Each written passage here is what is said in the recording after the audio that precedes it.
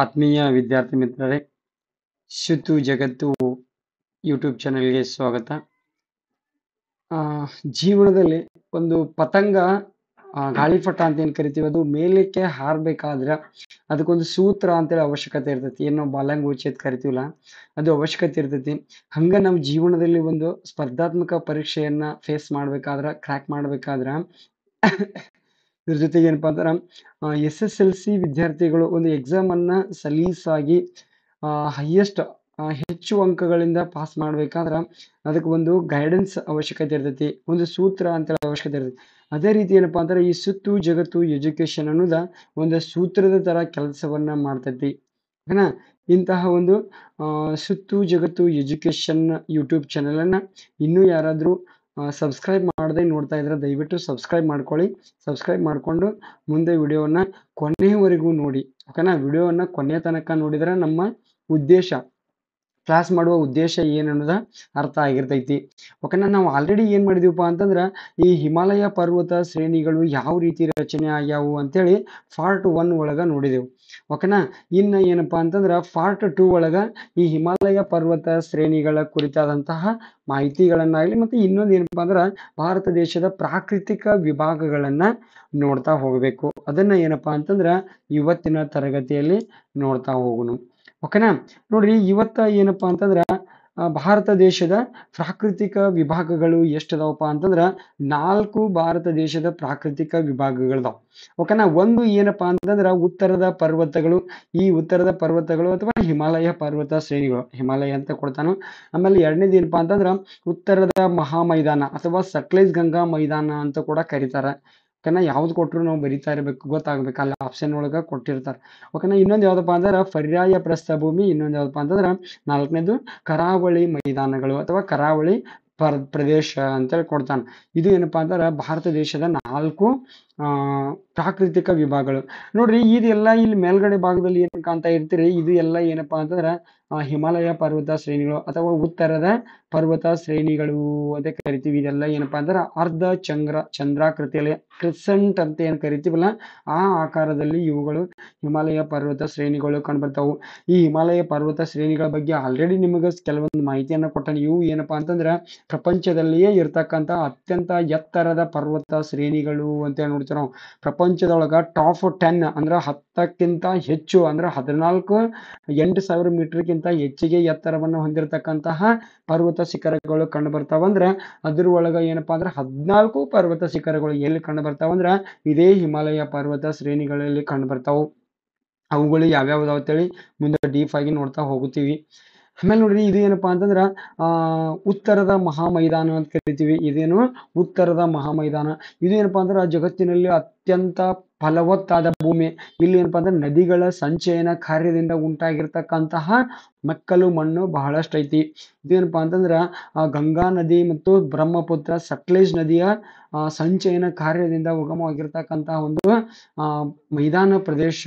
ಇದು ಏನಪ್ಪಾ ಅಂದ್ರೆ ಉತ್ತರದ ಮೈದಾನ ಪ್ರದೇಶ. ಇದನ್ನ ಭಾರತದ ಆತ್ಮ ಅಥವಾ ಹೃದಯ ಅಂತ ಕರೀತಾರ. ಯಾಕಂದ್ರ ಅತ್ಯಂತ ಜನನಿಬಿಡ ಪ್ರದೇಶ ಯಾವ್ದಪ್ಪ ಅಂತಂದ್ರ ಇದೆ ಉತ್ತರದ ಮಹಾ ಮೈದಾನ, ಭಾರತ ದೇಶದ ಅತ್ಯಂತ ಜನನಿಬಿಡ ಪ್ರದೇಶ. ಓಕೆನಾ? ಇನ್ನೊಂದು ಏನಪ್ಪಾ ಅಂದ್ರೆ ಪರ್ಯಾಯ ಪ್ರಸ್ಥಭೂಮಿ.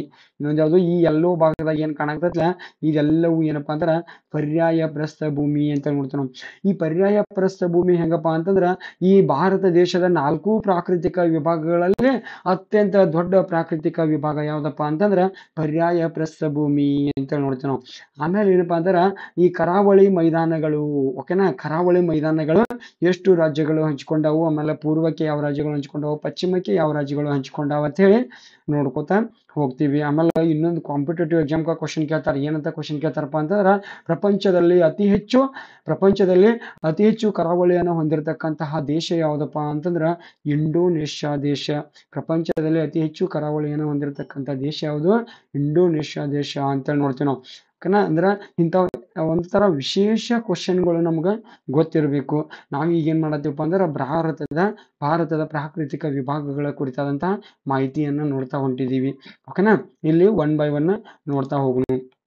ಆಲ್ರೆಡಿ ಹೇಳಿದ್ದೀನಿ ನಾನು, ಉತ್ತರದ ಪರ್ವತಗಳು ಅಂದ್ರೆ ಬೇರೆ ಯಾವುದಲ್ಲ, ಹಿಮಾಲಯ ಪರ್ವತ ಶ್ರೇಣಿಗಳು. ಓಕೆನಾ? ಇದಕ್ಕೆ ಇನ್ನೊಂದು ಹೆಸರೇನು? ಹಿಮಾಲಯ ಅಂತ ಕೂಡ ಕರೀತಾರ. ಓಕೆನಾ. ಈ ಹಿಮಾಲಯದೊಳಗ ವಿಧಗಳು ಬರ್ತಾವ, ಅದ ಆಮೇಲೆ ಹೇಳ್ತೇನೆ. ಓಕೆನಾ. ಈ ಹಿಮಾಲಯ ಪರ್ವತ ಶ್ರೇಣಿಗಳ ಕುರಿತಾದಂತ ಮಾಹಿತಿಯನ್ನ ತೆಗೆದುಕೊಳ್ರಿ ಫಸ್ಟ್. ಓಕೆನಾ. ನೋಡ್ರಿ, ಈ ಹಿಮಾಲಯ ಪರ್ವತ ಶ್ರೇಣಿಗಳು ಏನಪ್ಪಾ ಅಂತಂದ್ರ ಪಾಮೀರ್ ಗ್ರಂಥಿಯಿಂದ ಎಲ್ಲಿ ತನಪ ಅಂತಂದ್ರ ಪೂರ್ವದ ಅರುಣಾಚಲ ಪ್ರದೇಶದವರೆಗೆ, ಇಲ್ಲಿ ಅರುಣಾಚಲ ಪ್ರದೇಶ AP ಅಂತ ಕರಿತೀವಿ ನಾವು. ಓಕೆನಾ. ಅರುಣಾಚಲ ಪ್ರದೇಶದವರೆಗೆ ವಿಸ್ತರಿಸವ. ಸುಮಾರು ಎಷ್ಟು ಉದ್ದದವಪ್ಪ ಅಂತಂದ್ರ 2500 ಕಿಲೋಮೀಟರ್ ಅಥವಾ 2400 ಕಿಲೋಮೀಟರ್. ಏನ್ರಿ ಮಸ್ತರ, ಇಲ್ಲಿ 2500 ಕೊಟ್ರೆ ಬುಕ್ ಒಳಗ ತಂದ್ಬಾರ್ದು. ಇಲ್ಲಿ ಹೆಂಗಿರ್ತೈತಿ ಅಂದ್ರ ಅದನ್ನ ಕೌಂಟ್ ಮಾಡೋರು ಏನೈತಿ ಅಂದ್ರ ಹಿಮಾಲಯ ಪರ್ವತ ಶ್ರೇಣಿಗಳು ಒಮ್ಮೆ ಇಲ್ಲಿ ಎಂಡ್ ಹಾಕಂದ್ರೆ ಇಲ್ಲಿ ಎಂಡ್ ಆಗಿರಂಗಿಲ್ಲ. ಈ ತರ ಹಿಮಾಲಯ ಪರ್ವತ ಶ್ರೇಣಿಗಳು ಏನಪ್ಪಾ ಅಂದ್ರ ಸಣ್ಣಗೆ ಬಂದ ಈ ತರ ಎಂಡ್ ಹಾಕಿರ್ತಾವ, ಅವ್ರು ಇಲ್ಲಿ ಮುಗಿಸ್ಬಿಟ್ಟಿರ್ತಾರ. ಅಂದ್ರೆ ಕೆಲವೊಂದು ಬುಕ್ ಒಳಗೆ ಏನ್ ಮಾಡ್ಯಾನಪ್ಪ ಅಂದ್ರ 2500 ಕಿಲೋಮೀಟರ್ ಕೊಟ್ಟರು. ಆಮೇಲೆ ಇನ್ನು ಕೆಲವೊಂದು ಬುಕ್ ಒಳಗೆ ಏನ್ ಕೊಟ್ರಪ್ಪ ಅಂದ್ರ 2400 ಕಿಲೋಮೀಟರ್ ಕೊಟ್ಟಾರು. ಓಕೆನಾ. ಇಲ್ಲಿ 2400ರಿಂದ 2500 ಕಿಲೋಮೀಟರ್ ವರೆಗೆ ಏನಪ್ಪಾ ಅಂತಂದ್ರ ಇದು ಹಿಮಾಲಯ ಪರ್ವತ ಶ್ರೇಣಿಗಳು ಅಥವಾ ಉತ್ತರದ ಪರ್ವತ ಶ್ರೇಣಿಗಳು ವಿಸ್ತಾರವನ್ನ ಹೊಂದ್ಯಾವು ಅಥವಾ ಉದ್ದವನ್ನ ಹೊಂದ್ಯಾವು, ಉದ್ದ. ಓಕೆನಾ. ಇನ್ನ ಇದು ಗ್ರಂಥಿ ಅಂತ ಆಲ್ರೆಡಿ ಹೇಳಿದೆ ನಾನು. ಇದಕ್ಕಿಂತಲೂ ಹಿಂದಿನ ಕ್ಲಾಸ್ ಒಳಗ ಗ್ರಂಥಿ ಅಂದ್ರೆ ಏನಂತ ಕಲ್ತಿದ್ರಿ.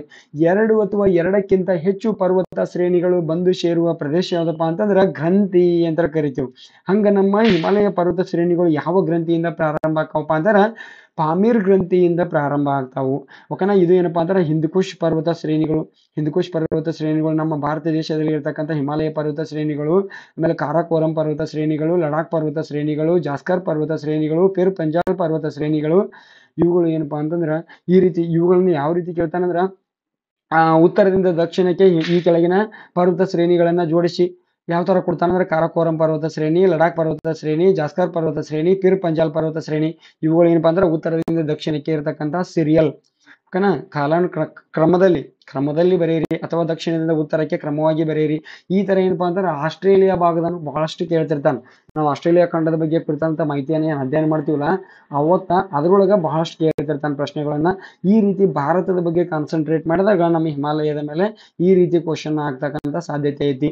ಓಕೆನಾ. ಇನ್ನು ನೋಡ್ರಿ, ಇವುಗಳು ಏನಪ್ಪಾ ಅಂತಂದ್ರ ಮಡಿಕೆ ಪರ್ವತಗಳು ಅಂತ ನೋಡ್ತೀವಿ ನಾವು. ಇವುಗಳು ಏನು ಮಡಿಕೆ ಪರ್ವತಗಳು. ಪ್ರಪಂಚದ ಅತ್ಯಂತ ಎತ್ತರದ ಮಡಿಕೆ ಪರ್ವತಗಳು ಯಾವಪ್ಪ ಅಂತಂದ್ರ ಹಿಮಾಲಯ ಪರ್ವತ ಶ್ರೇಣಿಗಳ. ಇಲ್ಲಿ ಆಲ್ರೆಡಿ ಹೇಳಿದೀನಿ ನಾನು, ಏನಪ್ಪಾ ಅಂತಂದ್ರ ಪ್ರಪಂಚದಲ್ಲಿ 8,000 ಮೀಟರ್ಗಿಂತ ಅಂದ್ರ 8,000 ಮೀಟರ್ಗಿಂತ ಎತ್ತರದ ಶಿಖರಗಳನ್ನ ಗುರುತಿಸಿದ್ರ ಆ 10 ಟಾಪ್ 10 ಶಿಖರಗಳು ಎಲ್ಲಿ ಕಂಡು ಬರ್ತಾವಪ್ಪ ಅಂತಂದ್ರ ಇದೇ ಹಿಮಾಲಯ ಪರ್ವತ ಶ್ರೇಣಿಗಳನ್ನ ಬರ್ತಾವ. ಪ್ರಪಂಚದಲ್ಲಿ 8,000 ಮೀಟರ್ಗಿಂತ ಎತ್ತರವಾಗಿರ್ತಕ್ಕಂಥ ಹಿಮಾಲಯ ಶಿಖರಗಳು ಎಷ್ಟು ಕಂಡು ಬರ್ತಾವ ಅಂದ್ರ 14 ಶಿಖರಗಳು ಕಂಡು ಬರ್ತಾವ. ಪ್ರಪಂಚದಾದ್ಯಂತ 14 ಶಿಖರಗಳು. ಈ 14 ಶಿಖರಗಳು ಎಲ್ಲಿದಾವ ಅಂದ್ರ ಇದೇ ಒಂದು ಹಿಮಾಲಯ ಪರ್ವತ ಶ್ರೇಣಿಗಳಲ್ಲಿ ಕಂಡುಬರ್ತಾವ. ಅವು ಹೆಚ್ಚಾಗಿ ಎಲ್ಲಿ ಕಂಡುಬರ್ತಾವಪ್ಪ ಅಂದ್ರ ನೇಪಾಳ ಮತ್ತು ಟಿಬೆಟ್ ಗಡಿ ಭಾಗದಲ್ಲಿ ಅತಿ ಹೆಚ್ಚಾಗಿ ಕಂಡುಬರ್ತಾವ. ಅಂದ್ರೆ ನಮಗ್ ಗೊತ್ತಿರಬೇಕು, ಮೌಂಟ್ ಎವರೆಸ್ಟ್ ಎಲ್ಲಿ ಕಂಡುಬರ್ತೈತೆ ಅಂದ್ರ ನೇಪಾಳ ಮತ್ತು ಟಿಬೆಟ್ ಗಡಿ ಭಾಗದಲ್ಲಿ ಇಲ್ಲಿ ಕಂಡುಬರ್ತದ. ಕೆಲವೊಂದು ಬುಕ್ ಒಳಗ ನೇಪಾಳದಲ್ಲಿ ಕಂಡುಬರ್ತೈತಿ ಅಂತ ಕೊಟ್ಟಿರ್ತಾನೆ. ಓಕೆನಾ. ಅದು ಏನಪ್ಪಾ ಅಂದ್ರೆ ನೇಪಾಳ ಮತ್ತು ಟಿಬೆಟ್ ಅಂದ್ರೆ ಏನಂದ್ರ ಚೀನಾ ಅಂತ ಹೇಳ್ತೀವಿ ನಾವು. 1959 ಏನ್ ಮಾಡ್ತಾರೆ ಅಂದ್ರೆ ದಲೈ ಲಾಮಾಗ ಭಾರತೀಯರು ಆಶ್ರಯನ ಕೊಟ್ಟಾಗ ಅವಾಗ ಏನಕ್ಕೈತಿ ಅಂದ್ರೆ ಟಿಬೆಟ್ ಮತ್ತು ಈ ಭಾರತೀಯರು ಮತ್ತು 1962 ಇಂಡೋ ಚೀನಾ ವಾರ್ ಆಗ್ತೈತಿ. ಈ ಇಂಡೋ ಚೀನಾ ವಾರ್ ಆದ ನಂತರ ಏನ್ ಮಾಡ್ತಾರೆ ಅಂದ್ರೆ ಟಿಬೆಟ್ ಅನ್ನ ಚೀನಿಯರು ಆಕ್ರಮಿಸಿಕೊಂಡಿರ್ತಾರೆ. ಹೀಗಾಗಿ ಅದನ್ನ ನಾವು ಟಿಬೆಟ್ ಅಂತ ಕೂಡ ಕರಿಬಹುದು, ಚೀನಾ ಅಂತೂ ಕೂಡ ಕರಿಬಹುದು. ಇಲ್ಲಿ ಇನ್ನೊಂದು ಪ್ರಶ್ನೆ ನಿಮ್ಗ, ಪ್ರಪಂಚದ ಅತ್ಯಂತ ಎತ್ತರದ ಮೇಲ್ಛಾವಣಿ ಅಥವಾ ಪ್ರಪಂಚದ ಅತ್ಯಂತ ಎತ್ತರದ ಪ್ರಸ್ಥಭೂಮಿ ಯಾವ್ದಪ್ಪ ಅಂತಂದ್ರ ಟಿಬೆಟ್ ಪ್ರಸ್ಥಭೂಮಿ. ಇದನ್ನ ಏನಂತ ಕರೀತಾರ? ಪ್ರಪಂಚದ ಮೇಲ್ಛಾವಣಿ ಅಂತ ಕರೀತಾರ. ಹಂಗ ನಮ್ಮ ಭಾರತ ದೇಶದ ಮೇಲ್ಛಾವಣಿ ಯಾವ್ದಪ್ಪ ಅಂತಂದ್ರ ಲಡಾಖ್ ಪ್ರಸ್ಥಭೂಮಿ. ಈ ಭಾರತ ದೇಶದ ಮೇಲ್ಛಾವಣಿ ಯಾವ್ದಪ್ಪ ಅಂತಂದ್ರ ಲಡಾಖ್ ಪ್ರಸ್ಥಭೂಮಿ. ಆಲ್ರೆಡಿ ಇದನ್ನ ಕಾಂಪಿಟೇಟಿವ್ ಎಕ್ಸಾಮ್ಕ ಪ್ರಶ್ನೆಗಳನ್ನ ಕೇಳ್ತಕ್ಕಂಥ ಸಾಧ್ಯತೆ ಐತಿ, ಯಾಕಂದ್ರೆ ಇದು ಅಷ್ಟು ಇಂಪಾರ್ಟೆಂಟ್ ಐತಿ. ಓಕೆನಾ. ಇದು ಆಲ್ರೆಡಿ ಕ್ವಶನ್ ಕೇಳಿದಾರ. ಭಾರತದ ಮೇಲ್ಛಾವಣಿ ಯಾವ್ದಪ್ಪ ಅಂತಂದ್ರೆ ಲಡಾಖ್ ಪ್ರಸ್ಥಭೂಮಿ. ಪ್ರಪಂಚದ ಮೇಲ್ಛಾವಣಿ ಯಾವ್ದಪ್ಪ ಅಂತಂದ್ರ ಟಿಬೆಟ್ ಪ್ರಸ್ಥಭೂಮಿ ಅಂತೇಳಿ ನೋಡ್ತೀವಿ ನಾವು. ಓಕೆನಾ. ಇವುಗಳಲ್ಲಿ ಎತ್ತರವಾಗಿರ್ತಕ್ಕಂಥ ಶಿಖರ ಯಾವ್ದಪ್ಪ ಅಂತಂದ್ರ ಮೌಂಟ್ ಎವರೆಸ್ಟ್ ಶಿಖರ. ಓಕೆನಾ. ಇವುಗಳಲ್ಲಿ ಎತ್ತರವಾಗಿರ್ತಕ್ಕಂಥ ಶಿಖರ ಯಾವ್ದಪ್ಪ ಅಂತಂದ್ರ ಮೌಂಟ್ ಎವರೆಸ್ಟ್ ಅಂತ ನೋಡ್ತೀವಿ ನಾವು. ಈ ಮೌಂಟ್ ಎವರೆಸ್ಟ್ ನ ಎತ್ತರ ಎಷ್ಟೈತಿಪ್ಪ ಅಂತಂದ್ರ 8,848.88 ಮೀಟರ್ ಏನೈತಪ್ಪ ಅಂತಂದ್ರ ಎತ್ತರವನ್ನ ಹೊಂದೈತಿ. ಓಕೆನಾ. ಇದು ಏನಪ್ಪಾ ಅಂತಂದ್ರ ಪ್ರಪಂಚದಲ್ಲಿಯೇ ಇರತಕ್ಕಂತ ಅತ್ಯಂತ ಎತ್ತರದ ಶಿಖರ. ಓಕೆನಾ. ಇದು ಎಲ್ಲಿ ಕಂಡು ಬರ್ತೈತಪ್ಪ ಅಂತಂದ್ರ ಈ ನೇಪಾಳ ಮತ್ತು ಟಿಬೆಟ್ನ ಗಡಿ ಭಾಗದಲ್ಲಿ ಕಂಡು ಬರ್ತದ. ನೇಪಾಳ ಮತ್ತು ಟಿಬೆಟ್ನ ಗಡಿ ಭಾಗದಲ್ಲಿ ಕಂಡು ಬರ್ತೈತಿ. ಆಮೇಲೆ ಇಲ್ಲಿ ಅತ್ಯಂತ ಆಳವಾಗಿರ್ತಕ್ಕಂತಹ ಕಣಿವೆಗಳು ಕಂಡು ಬರ್ತಾವು. ಕಣಿವೆಗಳು ಸಿಕ್ಕಾಪಟ್ಟೆ ಕಣಿವೆಗಳು ಕಂಡು ಬರ್ತಾವ. ಡೀಪು ಕಣಿವೆ ಕಂಡು ಬರ್ತೈತಿ. ಆಮೇಲೆ ಜೋಜಿಲಾ ಫಾಲ್ಸ್ ಕಂಡು ಬರ್ತೈತಿ. ಕಾರ್ಡುಂಗ್ಲಾ ಫಾಲ್ಸ್ ಕಂಡು ಬರ್ತೈತಿ. ಈ ತರ ಓಕೆನಾ. ಆಮೇಲೆ ಲಾಹುಲ್ ಸ್ಪಿಟಿ ಅಂತ ಕಂಡು ಬರ್ತೈತಿ ಕಣಿವೆ ಮಾರ್ಗಗಳು. ಈ ರೀತಿ ಏನಪ್ಪಾ ಅಂತಾರ ವಿವಿಧ ಕಣಿವೆ ಮಾರ್ಗಗಳು ಈ ಹಿಮಾಲಯ ಪರ್ವತ ಶ್ರೇಣಿಗಳಲ್ಲಿ ಕಂಡು ಬರ್ತಾವು. ಆಮೇಲೆ ಇಲ್ಲಿ ಏನಪ್ಪಾ ಅಂತಾರ ಹಿಮ ನದಿಗಳು ಕಂಡು ಬರ್ತಾವ. ಓಕೆನಾ. ಹಿಮ ನದಿಗಳು ಅತಿ ಹೆಚ್ಚು ಹಿಮವನ್ನು ಹೊಂದಿರತಕ್ಕಂಥದ್ದು ಯಾವ್ದಂತ ಹೇಳಿ ನಾನು ಆಲ್ರೆಡಿ ಅಂಟಾರ್ಟಿಕ್ ಖಂಡ ಅತಿ ಹೆಚ್ಚು ಹಿಮ ನದಿಯನ್ನ ಹೊಂದಿದೆ ಅಂತ ಹೇಳಿದೀನಿ. ಓಕೆನಾ. ಇಲ್ಲಿ ನಮ್ಮ ಭಾರತ ದೇಶದಲ್ಲಿಯೂ ಕೂಡ ಹಿಮ ನದಿಗಳು ಅಥವಾ ಗ್ಲೇಸಿಯರ್ ಅಂತ ಇಂಗ್ಲಿಷ್ ಒಳಗೆ ಕರಿತೀವಿ, ಗ್ಲೇಸಿಯರ್ಗಳು ಕಂಡು ಬರ್ತಾವ. ಇಲ್ಲಿ ನಮ್ಮ ಭಾರತ ದೇಶದಲ್ಲಿ ಇರ್ತಕ್ಕಂಥ ಅತ್ಯಂತ ದೊಡ್ಡ ಗ್ಲೇಸಿಯರ್ ಯಾವಪ್ಪ ಅಂತಾರ ಸಿಯಾಚಿನ್ ಗ್ಲೇಸಿಯರ್ ಅಂತ ಕರಿತೀವಿ ನಾವು. ನಿಮ್ಗೆ ಗೊತ್ತಿರಬೇಕು, ಕಾರ್ಗಿಲ್ ಯುದ್ಧ ನಡೆದೊಳಗ ಸಿಯಾಚಿನ್ ಗ್ಲೇಸಿಯರ್ ಬಗ್ಗೆ ಅಧ್ಯಯನ ಮಾಡಿರ್ತೀರಿ. ಓಕೆನಾ. ಸಿಯಾಚಿನ್ ಗ್ಲೇಸಿಯರ್ಗೆ ಭೇಟಿ ನೀಡಿರ್ತಕ್ಕಂಥ ಭಾರತ ದೇಶದ ಮೊಟ್ಟ ಮೊದಲ ರಕ್ಷಣಾ ಸಚಿವ ಯಾರು ನೋಡು, ಇದನ್ನು ಕಮೆಂಟ್ ಮಾಡ್ರಿ ನೋಡಿ. ಭಾರತ ದೇಶದ ಮೊಟ್ಟ ಮೊದಲ ರಕ್ಷಣಾ ಸಚಿವ ಯಾರು ಅಂದ್ರೆ ಎಲ್ಲಿ ಸಿಯಾಚಿನ್ ಗ್ಲೇಸಿಯರ್ಗೆ, ಭಾರತ ದೇಶದ ಅತ್ಯಂತ ಎತ್ತರದ ಯುದ್ಧ ಭೂಮಿ ಯಾವ್ದಪ್ಪ ಅಂತಂದ್ರ ಸಿಯಾಚಿನ್ ಗ್ಲೇಸಿಯರ್. ಈ ಸಿಯಾಚಿನ್ ಗ್ಲೇಸಿಯರ್ಗೆ ಭೇಟಿ ನೀಡಿರ್ತಕ್ಕಂತಹ ಭಾರತದ ಮೊಟ್ಟ ಮೊದಲ ರಕ್ಷಣಾ ಸಚಿವ ಯಾರಪ್ಪ ಅಂತಂದ್ರ ನಾ ಹೇಳಂಗಿಲ್ಲ, ನೀವ ಕಮೆಂಟ್ ಮಾಡ್ರಿ ನೋಡು. ಕಾಂಪಿಟೇಟಿವ್ ಎಕ್ಸಾಮ್ ಓದೋರ ಕಮೆಂಟ್ ಮಾಡ್ರಿ, ನಾ ಲಾಸ್ಟಿಗೆ ಹೇಳ್ತೇನೆ. ಓಕೆನಾ. ಇನ್ನ ನೆಕ್ಸ್ಟ್ ಏನಪ್ಪಾ ಅಂತಂದ್ರ ಉತ್ತರದ ಪರ್ವತ ಶ್ರೇಣಿಗಳು ಅಂದ್ರೆ ಎಲ್ಲೆಲ್ಲಿ ವ್ಯಾಪಿಸ್ಯಾವ ಅಂದ್ರೆ ಯಾವ್ಯಾವ ದೇಶಗಳಲ್ಲಿ ಮತ್ತು ಯಾವ್ಯಾವ ರಾಜ್ಯಗಳಲ್ಲಿ, ಯಾವ್ಯಾವ ಕೇಂದ್ರಾಡಳಿತ ಪ್ರದೇಶಗಳಲ್ಲಿ. ಇದು ಏನಪ್ಪಾ ಅಂತಂದ್ರ ನಾವ್ ಈ ತರ ಎಕ್ಸ್ಪೆಕ್ಟೇಷನ್ ಇಟ್ಕೊಂಡೇ ಇರಂಗಿಲ್ಲ. ಕ್ವಶನ್ ಬಂದ್ಬೋದು, ಹಿಮಾಲಯ ಪರ್ವತ ಶ್ರೇಣಿಗಳಲ್ಲಿರುವ 2 ರಾಜ್ಯಗಳು ಕೇಂದ್ರಾಡಳಿತ ಪ್ರದೇಶಗಳು ಯಾವುವು, ಅಥವಾ ಯಾವ 2 ಕೇಂದ್ರಾಡಳಿತ ಪ್ರದೇಶಗಳಲ್ಲಿ ಹಿಮಾಲಯ ಪರ್ವತ ಶ್ರೇಣಿಗಳು ವಿಸ್ತರಿಸಿವೆ. ಅಥವಾ ಕ್ವಶನ್ ಯಾಕೆ ಈ ತರ ಬರ್ಬೋದು, ಈ ಕೆಳಗಿನ ಯಾವ ಕೇಂದ್ರಾಡಳಿತ ಪ್ರದೇಶಗಳಲ್ಲಿ ಹಿಮಾಲಯ ಪರ್ವತ ಶ್ರೇಣಿಗಳು ವಿಸ್ತರಿಸಿವೆ. ಈ ಕ್ವಶನ್ ಕೇಳಕ್ ನಿತ್ರ ಯಾವ್ದು ಬೇಕಾದ್ ಕೇಳ್ಬೋದು, ಹೆಂಗ್ ಬೇಕಾದಂಗೆ ಕೇಳ್ಬೋದು. ಓಕೆನಾ. ಇಲ್ಲಿ ಏನಪ್ಪಾ ಅಂತಂದ್ರ ನೋಡ್ರಿ, ಜಮ್ಮು ಕಾಶ್ಮೀರ ಮತ್ತು ಲಡಾಖ್ ಅಂತೇಳಿ 2 ಕೇಂದ್ರಾಡಳಿತ ಪ್ರದೇಶಗಳಲ್ಲಿ ಏನಪ್ಪಾ ಅಂತಂದ್ರ ಈ ಹಿಮಾಲಯ ಪರ್ವತ ಶ್ರೇಣಿಗಳು ಕಂಡುಬರ್ತಾವು. ಇನ್ನು ಒಟ್ಟು ಎಷ್ಟು ದೇಶಗಳಲ್ಲಿ ಕಂಡುಬರ್ತೈತಪ್ಪ ಅಂದ್ರ 6 ದೇಶಗಳಲ್ಲಿ ಹಿಮಾಲಯ ಪರ್ವತ ಶ್ರೇಣಿಗಳು ಕಂಡುಬರ್ತಾವು. ಒಂದು ಅಫ್ಘಾನಿಸ್ತಾನ, ಪಾಕಿಸ್ತಾನ ಎಲ್ಲ ನಿಮ್ ಕಣ್ಣಿಗೆ ಕಾಣಕತ್ತಾವ ಇಲ್ಲಿ. ಒಂದು ಅಫ್ಘಾನಿಸ್ತಾನ, ಪಾಕಿಸ್ತಾನ, ಆಮೇಲೆ ಭಾರತ ದೇಶ, ನೇಪಾಳ, ಭೂತಾನ, ಆಮೇಲೆ ಇನ್ನೊಂದು ಯಾವ್ದಪ್ಪ ಅಂತಂದ್ರ ಟಿಬೆಟ್ ಅಥವಾ ಚೀನಾ ಅಂತೇಳಿ. ಇವು ಏನಪ್ಪಾ ಅಂತಂದ್ರ 6 ದೇಶಗಳಲ್ಲಿ ಹಿಮಾಲಯ ಪರ್ವತ ಶ್ರೇಣಿಗಳು ಕಂಡು ಬರ್ತಾವ. ಇನ್ನೇನಪ್ಪಾ ಅಂದ್ರೆ 11 ರಾಜ್ಯಗಳಲ್ಲಿ ಏನಪ್ಪಾ ಅಂದ್ರ ಹಿಮಾಲಯ ಪರ್ವತ ಶ್ರೇಣಿಗಳು ಕಂಡುಬರ್ತಾವೆ. ಇದಕ್ಕಿಂತಲೂ ಮೊದಲು ಏನಿತ್ತಂದ್ರೆ 12 ರಾಜ್ಯಗಳಲ್ಲಿ ಅಂತಿತ್ತ. ಯಾಕಂದ್ರೆ 2019 ನಿಮ್ಗೆ ಆಲ್ರೆಡಿ ಕ್ಲಾಸ್ ಸ್ಟಾರ್ಟ್ ಆದಾಗ ಹೇಳಿ ನಾನು ಭಾರತದ ಬಗ್ಗೆ ಪರಿಚಯನ ಕೊಡಾಗ, ಇಲ್ಲಿ 2019 ಏನ್ ಮಾಡ್ತಾರೆ ಅಂದ್ರೆ ಅಕ್ಟೋಬರ್ 31ರಂದು ಏನ್ ಮಾಡ್ತಾರೆ ಅಂದ್ರೆ ಈ ಜಮ್ಮು ಕಾಶ್ಮೀರನ ವಿಭಾಗ ಮಾಡಿ ಲಡಾಖ್ ಮತ್ತು ಜಮ್ಮು ಕಾಶ್ಮೀರ ಅಂತ 2 ಕೇಂದ್ರಾಡಳಿತ ಪ್ರದೇಶಗಳನ್ನ ವಿಭಾಗ ಮಾಡಿರ್ತಾರೋ. ಅಲ್ಲಿ ಇದ್ದಂತಹ ಕೇಂದ್ರಾಡಳಿತ ಪ್ರದೇಶಗಳ ಸಂಖ್ಯೆ ಎಲ್ಲಿಗೆ ಜಿಗಿತಪ್ಪ ಅಂತಂದ್ರ 9ಕ್ಕೆ ಜಿಗಿತ. ಹಂಗಾದ್ರೆ ಮಾಸ್ತರ್ 8 ಅಂತ ಹೇಳಿದ್ರು ಮೊನ್ನೆ ಕ್ಲಾಸ್ ಒಳಗ. ನೋಡ್ರಿ, 8 ಅಂದ್ರೆ ಏನ್ ಮಾಡ್ತಾರಪ್ಪ ಅಂತಾರ, ಇಲ್ಲಿ ಕಂಡು ಬರ್ತಕ್ಕಂಥ ದಾದ್ರಾ ಮತ್ತು ನಗರ ಹವೇಲಿ, ದೀವ್ ದಮನ್ಗಳನ್ನ ಏನ್ ಮಾಡ್ತಾರಪ್ಪ ಅಂತಾರ 2 ಒಂದುಗೂಡಿಸ್ತಾರ. ದಾದ್ರಾ ಮತ್ತು ನಗರ ಹವೇಲಿ, ದೀವ್ ದಮನ್ಗಳನ್ನ ಒಂದುಗೂಡಿಸಿದ್ರಿಂದ ಮತ್ತೆ 9ರಿಂದ ಎಲ್ಲಿಗೆ ಇಳ್ಕೋತಪ್ಪ ಅಂತಂದ್ರ 8ಕ್ಕೆ ಇಳ್ಕೋತು. ಅಂದ್ರೆ ಇದನ್ನ ಯಾವಾಗ ಕೂಡಿಸ್ತಾರ ಅಂದ್ರೆ 2020 ಜನವರಿ ತಿಂಗಳದಾಗೇನು ಇದನ್ನ ಏನ್ ಮಾಡ್ತಾರ ಅಂದ್ರೆ ಕೂಡಿಸ್ತಾರ ಅಂತೇಳಿ ನೋಡ್ತೇವೆ ನಾವು. ಯಾಕಂದ್ರೆ ಅವಾಗ ನಾವು ಕರೆಂಟ್ ಅಫೇರ್ಸ್ ಅನ್ನು ಓದ್ತಾ ಇದ್ವಿ, ನೋಡ್ತಾ ಇದ್ವಿ. ಓಕೆನಾ. ಈಗ ಕರೆಂಟ್ ಅಫೇರ್ಸ್ ನಾನು ಈ ಕ್ಲಾಸ್ ಮಾಡುವ ಉದ್ದೇಶ, ಈ ಯೂಟ್ಯೂಬ್ ಚಾನಲ್ ಉದ್ದೇಶನೇ ಏನಿತ್ತಪ್ಪ ಅಂತಂದ್ರೆ ಫಸ್ಟಿಗೆ ಕರೆಂಟ್ ಅಫೇರ್ಸ್ ಮಾಡೋದಿತ್ತು. ಆಮೇಲೆ ಏನಪ್ಪಾ ಅಂತಂದ್ರೆ ನನಗೆ ಕರೆಂಟ್ ಅಫೇರ್ಸ್ ಕಡೆ ಅಷ್ಟೊಂದು ಸಫಿಸಿಯೆಂಟ್ ಆಗಿ ಮುಂದೆ ಟೈಮ್ ಕೊಡಕ್ ಆಗ್ಲಿಲ್ಲ. ಹೀಗಾಗಿ ನಾವು ಈ ಸ್ಕೂಲಿಗೆ ಹೋಗ್ಬೇಕು, ಇದನ್ನು ಮಾಡ್ಬೇಕಂತ ಏನಾಗತ್ತಪ್ಪ ಅಂತಂದ್ರೆ ಈ ಒಂದು ವಿಷಯ ಕಡೆ ಜಸ್ಟ್ ಫೋಕಸ್ ಮಾಡತ್ತಿದೀವಿ. ಓಕೆನಾ. ಕರೆಂಟ್ ಅಫೇರ್ಸ್ ಮಾಡ್ಬೋದು, ಅದೇನು ದೊಡ್ಡದಿಲ್ಲ. ಕರೆಂಟ್ ಅಫೇರ್ಸ್ ವಿಶೇಷತೆ ಏನಿಲ್ಲ. ಅದು ಏನಪ್ಪಾ ಅಂತಂದ್ರೆ ನಮ್ಮ PIB ಆಮೇಲೆ ಕೆಲವೊಂದು ವೆಬ್ಸೈಟ್ಗಳು ಬರ್ತಾವ, ದೃಷ್ಟಿ IAS. ಈ ವೆಬ್ಸೈಟ್ಗಳನ್ನ ನೋಡಿದ್ರೆ ಸಾಕು, ನಾವು ಬೇಕಾದಷ್ಟು ಕರೆಂಟ್ ಅಫೇರ್ಸ್ ಅನ್ನ ಅಧ್ಯಯನ ಮಾಡ್ಬೋದು. ನೀವು ಈಗ ಕರೆಂಟ್ ಅಫೇರ್ಸ್ ಯಾರು ನೋಡ್ತಿರ್ತಾರಲ್ಲ ಅವ್ರು ದೃಷ್ಟಿ IAS ಅನ್ನ ಮಾತ್ರ ಬಿಡಕ್ ಹೋಗ್ಬೇಡ್ರಿ. ದೃಷ್ಟಿ IAS ಬಿಡ್ತಿರ್ತಾರೆ, ಅವ್ರ PDF ಬಿಡ್ತಿರ್ತಾರೆ, ಅದನ್ನ ಪ್ರಿಂಟ್ ತಕೋರಿ. ಆಮೇಲೆ ದೃಷ್ಟಿ IAS ವೆಬ್ಸೈಟ್ ಅನ್ನ ಒಟ್ಟ ಬಿಡಾಕ್ ಹೋಗ್ಬೇಡ್ರಿ. ದಿನ ಕಂಟಿನ್ಯೂಸ್ ಏನ್ ಮಾಡ್ರಿ ಅಂದ್ರೆ ಅದನ್ನ ನೋಡ್ತಾ ಹೋಗ್ರಿ. ಅದು ಬಹಳಷ್ಟು ಹೆಲ್ಪ್ ಆಗ್ತೈತಿ. ಪ್ರತಿಯೊಬ್ರು ಯೂಟ್ಯೂಬ್ನಾಗ ಕರೆಂಟ್ ಅಫೇರ್ಸ್ ಕ್ಲಾಸ್ ಮಾಡೋರು ಎಲ್ಲಿಂದ ತಗೋತಾರಂದ್ರೆ ಒಂದು ದೃಷ್ಟಿ IAS ತಗೋತಾರ, ಇನ್ನೊಂದು ಯಾವ್ದು ತಗೋತಾರಂದ್ರೆ ವಿಷನ್ IAS ತಗೋತಾರ. ಯಾರು ಇದನ್ನ ನಿಮಗೆ ಓಡೋದ್ ಹೇಳಂಗಿಲ್ಲ. ಓಕೆನಾ. ಎಲ್ಲಿಂದ ತಗೊಂಡ್ ಮಾಡ್ತಿರ್ತಾರ ಅಂದ್ರೆ ಇಲ್ಲಿಂದ ತೆಗೆದುಕೊಂಡು ಮಾಡ್ತಿರ್ತಾರೋ. ದಯವಿಟ್ಟು ಅವುಗಳನ್ನ ವೆಬ್ಸೈಟ್ಗೆ ಭೇಟಿ ಕೊಡೋದನ್ನ ಮರಿಬೇಡ್ರಿ. PIB ಒಂದು ಮರಿಬೇಡ್ರಿ. ಓಕೆನಾ. PIB ಆಮೇಲೆ ಪ್ರಜಾವಾಣಿ ಪತ್ರಿಕೆಯನ್ನ ಓದೋದು ಮಾಡ್ರಿ. ಓಕೆನಾ. ಇನ್ನ ಮುಂದೆ ಈ ಕಡೆ ಬರ್ರಿ.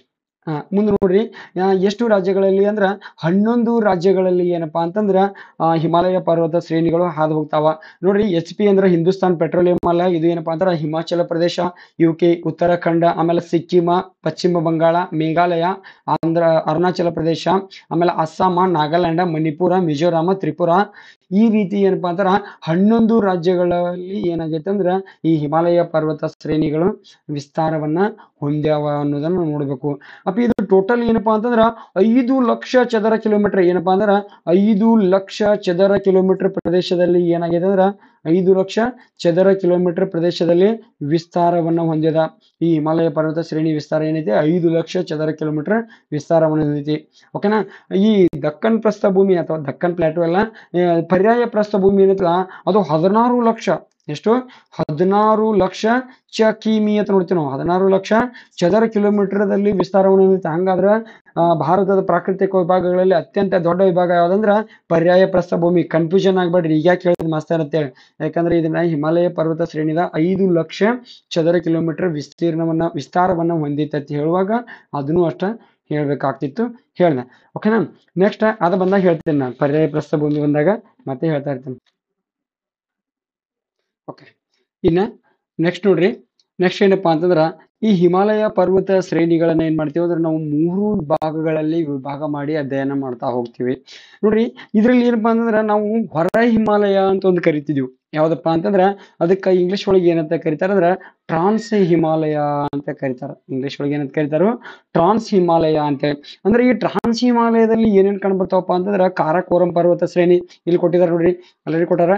ಕಾರಾಕೋರಂ ಪರ್ವತ ಶ್ರೇಣಿ ಕಂಡ್ಬರ್ತೈತಿ, ಜಾಸ್ಕರ್ ಪರ್ವತ ಶ್ರೇಣಿ ಕಂಡ್ಬರ್ತೈತಿ, ಲಡಾಖ್ ಪರ್ವತ ಶ್ರೇಣಿ ಎಲ್ಲಿ ಕಂಡ್ಬರ್ತೈತಪ್ಪ ಅಂತಂದ್ರ ಇದೇ ಒಂದು ಹೊರ ಹಿಮಾಲಯದಲ್ಲಿ ಕಂಡ್ಬರ್ತೈತಿ. ಇವತ್ತೇನ್ ನಾವು ನೋಡ್ತೀವಲ್ಲ, ಭಾರತ ದೇಶದ ಅತ್ಯಂತ ಎತ್ತರದ ಶಿಖರ ಯಾವ್ದಪ್ಪ ಅಂತಂದ್ರ K2 ಅಂತೇಳಿ ನೋಡ್ತೀವಲ್ಲ, ಆ K2 ಎಲ್ಲಿ ಕಂಡುಬರ್ತೈತಪ್ಪ ಅಂತಂದ್ರ ಇದೇ ಒಂದು ಕಾರಾಕೋರಂ ಪರ್ವತ ಶ್ರೇಣಿಯಲ್ಲಿನ ಕಂಡುಬರ್ತೈತಿ. ಈ ಕಾರಾಕೋರಂ ಪರ್ವತ ಶ್ರೇಣಿ ಯಾವ ಹಿಮಾಲಯದ ಭಾಗದಲ್ಲಿ ಕಂಡುಬರ್ತೈತಿ ಅಂದ್ರ ಹೊರ ಹಿಮಾಲಯ ಅಥವಾ ಟ್ರಾನ್ಸ್ ಹಿಮಾಲಯದಲ್ಲಿ ಏನ್ ಮಾಡ್ತೈತಿ ಅಂದ್ರ ಕಂಡು ಬರ್ತೈತಿ ಅನ್ನೋದ ಗೊತ್ತಿರಬೇಕು. ಇನ್ನು ನೋಡ್ರಿ, ಮುಂದೆ ಏನಪ್ಪಾ ಅಂತಂದ್ರ ಈ ಹಿಮಾಲಯ ಪರ್ವತ ಶ್ರೇಣಿಯನ್ನ ನಮ್ಮ ಭಾರತ ದೇಶದಲ್ಲಿ ಏನಪ್ಪಾ ಅಂತಂದ್ರ ಇದು ಭಾರತ ದೇಶದಲ್ಲಿ ಐತಿ. ಯಾವ್ದಪ್ಪ ಅಂದ್ರೆ ಇಲ್ಲಿ ಕಾರಾಕೋರಂ ರೇಂಜ್ ಐತಿ ನೋಡ್ರಿ, ಇದು ಕಾರಾಕೋರಂ ರೇಂಜ್ ಏನಪ್ಪಾ ಅಂದ್ರ ಹೊರ ಹಿಮಾಲಯದಲ್ಲಿ ಇರ್ತಕ್ಕಂಥದ್ದು. ಆಮೇಲೆ ನೋಡ್ರಿ, ಈ ಮಹಾ ಹಿಮಾಲಯ ಅಂದ್ರ ಮಹಾ ಹಿಮಾಲಯ, ಇದಕ್ಕೆ ಇನ್ನೊಂದ್ ಹೆಸರು ಏನಪ್ಪಾ ಅಂದ್ರ ಹಿಮಾದ್ರಿ ಅಂತ ಕರಿತೀವಿ ನಾವು. ಇನ್ನೊಂದ್ ಹೆಸರೇನು ಹಿಮಾದ್ರಿ. ಆಮೇಲೆ ಇದು ಏನಪ್ಪಾ ಅಂದ್ರ ಹಿಮಾಚಲ್ ಅಥವಾ ಮಧ್ಯ ಹಿಮಾಲಯ ಅಂತ ನೋಡ್ತೀವಿ. ಆಮೇಲೆ ಇದು ಏನಪ್ಪಾ ಅಂದ್ರೆ ಇನ್ನೊಂದು ಪಾದ ಬೆಟ್ಟಗಳು ಅಥವಾ ಶಿವಾಲಿಕ್ ಬೆಟ್ಟಗಳು ಅಥವಾ ಶಿವಾಲಿಕ್ ಶ್ರೇಣಿಗಳು ಅಂತೇಳಿ ಕರಿತೀವಿ ನಾವು. 3 ಏನಪ್ಪಾ ಅಂತಂದ್ರ ಈ ಹಿಮಾಲಯ ಪರ್ವತ ಶ್ರೇಣಿಗಳಲ್ಲಿ ವಿಭಾಗ ಮಾಡಿ ಅಧ್ಯಯನ ಮಾಡ್ತಾ ಹೋಗ್ತೀವಿ. ಅದ್ರೊಳಗೆ ಇನ್ನೊಂದು ಏನ್ ನೋಡ್ತೀವಪ್ಪ ಅಂತಂದ್ರ ಹೊರ ಹಿಮಾಲಯ ಅಂತೇಳಿ ನೋಡ್ತೀವಿ. ಈಗ ನಮ್ಗೆ ಏನ್ ಮಾಡ್ಯಾರಪ್ಪ ಅಂದ್ರ 10th ಫಸ್ಟ್ ಶಿವಾಲಿಕ್ ಶ್ರೇಣಿಗಳು, ಮಧ್ಯ ಹಿಮಾಲಯ, ಮಹಾ ಹಿಮಾಲಯ, ಹೊರ ಹಿಮಾಲಯ ಈ ರೀತಿ ಕೊಡ್ತಾ ಬಂದರು. ಅದನ್ನ ನೋಡ್ತಾ ಹೋಗುನು. ಓಕೆನಾ. ಅದಕ್ಕಿಂತ ಪೂರ್ವದಲ್ಲಿ ಇಲ್ಲಿ ನೋಡ್ರಿ, ಈ ಸ್ತರಭಂಗ ವಲಯಗಳು ಅಂತೇಳಿ ಯಾವ್ದು ಕರಿತಾರಪ್ಪ ಅಂದ್ರ ಈ ರೀತಿ 2 ಶಿಖರಗಳು ಏನಪ್ಪಾ ಅಂದ್ರ ತೆಳಗೇನು ಕೂಡಿರ್ತಾವಲ್ಲ, ಈ ಭಾಗಕ್ಕ ಏನಂತ ಕರಿತಾರ ಸ್ತರಭಂಗ ವಲಯ ಅಂತ ಕರಿತಾರೆ. ಈ ಭಾಗಕ್ಕ ಏನಂತ ಕರಿತಾರೋ ಸ್ತರಭಂಗ ವಲಯ ಅಂತ ಕರಿತಾರ. ಓಕೆ. ಮುಂದೆ ನೋಡ್ರಿ, ನೆಕ್ಸ್ಟ್ ಏನೈತಪ್ಪ. ಓಕೆ ನೋಡ್ರಿ, ಈ ನಾವು ಹಿಮಾಲಯ ಪರ್ವತ ಶ್ರೇಣಿಗಳಲ್ಲಿ ನಾವೇನ್ ನೋಡ್ತೀವಪ್ಪ ಅಂತಂದ್ರ ಶಿವಾಲಿಕ್ ಶ್ರೇಣಿಗಳು ಅಂತ ನೋಡ್ತೀವಿ. ಈ ಶಿವಾಲಿಕ್ ಶ್ರೇಣಿ ಏನಪ್ಪಾ ಅಂತಂದ್ರ ಇದು ಇತ್ತೀಚೆಗೆ ನಿರ್ಮಾಣಗೊಂಡಿರ್ತಕ್ಕಂತಹ ಒಂದು ಹಿಮಾಲಯ ಪರ್ವತ ಶ್ರೇಣಿಯ ಒಂದು ಭಾಗ. ಅಂದ್ರೆ ಇಲ್ಲಿ ಪ್ರಥಮ ಬಾರಿಗೆ ನಿರ್ಮಾಣಗೊಂಡಿರ್ತಕ್ಕಂಥ ಹಿಮಾಲಯ ಪರ್ವತ ಶ್ರೇಣಿ ಯಾವ್ದಂದ್ರ ಹಿಮಾದ್ರಿ ಅಂತ ನೋಡ್ತೀವಿ. ಮಹಾ ಹಿಮಾಲಯ ಏನಪ್ಪಾ ಅಂದ್ರ ಫಸ್ಟ್ ಗೆ ನಿರ್ಮಾಣ ಆಗಿದ್ದ. ಈ ಹಿಮಾಲಯ ಪರ್ವತ ಶ್ರೇಣಿಗಳಲ್ಲಿ ಅತಿ ಹೆಚ್ಚು ಎತ್ತರವಾಗಿರ್ತಕ್ಕಂತಹ ಪರ್ವತ ಶ್ರೇಣಿ ಯಾವ್ದಪ್ಪ ಅಂತಂದ್ರ ಅದೇ ಯಾವುದು ಮಹಾ ಹಿಮಾಲಯ. ಮಹಾ ಹಿಮಾಲಯ ಏನಪ್ಪಾ ಅಂದ್ರ ಮೊದಲಿಗೆ ರಚನೆ ಆಗಿದ್ದು ಅದೇನಪ್ಪಾ ಅಂದ್ರ ಬಹಳಷ್ಟು ಎತ್ತರ ಆಗಿತ್ತು ಈ ಉಳಿದವುಗಳಿಗೆ ಹೋಲಿಸಿದ್ರ. ಓಕೆನಾ. ಅದ್ರೊಳಗೆ ನಾವು ಒಂದೇದನ್ನ ಅಧ್ಯಯನ ಮಾಡ್ತಾ ಹೋಗೋಣ, ಶಿವಾಲಿಕ್ ಹಿಲ್ಸ್ ಗಳು ಅಂತ ಕರಿತೀವಿ ನಾವು. ಇಲ್ಲಿ ನೋಡ್ರಿ, ಈ ಶಿವಾಲಿಕ್ ಹಿಲ್ಸ್ ಗಳು ಏನಪ್ಪಾ ಅಂತಂದ್ರ ಈ ಹಿಮಾಲಯ ಶ್ರೇಣಿಯ ಅತ್ಯಂತ ದಕ್ಷಿಣದ ಭಾಗ. ಇಲ್ಲಿ ನಿಮ್ಗೆ ಕಾಣ್ತಾವ್, ಇಲ್ಲಿ 3 ನಂಬರ್ ಕಾಣಕತ್ತಿಲ್ಲ. ಇದ ಏನಪ್ಪಾ ಅಂತಂದ್ರ ಶಿವಾಲಿಕ್ ಶ್ರೇಣಿಗಳು. ಇದು ಏನಪ್ಪಾ ಅಂದ್ರೆ 2024 ಸಿಲೆಬಸ್ ಚೇಂಜ್ ಮಾಡಿ ಈ ತರ ಮಾಡಿದಾರೆ. ಫಸ್ಟ್ ಏನ್ ಮಾಡಿದಾರ ಅಂದ್ರ ಶಿವಾಲಿಕ್ ಶ್ರೇಣಿಗಳು ಕೊಟ್ಟಾರ. ಬಟ್ ಇದಕ್ಕಿಂತ ಪೂರ್ವದಲ್ಲಿ ಮೊದಲಿರ್ತಕ್ಕಂಥ 2023 ಇರ್ತಕ್ಕಂಥ ಸಿಲೆಬಸ್ ಒಳಗೆ ಹೆಂಗಿತ್ತಂದ್ರ ಉತ್ತರದ ಪರ್ವತಗಳು, ಆಮೇಲೆ ಅಥವಾ ಹೊರ ಹಿಮಾಲಯ, ಅದಕ್ಕೆ ಇನ್ನೊಂದು ಹೆಸರೇನು ಟ್ರಾನ್ಸ್ ಹಿಮಾಲಯ, ಆಮೇಲೆ ಏನ್ ಕೊಟ್ಟಿದ್ದ ಅಂದ್ರೆ ಮಹಾ ಹಿಮಾಲಯ ಅಥವಾ ಹಿಮಾದ್ರಿ, ಆಮೇಲೆ ಹಿಮಾಚಲ್ ಅಥವಾ ಮಧ್ಯ ಹಿಮಾಲಯ, ಆಮೇಲೆ ಏನ್ ಕೊಟ್ಟಿದ್ದಪ್ಪ ಅಂತಂದ್ರ ಶಿವಾಲಿಕ್ ಶ್ರೇಣಿಗಳು ಅಂತೇಳಿ ಕೊಟ್ಟಿದ್ದ. ಬಟ್ ಈಗ ಏನ್ ಮಾಡ್ಯಾರಪ್ಪ ಅಂದ್ರ ಫಸ್ಟ್ ಶಿವಾಲಿಕ್ ಶ್ರೇಣಿಗಳ ಬಗ್ಗೆ ಕೊಟ್ಟಾರ. ಅವ್ರು ಹೆಂಗ್ ಕೊಟ್ಟಾರ ನಾವು ಹಂಗ ಅಧ್ಯಯನ ಮಾಡ್ತಾ ಹೋಗುನು. ಓಕೆನಾ. ನೋಡ್ರಿ, ಇದು ಏನಪ್ಪಾ ಅಂದ್ರ ಕೆಳಭಾಗದಲ್ಲಿ ಕಂಡುಬರ್ತಕ್ಕಂಥದ್ದು ಇದು ಏನಂದ್ರ ಪಾದ ಬೆಟ್ಟಗಳು ಅಥವಾ ಇದು ಏನು ಶಿವಾಲಿಕ್ ಶ್ರೇಣಿ ಅಂತ ಕರಿತೀವಿ. ಈ ಭಾಗದಲ್ಲಿ ಕಂಡುಬರ್ತಕ್ಕಂಥದ್ದು ಯಾವಪ್ಪ ಅಂತಂದ್ರ ಇದು ಮಧ್ಯ ಹಿಮಾಲಯ ಅಥವಾ ಹಿಮಾಚಲ್ ಅಂತ ಕರಿತೀವಿ. ಇನ್ನ ಇದು ಏನಪ್ಪಾ ಅಂತಂದ್ರ ಇದು ಹಿಮಾಲಯ, ಮಹಾ ಹಿಮಾಲಯ ಅಥವಾ ಇನ್ನೊಂದು ಏನಪ್ಪಾ ಅಂದ್ರ ಹಿಮಾದ್ರಿ. ಈ ಹಿಮಾದ್ರಿಯನ್ನ ಶಿವನ ವಾಸಸ್ಥಾನ ಅಂತ ಕೂಡ ಕರೀತಾರ. ಓಕೆನಾ. ಈ ರೀತಿ ನಾವು ನೋಡ್ತಾ ಹೋಗ್ತೇವೆ. ಇನ್ನು ನೋಡ್ರಿ, ಏನಪ್ಪಾ ಅಂದ್ರ ಈ ಹಿಮಾಲಯ ಪರ್ವತ ಶ್ರೇಣಿಗಳಲ್ಲಿನ ಅತ್ಯಂತ ದಕ್ಷಿಣದ ಭಾಗ ಯಾವ್ದಪ್ಪ ಅಂತಂದ್ರ ಶಿವಾಲಿಕ್ ಶ್ರೇಣಿಗಳು. ಇವುಗಳು ಏನಪ್ಪಾ ಅಂದ್ರ ಈ ಹಿಮಾಲಯಕ್ಕೆ ಹೋಲಿಸಿದ್ರೆ ಏನಪ್ಪಾ ಅಂದ್ರ ಅತಿ ಕಡಿಮೆ ಎತ್ತರವನ್ನು ಹೊಂದ್ಯಾವ. ಅಂದ್ರೆ ಹಿಮಾಲಯ ಪರ್ವತ ಶ್ರೇಣಿಗಳಲ್ಲಿ ಅತಿ ಕಡಿಮೆ ಪರ್ವತ ಶ್ರೇಣಿಗಳು ಯಾವಪ್ಪ ಅಂದ್ರ ಶಿವಾಲಿಕ್ ಪರ್ವತ ಶ್ರೇಣಿಗಳು. ಇವುಗಳ ಸರಾಸರಿ ಸಮುದ್ರ ಮಟ್ಟಕ್ಕೆ ಹೋಲಿಸಿದಾಗ ಇವುಗಳ ಸರಾಸರಿ ಎತ್ತರ ಎಷ್ಟು ಕಂಡು ಬರ್ತೈತಪ್ಪ ಅಂದ್ರ 600ರಿಂದ 1500 ಮೀಟರ್. 600ರಿಂದ 1500 ಮೀಟರ್ ವರೆಗೆ ಇದರ ಎತ್ತರ ಕಂಡು ಬರ್ತೈತಿ. ಓಕೆನಾ. ಇನ್ನ ಇವುಗಳಿಗೆ ಇನ್ನೊಂದು ಹೆಸರು ಏನಪ್ಪಾ ಅಂದ್ರೆ ಅದು ಆಲ್ರೆಡಿ ಹೇಳಿನ, ಇವುಗಳಿಗೆ ಏನಂತ ಕರೀತಾರ ಅಂದ್ರ ಪಾದ ಬೆಟ್ಟಗಳು ಅಂತ ಕರೀತಾರ. ಇದ್ರೊಳಗ ಮೋಸ್ಟ್ ಇಂಪಾರ್ಟೆಂಟ್ ಕ್ವಶನ್ ಬರ್ತಕ್ಕಂಥ ಕ್ವಶನ್ ಯಾವ್ದಪ್ಪ ಅಂತಂದ್ರ ಡೂನ್ಸ್ಗಳು ಎಂದರೇನು. ಈ ಡೂನ್ಸ್ಗಳು ಯಾವ ಹಿಮಾಲಯದ ಪರ್ವತ ಶ್ರೇಣಿಯಲ್ಲಿ ಕಂಡು ಬರ್ತಾವು, ಯಾವ ವಿಭಾಗದಲ್ಲಿ ಕಂಡು ಬರ್ತಾವಪ್ಪ ಅಂತಂದ್ರ ಶಿವಾಲಿಕ್ ಶ್ರೇಣಿಗಳಲ್ಲಿ ಕಂಡು ಬರ್ತಾವ. ಇದು ಬಹಳ ಇಂಪಾರ್ಟೆಂಟ್. ಹಿಮಾಲಯದ ಯಾವ ಭಾಗದಲ್ಲಿ ಕಂಡು ಬರ್ತಾವಪ್ಪ ಅಂತಂದ್ರ ಶಿವಾಲಿಕ್ ಬೆಟ್ಟಗಳ ಅಥವಾ ಶಿವಾಲಿಕ್ ಶ್ರೇಣಿಯಲ್ಲಿ ಡೂನ್ಸ್ಗಳು ಕಂಡು ಬರ್ತಾವ. ಹಂಗಾದ್ರೆ ಡೂನ್ಸ್ಗಳು ಅಂದ್ರೆ ಏನು? ಡೂನ್ಸ್ಗಳು ಅಂದ್ರೆ ಬೇರೆ ಏನವಲ್ಲ, ಈ ತರ ಏನಪ್ಪಾ ಅಂದ್ರ ಸಮತಟ್ಟಾದ ತಳವುಳ್ಳರ್ತಕ್ಕಂತಹ ಕಣಿವೆಗಳಿಗೆ ನಾವೇನಂತ ಕರಿತೀವಿ ಅಂದ್ರ ಡೂನ್ಸ್ಗಳು ಅಂತ ಕರಿತೀವಿ. ಫಾರ್ ಎಕ್ಸಾಂಪಲ್ ನಿಮ್ಗೆ ಗೊತ್ತಿರ್ಬೇಕು ಡೆಹ್ರಾಡೂನ್.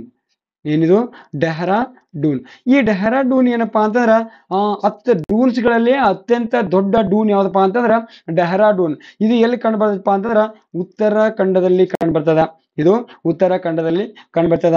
ಈ ಡೆಹ್ರಾಡೂನ್ ಒಳಗ ಏನ್ ಕಂಡು ಬರ್ತದಪ್ಪ ಅಂದ್ರ ಮಸೂರಿ ಅಂತ ಕಂಡು ಬರ್ತೈತಿ. ಓಕೆನಾ. ಮಸೂರಿ. ಇಲ್ಲಿ ಹೈದರಾಬಾದ್ ಒಳಗಿದ್ದ ಪೊಲೀಸ್ ಅಕಾಡೆಮಿ ಕಂಡು ಬಂದ್ರ ಅಂದ್ರ ಪೊಲೀಸ್ ತರಬೇತಿ ಕೇಂದ್ರ ಕಂಡು ಬಂದ್ರ ಅಲ್ಲಿ ಏನಪ್ಪಾ ಅಂದ್ರ UPSC ಪರೀಕ್ಷೆಗಳನ್ನ ಬರೆದು ಪಾಸ್ ಆದಂತಹ ಏನ IAS ಆಫೀಸರ್ಗಳು ಇರ್ತಾರೋ ಅವರಿಗೆ ತರಬೇತಿಯನ್ನು ಕೊಡ್ತಕ್ಕಂಥ ಕೇಂದ್ರ ಎಲ್ಲಿದೆ ಅಂದ್ರ ಈ ಡೆಹ್ರಾಡೂನ್ ಮಸೂರಿ ಒಳಗ ಕಂಡು ಬರ್ತೈತಿ. ಓಕೆನಾ. ಅಲ್ಲಿಗೆ ನಾವು ಒಮ್ಮೆ ಹೋಗಿ ಬಂದಿದ್ದೆವು. ಇನ್ನು ನೋಡ್ರಿ, ಇದು ಡೂನ್ಸ್ಗಳು ಅಂದ್ರೆ ಈಗ ಕ್ಲಿಯರ್ ಆಗಿ ತಿಳ್ಕೊರಿ. ಡೂನ್ಸ್ಗಳು ಅಂದ್ರೆ ಏನಪ್ಪಾ ಅಂತಂದ್ರ ಸಮತಟ್ಟಾದ ತಳವುಳ್ಳ ಕಣಿವೆಗಳು ಅಥವಾ ಒಂದು ಸಮತಟ್ಟಾದ ತಳವುಳ್ಳತಕ್ಕಂತಹ ಕಿರಿದಾದ ಮೈದಾನ ಅಂತೂ ಕೂಡ ಕೊಡ್ತಾರೆ. ಇಲ್ಲಿ ಕಣಿವೆಗಳು ಅಂದಾರ್ರಿ, ಅಲ್ಲಿ ಕಿರಿದಾದ ಮೈದಾನಗಳು ಅಂದಾರ್ರಿ. ಓಕೆನಾ. ಒಂದು ಫ್ಲೆಕ್ಸಿಬಲ್ ಇರ್ಬೇಕು. ನೋಡ್ರಿ, ಸಮತಟ್ಟಾದ ತಳವುಳ್ಳ ಕಿರಿದಾದ ಮೈದಾನವನ್ನ ಏನಂತ ಕರಿತೀವಪ್ಪ ಅಂತಂದ್ರ ಡೂನ್ಸ್ಗಳು ಅಂತ ಕರಿತೀವಿ. ಸರ್, ಪ್ರಮುಖ ಡೂನ್ಸ್ಗಳು ಯಾವ್ಯಾವ್ದವ್ರಿ? ಎಕ್ಸಾಂಪಲ್ ಏನಪ್ಪಾ ಅಂದ್ರ ಡೆಹ್ರಾಡೂನ, ಕೋಟ್ಲಿ, ಫಾಟ್ಲಿ, ಚೌಕಂಬ, ಉದಾಂಪುರ ಅಂತೇಳಿ ಈ ರೀತಿ ಏನಪ್ಪಾ ಅಂದ್ರ ಪ್ರಮುಖ ಡೂನ್ಸ್ಗಳು ಕಂಡು ಬರ್ತಾವ. ಈ ಉದಾಂಪುರ ಎಲ್ಲಿ ಕಂಡು ಬರ್ತಪ್ಪ ಅಂದ್ರ ಜಮ್ಮು ಕಾಶ್ಮೀರದಾಗ ಕಂಡು ಬರ್ತೈತಿ. ಡೆಹ್ರಾಡೂನ್ ಎಲ್ಲೈತಿ ಅಂದ್ರೆ ಉತ್ತರಾಖಂಡದಾಗ ಕಂಡು ಬರ್ತೈತಿ. ಇವೆಲ್ಲ ಕೋಟ್ಲಿ, ಫಾಟ್ಲಿ ಇವೆಲ್ಲ ಎಲ್ಲಿ ಕಂಡು ಬರ್ತಾವ ಅಂದ್ರ ಉತ್ತರಾಖಂಡದಲ್ಲಿ ಕಂಡು ಬರ್ತಾವು. ಓಕೆನಾ. ಇದು ಏನಪ್ಪಾ ಅಂತಂದ್ರ ಶಿವಾಲಿಕ್ ಬೆಟ್ಟಗಳ ಕುರಿತಾಗಿರ್ತಕ್ಕಂತಹ ಮಾಹಿತಿ. ಇನ್ನೊಂದು ನೋಡ್ತೀವಿ ನಾವು. ಇದ ಹಿಮಾಲಯ ಇದು ಯಾವ್ದಿದು ಶಿವಾಲಿಕ್ ಶ್ರೇಣಿಗಳಲ್ಲಿನ ಇಲ್ಲಿ ಏನ್ ಕಾಣ್ತೀವಪ್ಪ ಅಂತಂದ್ರ ಪೂರ್ವದ ಬೆಟ್ಟಗಳಲ್ಲಿ ಅಧ್ಯಯನ ಮಾಡ್ತೀವಿ. ಬಟ್ ನಮಗ ಇಲ್ಲಿ ಏನ್ ಕೊಟ್ಟಿಲ್ಪ ಅಂದ್ರ 10th ಬುಕ್ ಒಳಗ ಪೂರ್ವದ ಬೆಟ್ಟಗಳು ಅಂತ ಕೊಟ್ಟಿಲ್ಲ. ಇದನ್ನ PUC ಹೋಗಿ ಕಲಿತೀರಿ. ಓಕೆನಾ. ಇದ್ರೊಳಗ PUC ಹೋಗಿ ಪೂರ್ತಿ ಡಿಟೇಲ್ ಆಗಿ ಮಾಹಿತಿ ಐತಿ. ಓಕೆನಾ. ಈ ರೀತಿ ಏನಪ್ಪಾ ಅಂತಂದ್ರ ಇಲ್ಲಿ ಪೂರ್ವದ ಬೆಟ್ಟಗಳಲ್ಲಿ ಅಂದ್ರ ಪೂರ್ವಾಂಚಲ ಬೆಟ್ಟಗಳು ಅಂತ ಕೊಡ್ತಾನೆ. ಅಂದ್ರೆ ನಾವು ಈ ಭಾಗದಲ್ಲಿ ಏನ್ ಮಾಡ್ತೀವಪ್ಪ ಅಂತಂದ್ರ ಮಣಿಪುರಿ ಬೆಟ್ಟಗಳನ್ನ ನೋಡ್ತೀವಿ. ಓಕೆನಾ. ಇಲ್ಲಿ ಮಿಜೋ ಬೆಟ್ಟಗಳನ್ನ ನೋಡ್ತೀವಿ. ಆಮೇಲೆ ಇಲ್ಲಿ ಈ ಕಾಸಿಗಾರೋ ಜಯಂತಿಯ ಅಂತೇಳಿ ಇಲ್ಲಿ ಮೇಘಾಲಯ ಭಾಗದಲ್ಲಿ ಕಾಸಿಗಾರೋ ಜಯಂತಿಯ ಅಂತೇಳಿ ಬೆಟ್ಟಗಳು ಕಂಡು ಬರ್ತಾವು. ಓಕೆನಾ. ಈ ಡಾಪ್ಲಾ, ಮಿರಿ, ಮಿಸ್ಮಿ ಬೆಟ್ಟಗಳು ಎಲ್ಲಿ ಕಂಡು ಬರ್ತಾವಪ್ಪ ಅಂತಂದ್ರ ಈ ಅರುಣಾಚಲ ಪ್ರದೇಶದಲ್ಲಿ ಕಂಡು ಬರ್ತಾವ. ಡಾಪ್ಲಾ, ಮಿರಿ, ಮಿಸ್ಮಿ ಬೆಟ್ಟಗಳು ಎಲ್ಲಿ ಕಂಡು ಬರ್ತಾವಪ್ಪ ಅಂತಂದ್ರ ಅರುಣಾಚಲ ಪ್ರದೇಶದಲ್ಲಿ ಕಂಡು ಬರ್ತಾವ. ಇವುಗಳು ನೋಡ್ರಿ, ಶಿವಾಲಿಕ್ ಶ್ರೇಣಿ ಇನ್ನೊಂದು ಹೇಳಿಲ್ಲ ನಾನು. ಈ ಶಿವಾಲಿಕ್ ಶ್ರೇಣಿಗಳು ಏನಪ್ಪಾ ಅಂದ್ರ 50 ಕಿಲೋಮೀಟರ್ದಿಂದ 15 ಕಿಲೋಮೀಟರ್ ವರೆಗೆ. ಅಂದ್ರೆ ಏನಪ್ಪಾ ಅಂದ್ರ ಸ್ಟಾರ್ಟಿಂಗ್ ಈ ಕಡೆ ಏನಂದ್ರ ಅಗಲವಾಗಿದಾವ. 50 ಕಿಲೋಮೀಟರ್ ತನ ಅಗಲಾಗ್ಯಾವು. ಈ ಕಡೆ ಪೂರ್ವಾಂಚಲ ಕಡೆಗೆ ಬಂದಂಗೆ ಏನಪ್ಪಾ ಅಂತಂದ್ರ ಕೇವಲ 15 ಕಿಲೋಮೀಟರ್ ಏನಪ್ಪಾ ಅಂದ್ರ ಅಗಲವನ್ನ ಹೊಂದಿದವು. ಓಕೆನಾ. ಎತ್ತರ ಸಮುದ್ರ ಮಟ್ಟಕ್ಕೆ ಹೋಲಿಸಿದಾಗ ಸರಾಸರಿ ಎತ್ತರ ಎಷ್ಟೈತಿ? 600ರಿಂದ 1500. ಇದು ಏನಪ್ಪಾ ಅಂತಂದ್ರ ಪ್ರೀವಿಯಸ್ 2024 ಇದೊಂದು 2ರಿಂದ 3 ಸಲ ಕ್ವಶನ್ ಏನಪ್ಪಾ ಅಂದ್ರ ಶಿವಾಲಿಕ್ ಶ್ರೇಣಿಗಳ ಕುರಿತಾಗಿ ಬರೆಯಿರಿ ಅಂತೇಳಿ ಕ್ವಶನ್ ಬಂದಿತ್ತು. ಈ ಸರನು ಬರ್ತೈತ. ಓಕೆನಾ. ನಮ್ಮ ಹುಡುಗರು ಕೇಳ್ತಾ ಇದ್ರು, ಸರ್ ನಾವು ಒಟ್ಟು ಕೊಟ್ಟು ಬರ್ದಿವ್ರಿ, ಮಾರ್ಕ್ಸ್ ಕೊಟ್ಟಿಲ್ಲ. ಅವ್ರು ಒಟ್ಟು ಕೊಟ್ಟು ಬರ್ದಿರ್ತಿದ್ರು, ಬಟ್ ಈ ಎಕ್ಸಾಂಪಲ್ ಅನ್ನ ಕೊಟ್ಟಿರ್ತಾ ಇರಲಿಲ್ಲ. ಗಳಿಗೆ ಎಕ್ಸಾಂಪಲ್ ಅನ್ನ ಕೊಟ್ಟಿರ್ತಿರ್ಲಿಲ್ಲ. ಹೀಗಾಗಿ ನಾನು ಏನ್ ಮಾಡ್ತಿದ್ದೆ ಅಂದ್ರೆ ಮಾರ್ಕ್ಸ್ ಕಟ್ ಮಾಡ್ತಿದ್ದೆ. ನೀವ್ ಏನ್ ಮಾಡ್ರಿ ಅಂದ್ರ ಇದು ಎಲ್ಲಿ ಕಂಡು ಬರ್ತೈತಿ ಅದ ಡೂನ್ಸ್ಗಳು, ಆಮೇಲೆ ಇದರ ಸರಾಸರಿ ಎತ್ತರ, ಇವುಗಳಿಗೆ ಇನ್ನೊಂದು ಹೆಸರು ಏನು, ಆಮೇಲೆ ಇವುಗಳ ವಿಡ್ತ್ ಎಷ್ಟೈತಿ, ಇದನ್ನೆಲ್ಲಾನು ನೀವು ಉದಾಹರಣೆಗಳ ಸಹಿತ ಹೇಳಿದ್ದೆ ಕರೆ ಆದ್ರೆ 2 ಮಾರ್ಕ್ಸ್ ಅಥವಾ 3 ಮಾರ್ಕ್ಸ್ ಒಟ್ಟು ಕೊಟ್ಟು ಸಿಗ್ತಕ್ಕಂತ ಸಾಧ್ಯತೆ ಇರ್ತದ. ಓಕೆನಾ. ಇನ್ನ ನೆಕ್ಸ್ಟ್ ನೋಡ್ಬೇಕಾದ್ರ ನೋಡ್ರಿ, ಪೂರ್ವದ ಬೆಟ್ಟಗಳು. ನಾ ಹೇಳಿದ್ನಲ್ಲ, ಪೂರ್ವಾಂಚಲದ ಬೆಟ್ಟಗಳು ಅಥವಾ ಪೂರ್ವದ ಬೆಟ್ಟಗಳು ಅಂತ ಕರಿತೀವಿ ನಾವು. ಇಲ್ಲಿ ಫೇಮಸ್ ಏನಪ್ಪಾ ಅಂತಂದ್ರ ಸುರ್ಮಾ ಕಣಿವೆ. ಈ ಸುರ್ಮಾ ಕಣಿವೆ ಎಲ್ಲಿ ಕಂಡು ಬರುತ್ತೆ ಅಂದ್ರ ಕಾಂಪಿಟೇಟಿವ್ ಎಕ್ಸಾಮ್ದವ್ರಿಗೆ ಬಹಳಷ್ಟು ಹೆಲ್ಪ್ ಆಗ್ತೈತಿ ಇದು. ನಮ್ಮ 10th ದವ್ರಿಗೆ ಅಷ್ಟೊಂದೇನು ಇದನ್ನಿಲ್ಲ, ಇದ್ರ ಬಗ್ಗೆ ಕೊಟ್ಟಿಲ್ಲ. ಓಕೆನಾ. ನೀವೇನ್ ತಲೆ ಕೆಡಿಸ್ಕೊಬೇಡ್ರಿ, ನಿಮಗೆ ಮಾಹಿತಿ ಗೊತ್ತಿದ್ರೆ ಏನ್ ತಪ್ಪಲ್ಲ. ಓಕೆನಾ. ಈ ಸುರ್ಮಾ ಕಣಿವೆ ಎಲ್ಲಿ ಕಂಡು ಬರ್ತೈತಿ ಅಂದ್ರ ಅಸ್ಸಾಂದಾಗ ಕಂಡು ಬರ್ತೈತಿ. ಸುರ್ಮಾ ಕಣಿವೆ ಎಲ್ಲಿ ಕಂಡು ಬರ್ತೈತಿ? ಅಸ್ಸಾಂದೊಳಗ ಸುರ್ಮಾ ಕಣಿವೆ ಕಂಡು ಬರ್ತೈತಿ. ಇದು ಏನಪ್ಪಾ ಅಂತಂದ್ರ ರೇಷ್ಮೆಗೆ ಅತಿ ಹೆಚ್ಚು ಪ್ರಸಿದ್ಧವಾಗಿರ್ತಕ್ಕಂತ ಒಂದು ಕಣಿವೆ ಇದು ಸುರ್ಮಾ ಕಣಿವೆ. ನೋಡ್ರಿ, ಇದರ ಬಗ್ಗೆ ಆಲ್ರೆಡಿ ಕ್ವಶನ್ ಕೇಳ್ಯಾರ. ಸುರ್ಮಾ ಕಣಿವೆ ಬಗ್ಗೆ ಆಲ್ರೆಡಿ ಕ್ವಶನ್ ಕೇಳ್ಯಾರ. ಆಮೇಲೆ ಇನ್ನೊಂದು ಕೇಳ್ತಾರೆ ನಿಮ್ಗೆ, ಫಟ್ಕಾಯ್ ಬೂಮ್ ಬೆಟ್ಟಗಳು ಎಲ್ಲಿ ಕಂಡು ಬರ್ತಾವ? ಫಟ್ಕಾಯ್ ಬೂಮ್ ಬೆಟ್ಟಗಳು ಎಲ್ಲಿ ಕಂಡು ಬರ್ತಾವಪ್ಪ ಅಂತಂದ್ರ AP ಅಂದ್ರ ಎಲ್ಲಿ ಅರುಣಾಚಲ ಪ್ರದೇಶದಲ್ಲಿ ಫಟ್ಕಾಯ್ ಬೊಂಬ್ಗಳು ಕಂಡು ಬರ್ತಾವ. ಇವು ಅಂತೂ ಆರಾಮ್ ಕಂಡು ಹಿಡಿತೀರಿ ನೀವು. ನಾಗಾ ಬೆಟ್ಟಗಳು ನಾಗಾಲ್ಯಾಂಡ್, ಆಮೇಲೆ ಕೋಹಿಮಾ ಬೆಟ್ಟಗಳು ನಾಗಾಲ್ಯಾಂಡ್, ಮಣಿಪುರಿ ಬೆಟ್ಟಗಳು ಮಣಿಪುರ, ಆಮೇಲೆ ಅರಾಕಾನ್ ಯೋಮಾ ಎಲ್ಲಿ ಕಂಡು ಬರ್ತಾವಪ್ಪ ಅಂದ್ರೆ ಮಿಜೋರಾಮ್ದಾಗ ಕಂಡು ಬರ್ತಾವು. ಆಮೇಲೆ ಚಿನ್ ಬೆಟ್ಟಗಳು ಎಲ್ಲಿ ಕಂಡು ಬರ್ತಾವ ಅಂದ್ರೆ ಅವು ಕೂಡ ಮಿಜೋರಾಮ್ ಬೆಟ್ಟಗಳು ಕಂಡು ಬರ್ತಾವು. ಆಮೇಲೆ ಇನ್ನೊಂದು ಏನಪ್ಪಾ ಅಂದ್ರೆ ಈ ತ್ರಿಪುರಾ ಭಾಗದಲ್ಲಿ ಏನಪ್ಪಾ ಅಂದ್ರೆ ತ್ರಿಪುರಾ ಬೆಟ್ಟಗಳು ಕಂಡು ಬರ್ತಾವ. ಇಲ್ಲಿ ನಿಮಗೆ ಮಣ್ಣೊಂದು ಕ್ವಶನ್ ಹೇಳಿದ್ದೆ ನಾನು, ಏನಪ್ಪಾ ಅಂದ್ರೆ ತ್ರಿಪುರಾ ಮೂರು ಬದಿಯಿಂದ ಬಾಂಗ್ಲಾದೇಶದಿಂದ ಸುತ್ತುವರಿಯಲ್ಪಟ್ಟ ರಾಜ್ಯ ಯಾವ್ದಪ್ಪ ಅಂತಂದ್ರೆ ತ್ರಿಪುರಾ. ಓಕೆನಾ. 2 ದೇಶಗಳೊಂದಿಗೆ ಗಡಿ ಹಂಚಿಕೊಂಡಿರ್ತಕ್ಕಂತಹ ಭಾರತದ ರಾಜ್ಯ ಯಾವ್ದಪ್ಪ ಅಂತಾರ, ಅಥವಾ ಬಾಂಗ್ಲಾದೇಶ ಮತ್ತು ಮ್ಯಾನ್ಮಾರ್ನೊಂದಿಗೆ ಗಡಿ ಹಂಚಿಕೊಂಡಿರ್ತಕ್ಕಂಥ ರಾಜ್ಯ ಯಾವ್ದಪ್ಪ ಅಂತಾರ ಮಿಜೋರಾಮ. ಈ ರೀತಿ ಕ್ವಶನ್ಗಳು ಅರೈಸ್ ಆಗ್ತಿರ್ತಾವ. ನಾವು ಯಾವಾಗ ಮ್ಯಾಪ್ ಅನ್ನ ಸ್ವತಃ ಕೂತ ಅದ್ರ ಮುಂದೆ ಇದೇ ತರ ಕ್ವಶನ್ ಬರ್ಬೋದು ಅಂತೇಳಿ ಯಾವಾಗ ಸ್ಟಡಿ ಮಾಡ್ತೀವಲ್ಲ, ಆ ಸ್ಟಡಿ ಬಹಳ ಎಫೆಕ್ಟಿವ್ ಇರ್ತೈತಿ. ಇವತ್ತು ನಾ ಹೇಳಿ ಮತ್ತೊಬ್ರು ಹೇಳಿ ಅದು ಏನಪ್ಪಾ ಅಂತಾರ ಅಷ್ಟೊಂದು ಎಫೆಕ್ಟಿವ್ ಇರಂಗಿಲ್ಲ.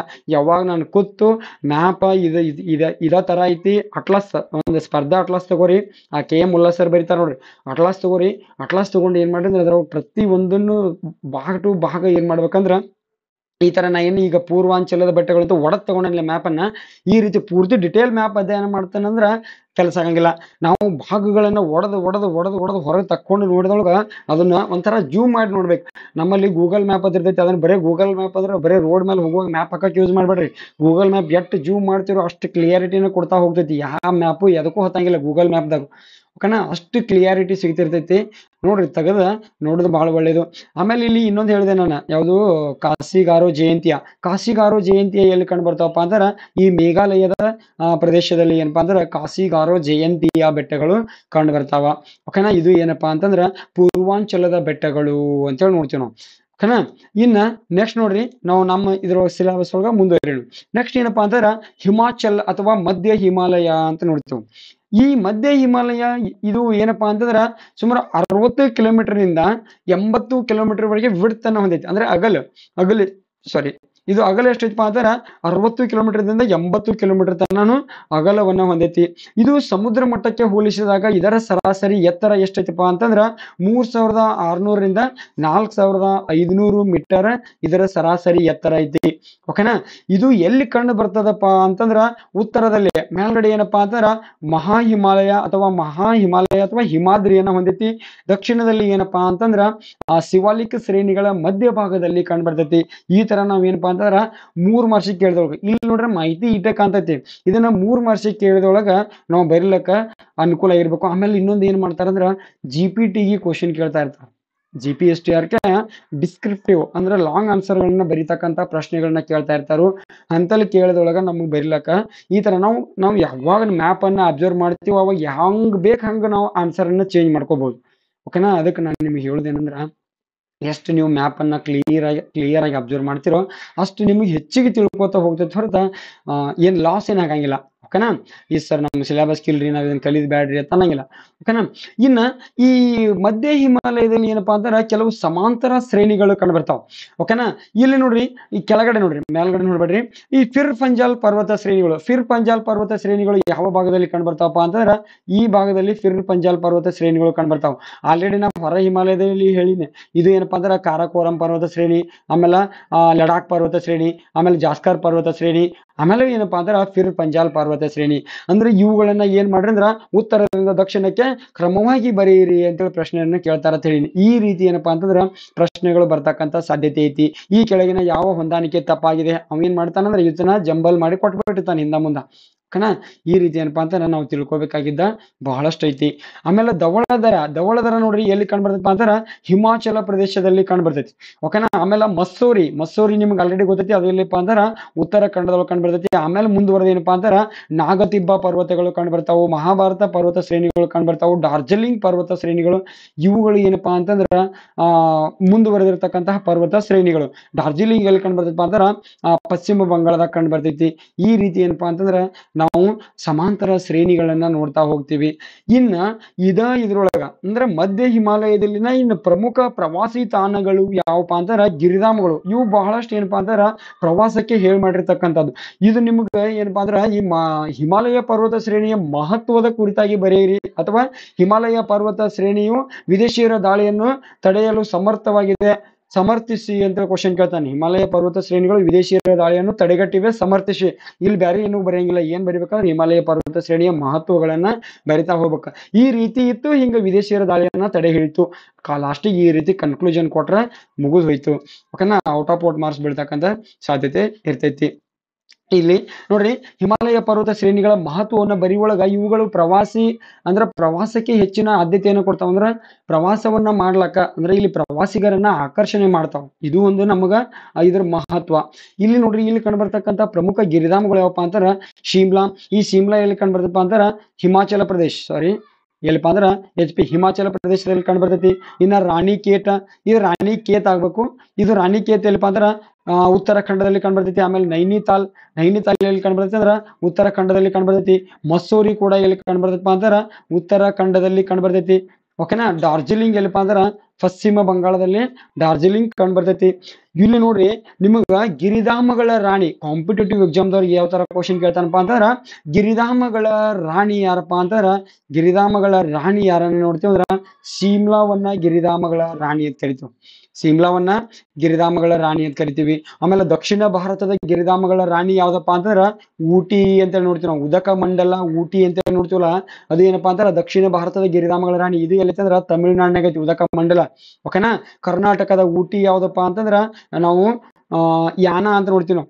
ಓಕೆನಾ. ಯಾನ ಏನಪ್ಪಾ ಅಂದ್ರ ಕರ್ನಾಟಕದ ಊಟಿ ಅಂತ ನೋಡ್ತೀವಿ. ಆಮೇಲೆ ಈ ತರ ಏನಪ್ಪಾ ಅಂತಂದ್ರ ಪ್ರಮುಖ ಗಿರಿಧಾಮಗಳು ಕಂಡು ಬರ್ತಾವ. ಆಮೇಲೆ ಪೂರ್ವದ ಗಿರಿಧಾಮಗಳ ರಾಣಿ ಯಾವ್ದು ಕೇಳ್ತಾನೋ ಡಾರ್ಜಿಲಿಂಗ್. ಪೂರ್ವದ ಗಿರಿಧಾಮಗಳ ರಾಣಿ ಯಾವ್ದಪ್ಪ ಅಂತಂದ್ರ ಡಾರ್ಜಿಲಿಂಗ್ ಅಂತ ಹೇಳಿ ನೋಡ್ತೀವಿ. ಇದು ಏನಪ್ಪಾ ಅಂತಂದ್ರ ಮಧ್ಯ ಹಿಮಾಲಯದ ಬಗ್ಗೆ ಕುರಿತಾಗಿರ್ತಕ್ಕಂತಹ ಮಾಹಿತಿ. ಈಗ ನಿಮ್ಗ ಮೊನ್ನೆ ಒಬ್ರು ಯಾರೋ ಕಮೆಂಟ್ ಮಾಡಿದ್ರಿ, ಏನಪ್ಪಾ ಅಂದ್ರ ಸರ್ ಕ್ಲಾಸ್ ಕೆಲವೊಂದ್ ಕಡೆ ಕ್ಲಿಯರ್ ಆಗಂಗಿಲ್ರಿ ಅಂತ ಹೇಳಿದ್ರಿ. ಕ್ಲಿಯರ್ ಆಗಂಗಿಲ್ಲ ಅಂತ ಹೇಳಿದೊಳಗ ಏನ್ ಮಾಡ್ಬೇಕಂದ್ರ ಸ್ವಲ್ಪ ಹಿಂದ್ ಓಡಿಸಿ ವಾಪಸ್ ಕೇಳಿದ್ರ ಆ ವಿಷಯ ಕ್ಲಿಯರ್ ಆಗ್ತೈತಿ. ಇನ್ನ ಅವಾಗೂ ಅರ್ಥ ಆಗ್ಲಿಕ್ಕಂದ್ರ ಒಂದ್ ಕಮೆಂಟ್ ಮಾಡ್ರಿ, ಸರ್ ನನಗೆ ಈ ವಿಷಯದಾಗ ತಿಳಿದಿಲ್ಲ ಅಂತೇಳಿ ಒಂದ್ ಕಮೆಂಟ್ ಮಾಡ್ರಿ. ನಾ ಒಂದ ಟಾಪಿಕ್ ತಗೊಂಡ ಮತ್ತಷ್ಟು ಡೀಪ್ ಆಗಿ ಹೇಳಕ ಪ್ರಯತ್ನ ಮಾಡ್ತೀನಿ. ಓಕೆನಾ.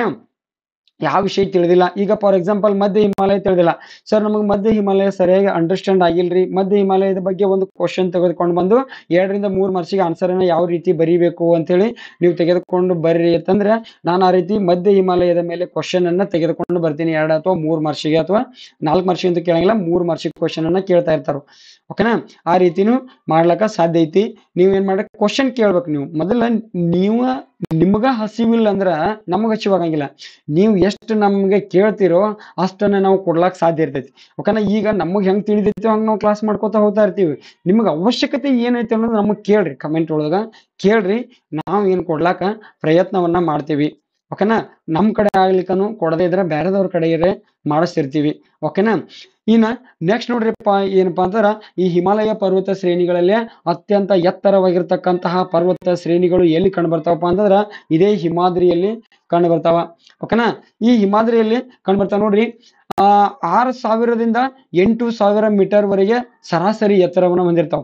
ಇವು ಏನಪ್ಪಾ ಅಂತಂದ್ರ ಸಮುದ್ರ ಮಟ್ಟದಿಂದ ಸುಮಾರು 6,000ದಿಂದ 8,000ವರೆಗೆ ಸರಾಸರಿ ಎತ್ತರವನ್ನ ಹೊಂದಿರ್ತಾವು. ಇವುಗಳಲ್ಲಿ ಏನಪ್ಪಾ ಅಂದ್ರ ಈ 8,000ಕ್ಕಿಂತ ಹೆಚ್ಚಿಗೆ ಎತ್ತರವನ್ನ ಹೊಂದಿರತಕ್ಕಂಥವು ಎಷ್ಟು ಅದಾವಪ್ಪ ಅಂತಾರ 14 ಶಿಖರಗಳು ಅದಾವ. ಈ 14 ಶಿಖರಗಳು ಎಲ್ಲಿ ಕಂಡು ಬರ್ತಾವಪ್ಪ ಅಂತಂದ್ರ ಇದೇ ಮಹಾ ಹಿಮಾಲಯದಲ್ಲಿನ ಕಂಡು ಬರ್ತಾವು. ಓಕೆನಾ, ಇನ್ನ ನೆಕ್ಸ್ಟ್ ಇಲ್ಲಿ ಏನ್ ನೋಡ್ತೀವಪ್ಪ ಅಂತಂದ್ರ ಈ ಮಹಾ ಹಿಮಾಲಯದಲ್ಲೇ ಕಂಡು ಬರ್ತಕ್ಕಂಥ ಪ್ರಮುಖ ಶಿಖರಗಳು. ಅದರಲ್ಲಿ ನೋಡ್ರಿ ಮೌಂಟ್ ಎವರೆಸ್ಟ್ ಅಂತ ಐತಿ. ಈ ಮೌಂಟ್ ಎವರೆಸ್ಟ್ ಏನಪ್ಪಾ ಅಂದ್ರ ಆಲ್ರೆಡಿ ಗೊತ್ತೈತಿ ನಿಮ್ಗೆ, ಹೇಳಿದೆ ನಾನು. 8,848.88 ಮೀಟರ್ ಎತ್ತರ ಐತೈತೆ ಆಲ್ರೆಡಿ ಹೇಳಿನಿ. ಓಕೆನಾ, ಹಂಗಾದ್ರ ಈ ಮೌಂಟ್ ಎವರೆಸ್ಟ್ ಶಿಖರ ಎಲ್ಲಿದೆ ಅನ್ನೋದು ಬಹಳಷ್ಟು ಇಂಪಾರ್ಟೆಂಟ್ ಆಗ್ತೈತಿ. ಎಲ್ಲಿದಪ್ಪ ಅಂತಂದ್ರ ಈ ನೇಪಾಳ ಮತ್ತು ಟಿಬೆಟ್ ಗಡಿ ಭಾಗದಲ್ಲಿ ಕಂಡು ಬರುತ್ತದೆ. ಎಲ್ಲಿ ಕಂಡು ಬರ್ತೈತಿ? ನೇಪಾಳ ಮತ್ತು ಟಿಬೆಟ್ ಗಡಿ ಭಾಗದಲ್ಲಿ ಕಂಡು ಬರುತ್ತದೆ. ಆಮೇಲೆ ನೋಡ್ರಿ ಇದು ಏನಪ್ಪಾ ಅಂತಂದ್ರ ಕಾಂಚನಜುಂಗ, ಭಾರತ ದೇಶದ ಎತ್ತರವಾಗಿರ್ತಕ್ಕಂಥ 2ನೇ ಶಿಖರ ಯಾವ್ದಪ್ಪ ಅಂತಂದ್ರ ಕಾಂಚನಜುಂಗ. ಇದು ಕಾಂಚನ ಗಂಗಾ ಕೊಟ್ಟನು, ಕಾಂಚನಜುಂಗ ಆಗ್ಬೇಕು ನೋಡ್ರಿ. ಕಾಂಚನಜುಂಗ ಇದು ಎಲ್ಲಿ ಕಂಡು ಬರ್ತೈತಪ್ಪ ಅಂತಂದ್ರ ಸಿಕ್ಕಿಂದಾಗ ಕಂಡು ಬರ್ತೈತಿ. ಎಲ್ಲಿ ಕಂಡು ಬರ್ತೈತಿ? ಸಿಕ್ಕಿಂದಾಗ ಕಾಂಚನಜುಂಗ ಅಂತ ಕಂಡು ಬರ್ತೈತಿ. ಇದು ಏನಪ್ಪಾ ಅಂದ್ರೆ 8,156 ಮೀಟರ್ ಎತ್ತರ ಐತಿ. ಹಂಗಾದ್ರ ಇಲ್ಲಿ ಸದ್ಯಕ್ಕೆ ನಾ ಹೇಳಿಲ್ಲ ಯಾವ್ದದು ಭಾರತ ದೇಶದ ಅತ್ಯಂತ ಎತ್ತರವಾದ ಶಿಖರ. ಈಗ ಆಲ್ರೆಡಿ ಹಿಂದೆ ನಾ ಪ್ರೀವಿಯಸ್ ಹೇಳಿದ್ದೇನೆ ಅದನ್ನ. ಓಕೆನಾ, ಈ ಕಮೆಂಟ್ ಮಾಡ್ರಿ ಭಾರತ ದೇಶದ ಅತ್ಯಂತ ಎತ್ತರವಾದ ಶಿಖರ ಯಾವ್ದಪ್ಪ ಅಂತಂದ್ರ ಕಮೆಂಟ್ ಮಾಡ್ರಿ. ಕಮೆಂಟ್ ಮಾಡಿ. ಈಗ ಜಗತ್ತಿನ ಪ್ರಮುಖ 3 ಎತ್ತರ ಶಿಖರಗಳು ಯಾವಪ್ಪ ಅಂತಂದ್ರೆ ಒಂದು ಮೌಂಟ್ ಎವರೆಸ್ಟ್, 2 ನಂಬರ್ ಯಾವ್ದಪ್ಪ ಅಂತಂದ್ರ K2 ಅಥವಾ ಗಾಡ್ವಿನ್ ಅಸ್ಟಿನ್, ಇನ್ 3 ನಂಬರ್ ಯಾವ್ದಪ್ಪ ಅಂತಂದ್ರ ಕಾಂಚನಜುಂಗ. ಕಾಂಚನಜುಂಗವನ್ನ ಏನಂತ ಕರೀತಾರಪ್ಪ ಅಂತಂದ್ರ ಜಗತ್ತಿನ ಅತ್ಯಂತ 3ನೇ ಎತ್ತರ ಶಿಖರ ಅಂತ ಕರೀತಾರೆ. ಜಗತ್ತಿನ 3ನೇ ಅತ್ಯಂತ ಎತ್ತರದ ಶಿಖರ. ಆಮೇಲೆ ನೆಕ್ಸ್ಟ್ ಏನ್ ಕಂಡು ಬರ್ತಾವಪ್ಪ ಅಂತಾರ ಮಹಾಕುಳ ಆಗಲಿ, ಧವಳಗಿರಿ ಆಗಲಿ, ನಂದಾದೇವಿ. ನಂದಾದೇವಿಯಲ್ಲಿ ಕಂಡು ಬರ್ತದೆ ಅಂದ್ರೆ ಉತ್ತರಾಖಂಡದಲ್ಲಿ ಕಂಡು ಬರ್ತೈತಿ. ಓಕೆನಾ, ಈ ರೀತಿ ಏನಪ್ಪಾ ಅಂತಂದ್ರ ಇಲ್ಲಿ ಮಹಾಕುಳ ಮತ್ತು ಧವಳಗಿರಿಗಳು ಇವು ಆಲ್ಮೋಸ್ಟ್ ನೇಪಾಳದ ಗಡಿ ಭಾಗದಲ್ಲಿ ಕಂಡು ಬರ್ತಾವು. ಓಕೆನಾ, ಈ ರೀತಿ ಏನಪ್ಪಾ ಅಂದ್ರ ಎತ್ತರದ ಶಿಖರಗಳು ಇಲ್ಲಿ ಕಂಡು ಬರ್ತಾವು. ಇನ್ನ ಬಹಳಷ್ಟು ಅದಾವ. ಮಾನಸಲು ಕಂಡು ಬರ್ತೈತಿ. ಆಮೇಲೆ ಏನಪ್ಪಾ ಅಂತಂದ್ರ ಇಲ್ಲಿ ಹಲವಾರು ಶಿಖರಗಳು ಕಂಡು ಬರ್ತಾವ. ಓಕೆನಾ, ಈಗ ಇಷ್ಟು ಗೊತ್ತಿರಲಿ. ಇನ್ನು ನೋಡ್ರಿ ನೆಕ್ಸ್ಟ್ ಏನಪ್ಪಾ ಅಂತಂದ್ರ ಹಿಮ ನದಿಗಳು ಇಲ್ಲಿ ಕಂಡು ಬರ್ತಕ್ಕಂಥ ಆಲ್ರೆಡಿ ಹಿಮ ನದಿಗಳು ಅಂತ ಅಂದ್ರೆ ಏನಂತ ಹೇಳಿನಿ, ಕೆಲವೊಂದು ಟೆಕ್ನಿಕಲ್ ವರ್ಡ್ಗಳು. ಶಿಖರಗಳು ಅಂತ ಯಾವ ಕರಿತೀವಿ ನಾವು ಆಲ್ರೆಡಿ ನಾ ಫಸ್ಟ್ ಕ್ಲಾಸ್ ಪಾರ್ಟ್ 1 ಒಳಗೆ ಹೇಳಿದೆ. ಯಾಕೆ ಈ ರೀತಿ ನಾವು ಫಸ್ಟಿಗೆ ಪರ್ವತ ಘಾಟಿಗಳು, ಹಿಮ ನದಿಗಳು, ಶಿಖರಗಳು, ಗ್ರಂಥಿಗಳು, ಡೂನ್ಸ್ಗಳು ಇವುಗಳ ಬಗ್ಗೆ ಎಲ್ಲವನ್ನ ತೆಗೆದುಕೊಂಡು ಬಂದಿದ್ದೇನೆ. ಶಿಖರಗಳು ಅಂದ್ರೆ ಏನಪ್ಪಾ ಅಂದ್ರ 900 ಮೀಟರ್ಗಿಂತ ಎತ್ತರ, 900 ಮೀಟರ್ಗಿಂತ ಹೆಚ್ಚಿನ ಎತ್ತರವನ್ನ ಹೊಂದಿರತಕ್ಕಂತಹ ಶಿಖರ ಬೆಟ್ಟಗಳಿಗೆ ಏನಂತ ಕರಿತೀವಿ ಅಂದ್ರೆ ಶಿಖರಗಳು ಅಂತ ಕರಿತೀವಿ ಅಂತ ಹೇಳಿದ್ನ. ಇನ್ನ ಈ ಹಿಮಗಳು ಏನಪ್ಪಾ ಅಂದ್ರ ಎತ್ತರದಿಂದ ಕಡಿದಾದ ಪ್ರದೇಶ ಕಡೆಗೆ ಅಂದ್ರೆ ಇಳಿಜಾರಿಗೆ ಏನಪ್ಪಾ ಅಂದ್ರೆ ನಾಲಿಗೆ ಆಕಾರದಲ್ಲಿ ಹರಿತಕ್ಕಂತಹ ಹಿಮದ ರಾಶಿಗೆ ಏನಂತ ಕರಿತೀವಿ ಅಂದ್ರೆ ಹಿಮ ನದಿಗಳು ಅಂತ ಕರಿತೀವಿ. ಓಕೆನಾ, ಇಲ್ಲಿ ಪ್ರಮುಖ ಹಿಮ ನದಿಗಳು ಯಾವಪ್ಪ ಅಂತಾರ ಗಂಗೋತ್ರಿ ಅಂತ ಬರ್ತೈತಿ, ಯಮುನೋತ್ರಿ ಅಂತ ಬರ್ತೈತಿ. ಓಕೆನಾ, ಈ ರೀತಿ ಏನಪ್ಪಾ ಅಂತಂದ್ರ ಇದು ಗಂಗೋತ್ರಿ ಎಲ್ಲೈತಿ ಅಂದ್ರೆ ಉತ್ತರಾಖಂಡದೊಳಗೈತಿ, ಯಮುನೋತ್ರಿನೂ ಕೂಡ ಎಲ್ಲೈತಿ ಅಂದ್ರೆ ಉತ್ತರಾಖಂಡದೊಳಗೈತಿ. ಓಕೆನಾ, ಈ 2 ಪ್ಲೇಸ್ಗಳಿಗೆ ನಾವು ಹೋಗಿ ಬಂದಿದೀವಿ ಅಂತೇಳಿ ಹೇಳ್ಕೊಳಕ್ ಒಂಥರ ಏನೋ ಹೆಮ್ಮೆ ಅನಿಸ್ತೈತಿ. ಓಕೆನಾ, ಬಹಳ ಇಲ್ಲಿ ಎಕ್ಸ್ಪ್ಲೇನ್ ಮಾಡಕ ಅವಕಾಶ ಇರುವುದಿಲ್ಲ. ಓಕೆನಾ, ಆಮೇಲೆ ನೋಡ್ರಿ ಇನ್ನೊಂದ್ ಏನಪ್ಪಾ ಅಂತಂದ್ರ ಪರ್ವತ ಘಾಟಿಗಳು ಅಂತ ಕಂಡು ಬರ್ತಾವ. ಅಂದ್ರ ಪರ್ವತ ಘಾಟಿಗಳು ಅಂದ್ರೆ ಬೇರೆ ಏನಲ್ಲ, ಕಣಿವೆ ಮಾರ್ಗಗಳು. ನಾ ಈ ತರ ಮ್ಯಾಪ್ ಹಾಕಿ ನಿಮಗೆ ಹೇಳಿದ್ದೆ ನೋಡ್ರಿ. ಈ ತರ ಹಾಕಿ ಇಲ್ಲಿ ಏನ್ ಮಾಡಿರ್ತಾರ ಅಂದ್ರ ಕಣಿವೆ ಮಾರ್ಗಗಳನ್ನ ನಿರ್ಮಾಣ ಮಾಡಿರ್ತಾರಂತ ಹೇಳಿದ್ದೆ. ಓಕೆನಾ, ಇನ್ನು ನೋಡ್ರಿ ಈ ಕಣಿವೆ ಮಾರ್ಗಗಳು ಯಾವಪ್ಪ ಅಂತಂದ್ರ ಕಾಶ್ಮೀರದೊಳಗೆ ಕಂಡು ಬರ್ತಕ್ಕಂತಹ ಬುರ್ಜಿಲ್ ಪಾಸ್ ಅಂದ್ರ ಬುರ್ಜಿಲ್ ಕಣಿವೆ ಎಲ್ಲಿ ಕಂಡು ಬರ್ತಪ್ಪ ಅಂದ್ರ ಕಾಶ್ಮೀರದಾಗ ಕಂಡು ಬರ್ತೈತಿ. ಇನ್ನೊಂದ್ ಯಾವ್ದಪ್ಪ ಅಂದ್ರ ಕಾಶ್ಮೀರದಲ್ಲಿ ಕಂಡು ಬರ್ತಕ್ಕಂಥ ಪ್ರಮುಖ ಕಣಿವೆ ಮಾರ್ಗ ಯಾವ್ದಪ್ಪ ಅಂದ್ರ ಜೋಜಿಲಾ ಕಣಿವೆ ಮಾರ್ಗ. ಆಮೇಲೆ ಇನ್ನೊಂದ್ ಏನಪ್ಪಾ ಅಂತಂದ್ರ ಈ ಜೋಜಿಲಾ ಕಣಿವೆ ಮಾರ್ಗ ಎಲ್ಲಿ ಇನ್ನೊಂದು ನೋಡ್ರಿ ಇದು ಕಾಶ್ಮೀರದಲ್ಲಿ ಜೋಜಿಲಾ ಮತ್ತು ಬುರ್ಜಿಲ್ ಪಾಸ್ಗಳು ಜಮ್ಮು ಕಾಶ್ಮೀರದಲ್ಲಿ ಕಂಡು ಬಂದ್ರ, ಇನ್ನೊಂದು ಹಿಮಾಚಲ ಪ್ರದೇಶದಲ್ಲಿ ಯಾವ್ದು ಕಂಡು ಬರುತ್ತೆ ಅಂದ್ರ ಬಾರಾಲಾಚಲಾ. ಇದು ಏನಾಗ್ಬೇಕಂದ್ರ ಬಾರಾಲಾಚಲಾ ಕಣಿವೆ ಮಾರ್ಗ ಅಂತ ಆಗ್ಬೇಕು. ಇದು ಎಲ್ಲಿ ಕಂಡು ಬರ್ತೈತೆ ಅಂದ್ರ ಹಿಮಾಚಲ ಪ್ರದೇಶದಲ್ಲಿ ಕಂಡು ಬರ್ತದ. ಆಮೇಲೆ ನೋಡ್ರಿ ಇವುಗಳು ಈ ಹಿಮಾಲಯ ಪರ್ವತ ಶ್ರೇಣಿಗಳು ಅಥವಾ ಮಹಾ ಹಿಮಾಲಯ, ಗ್ರೇಟ್ ಹಿಮಾಲಯ ಅಂತ ಏನ್ ಕರಿತೀವಲ್ಲ, ಇವುಗಳು ಉತ್ತರಕ್ಕೆ ಏನ್ ಮಾಡ್ಯಾವ ಅಂದ್ರೆ ಹೊರ ಹಿಮಾಲಯವನ್ನು ಹೊಂದ್ಯಾವ. ಅಂದ್ರೆ ಇದರ ಉತ್ತರಕ್ಕೆ ಹೊರ ಹಿಮಾಲಯ ಕಂಡು ಬರ್ತೈತಿ, ಟ್ರಾನ್ಸ್ ಹಿಮಾಲಯ ಕಂಡು ಬರ್ತೈತಿ. ಈ ಟ್ರಾನ್ಸ್ ಹಿಮಾಲಯದಲ್ಲಿ ಏನೇನು ಕಂಡು ಬರ್ತಾವಪ್ಪ ಅಂತಂದ್ರ ಇವೆ ನಾ ಆಲ್ರೆಡಿ ಹೇಳಿದೀನಿ. ಕಾರಾಕೋರಂ ಪರ್ವತ ಶ್ರೇಣಿಗಳು ಕಂಡು ಬರ್ತಾವು, ಕೈಲಾಸ ಪರ್ವತ ಶ್ರೇಣಿಗಳು ಕಂಡು ಬರ್ತಾವು, ಲಡಾಖ್ ಪರ್ವತ ಶ್ರೇಣಿಗಳು ಕಂಡು ಬರ್ತಾವು, ಆಮೇಲೆ ಜಾಸ್ಕರ್ ಪರ್ವತ ಶ್ರೇಣಿಗಳು ಕಂಡು ಬರ್ತಾವು. ಓಕೆನಾ. ಈ ಕಾರಾಕೋರಂ ಪರ್ವತ ಶ್ರೇಣಿಗಳಲ್ಲಿನ ಅತ್ಯಂತ ಎತ್ತರವಾದ ಶಿಖರ ಯಾವ್ದಪ್ಪ ಅಂತಂದ್ರ ಅದೇ K2 ಗಾಡುವಿನ ಇದೇ ಏನಪ್ಪಾ ಅಂದ್ರ ಭಾರತ ದೇಶದ ಅತ್ಯಂತ ಎತ್ತರದ ಶಿಖರ. ಭಾರತ ದೇಶದ ಅತ್ಯಂತ ಎತ್ತರದ ಶಿಖರ ಯಾವ್ದಪ್ಪ ಅಂತಂದ್ರ K2 ಅಥವಾ ಗಾಡ್ವಿನ್ ಅಸ್ಟಿನ್ 8611 ಮೀಟರ್ ಏನಪ್ಪಾ ಅಂತಂದ್ರ ಎತ್ತರವನ್ನ ಹೊಂದೈತಿ. ಹಂಗಾದ್ರೆ ನಿಮಗೆ ಇಲ್ಲೇ ಸಿಕ್ಬಿಟ್ಟು ಇನ್ಕಳ ಕಮೆಂಟ್ ಮಾಡತ್ ಹೇಳಿ ನಾನು ಇಲ್ಲೇ ಸಿಕ್ಬಿಟ್ಟು ವಿಶ್ವದ ಅತ್ಯಂತ ಎತ್ತರದ ಶಿಖರ ಯಾವುದು ಒಂದೇದು ಮೌಂಟ್ ಎವರೆಸ್ಟ್. ಈ ವಿಶ್ವದ ಎರಡನೇ ಅತ್ಯಂತ ಎತ್ತರದ ಶಿಖರ ಯಾವ್ದಪ್ಪ ಅಂತಂದ್ರ K2 ಅಥವಾ ಗಾಡ್ವಿನ್ ಅಸ್ಟಿನ್. ಜಗತ್ತಿನ ಮೂರನೇ ಅತ್ಯಂತ ಎತ್ತರವಾದ ಶಿಖರ ಯಾವ್ದಪ್ಪ ಅಂತಂದ್ರ ಕಾಂಚನಜುಂಗ 8156 ಮೀಟರ್ ಎತ್ತರವನ್ನ ಹೊಂದ್ಯದ. ಓಕೆನಾ. ಇದು ಎಲ್ಲಿ ಕಂಡು ಬರುತ್ತಪ್ಪ ಅಂತಂದ್ರ ಇವತ್ತ K2 ಎಲ್ಲಿ ಕಂಡು ಬರಾಕತ್ತದಪ್ಪ ಅಂತಂದ್ರ ಲಡಾಖ್ ನಲ್ಲಿ ಕಂಡು ಬರಾಕತ್ತದ. ಎಲ್ಲಿ ಕಂಡು ಬರಾಕತ್ತದ? ಲಡಾಖ್ ಕೇಂದ್ರಾಡಳಿತ ಪ್ರದೇಶದಲ್ಲಿ ಕಂಡುಬರ್ತೈತಿ. ಇದಕ್ಕಿಂತಲೂ ಮೊದಲು 2019ಕ್ಕಿಂತ ಪೂರ್ವದಲ್ಲಿ ಎಲ್ಲಿ ಕಂಡು ಬರ್ತೈತಿ ಅಂದ್ರ ಜಮ್ಮು ಕಾಶ್ಮೀರ ರಾಜ್ಯದಲ್ಲಿ ಕಂಡು ಬರ್ತಾ ಇತ್ತು. ಈಗೇನಪ್ಪಾ ಅಂತಂದ್ರ ಆಪ್ಷನ್ ಡಿಪೆಂಡ್ ಅಪಾನ್ ಆಪ್ಷನ್. ಓಕೆನಾ. ಅಲ್ಲಿ ಏನ್ ಕೊಟ್ಟಿರ್ತಾನಪ್ಪ ಅಂತಂದ್ರ ಲಡಾಖ್ ಕೊಡದೆ ಜಮ್ಮು ಕಾಶ್ಮೀರ ಕೊಟ್ಟಿದ್ದಂದ್ರ ಜಮ್ಮು ಕಾಶ್ಮೀರ ಹಾಕ್ಬೇಕಾಗ್ತೈತಿ.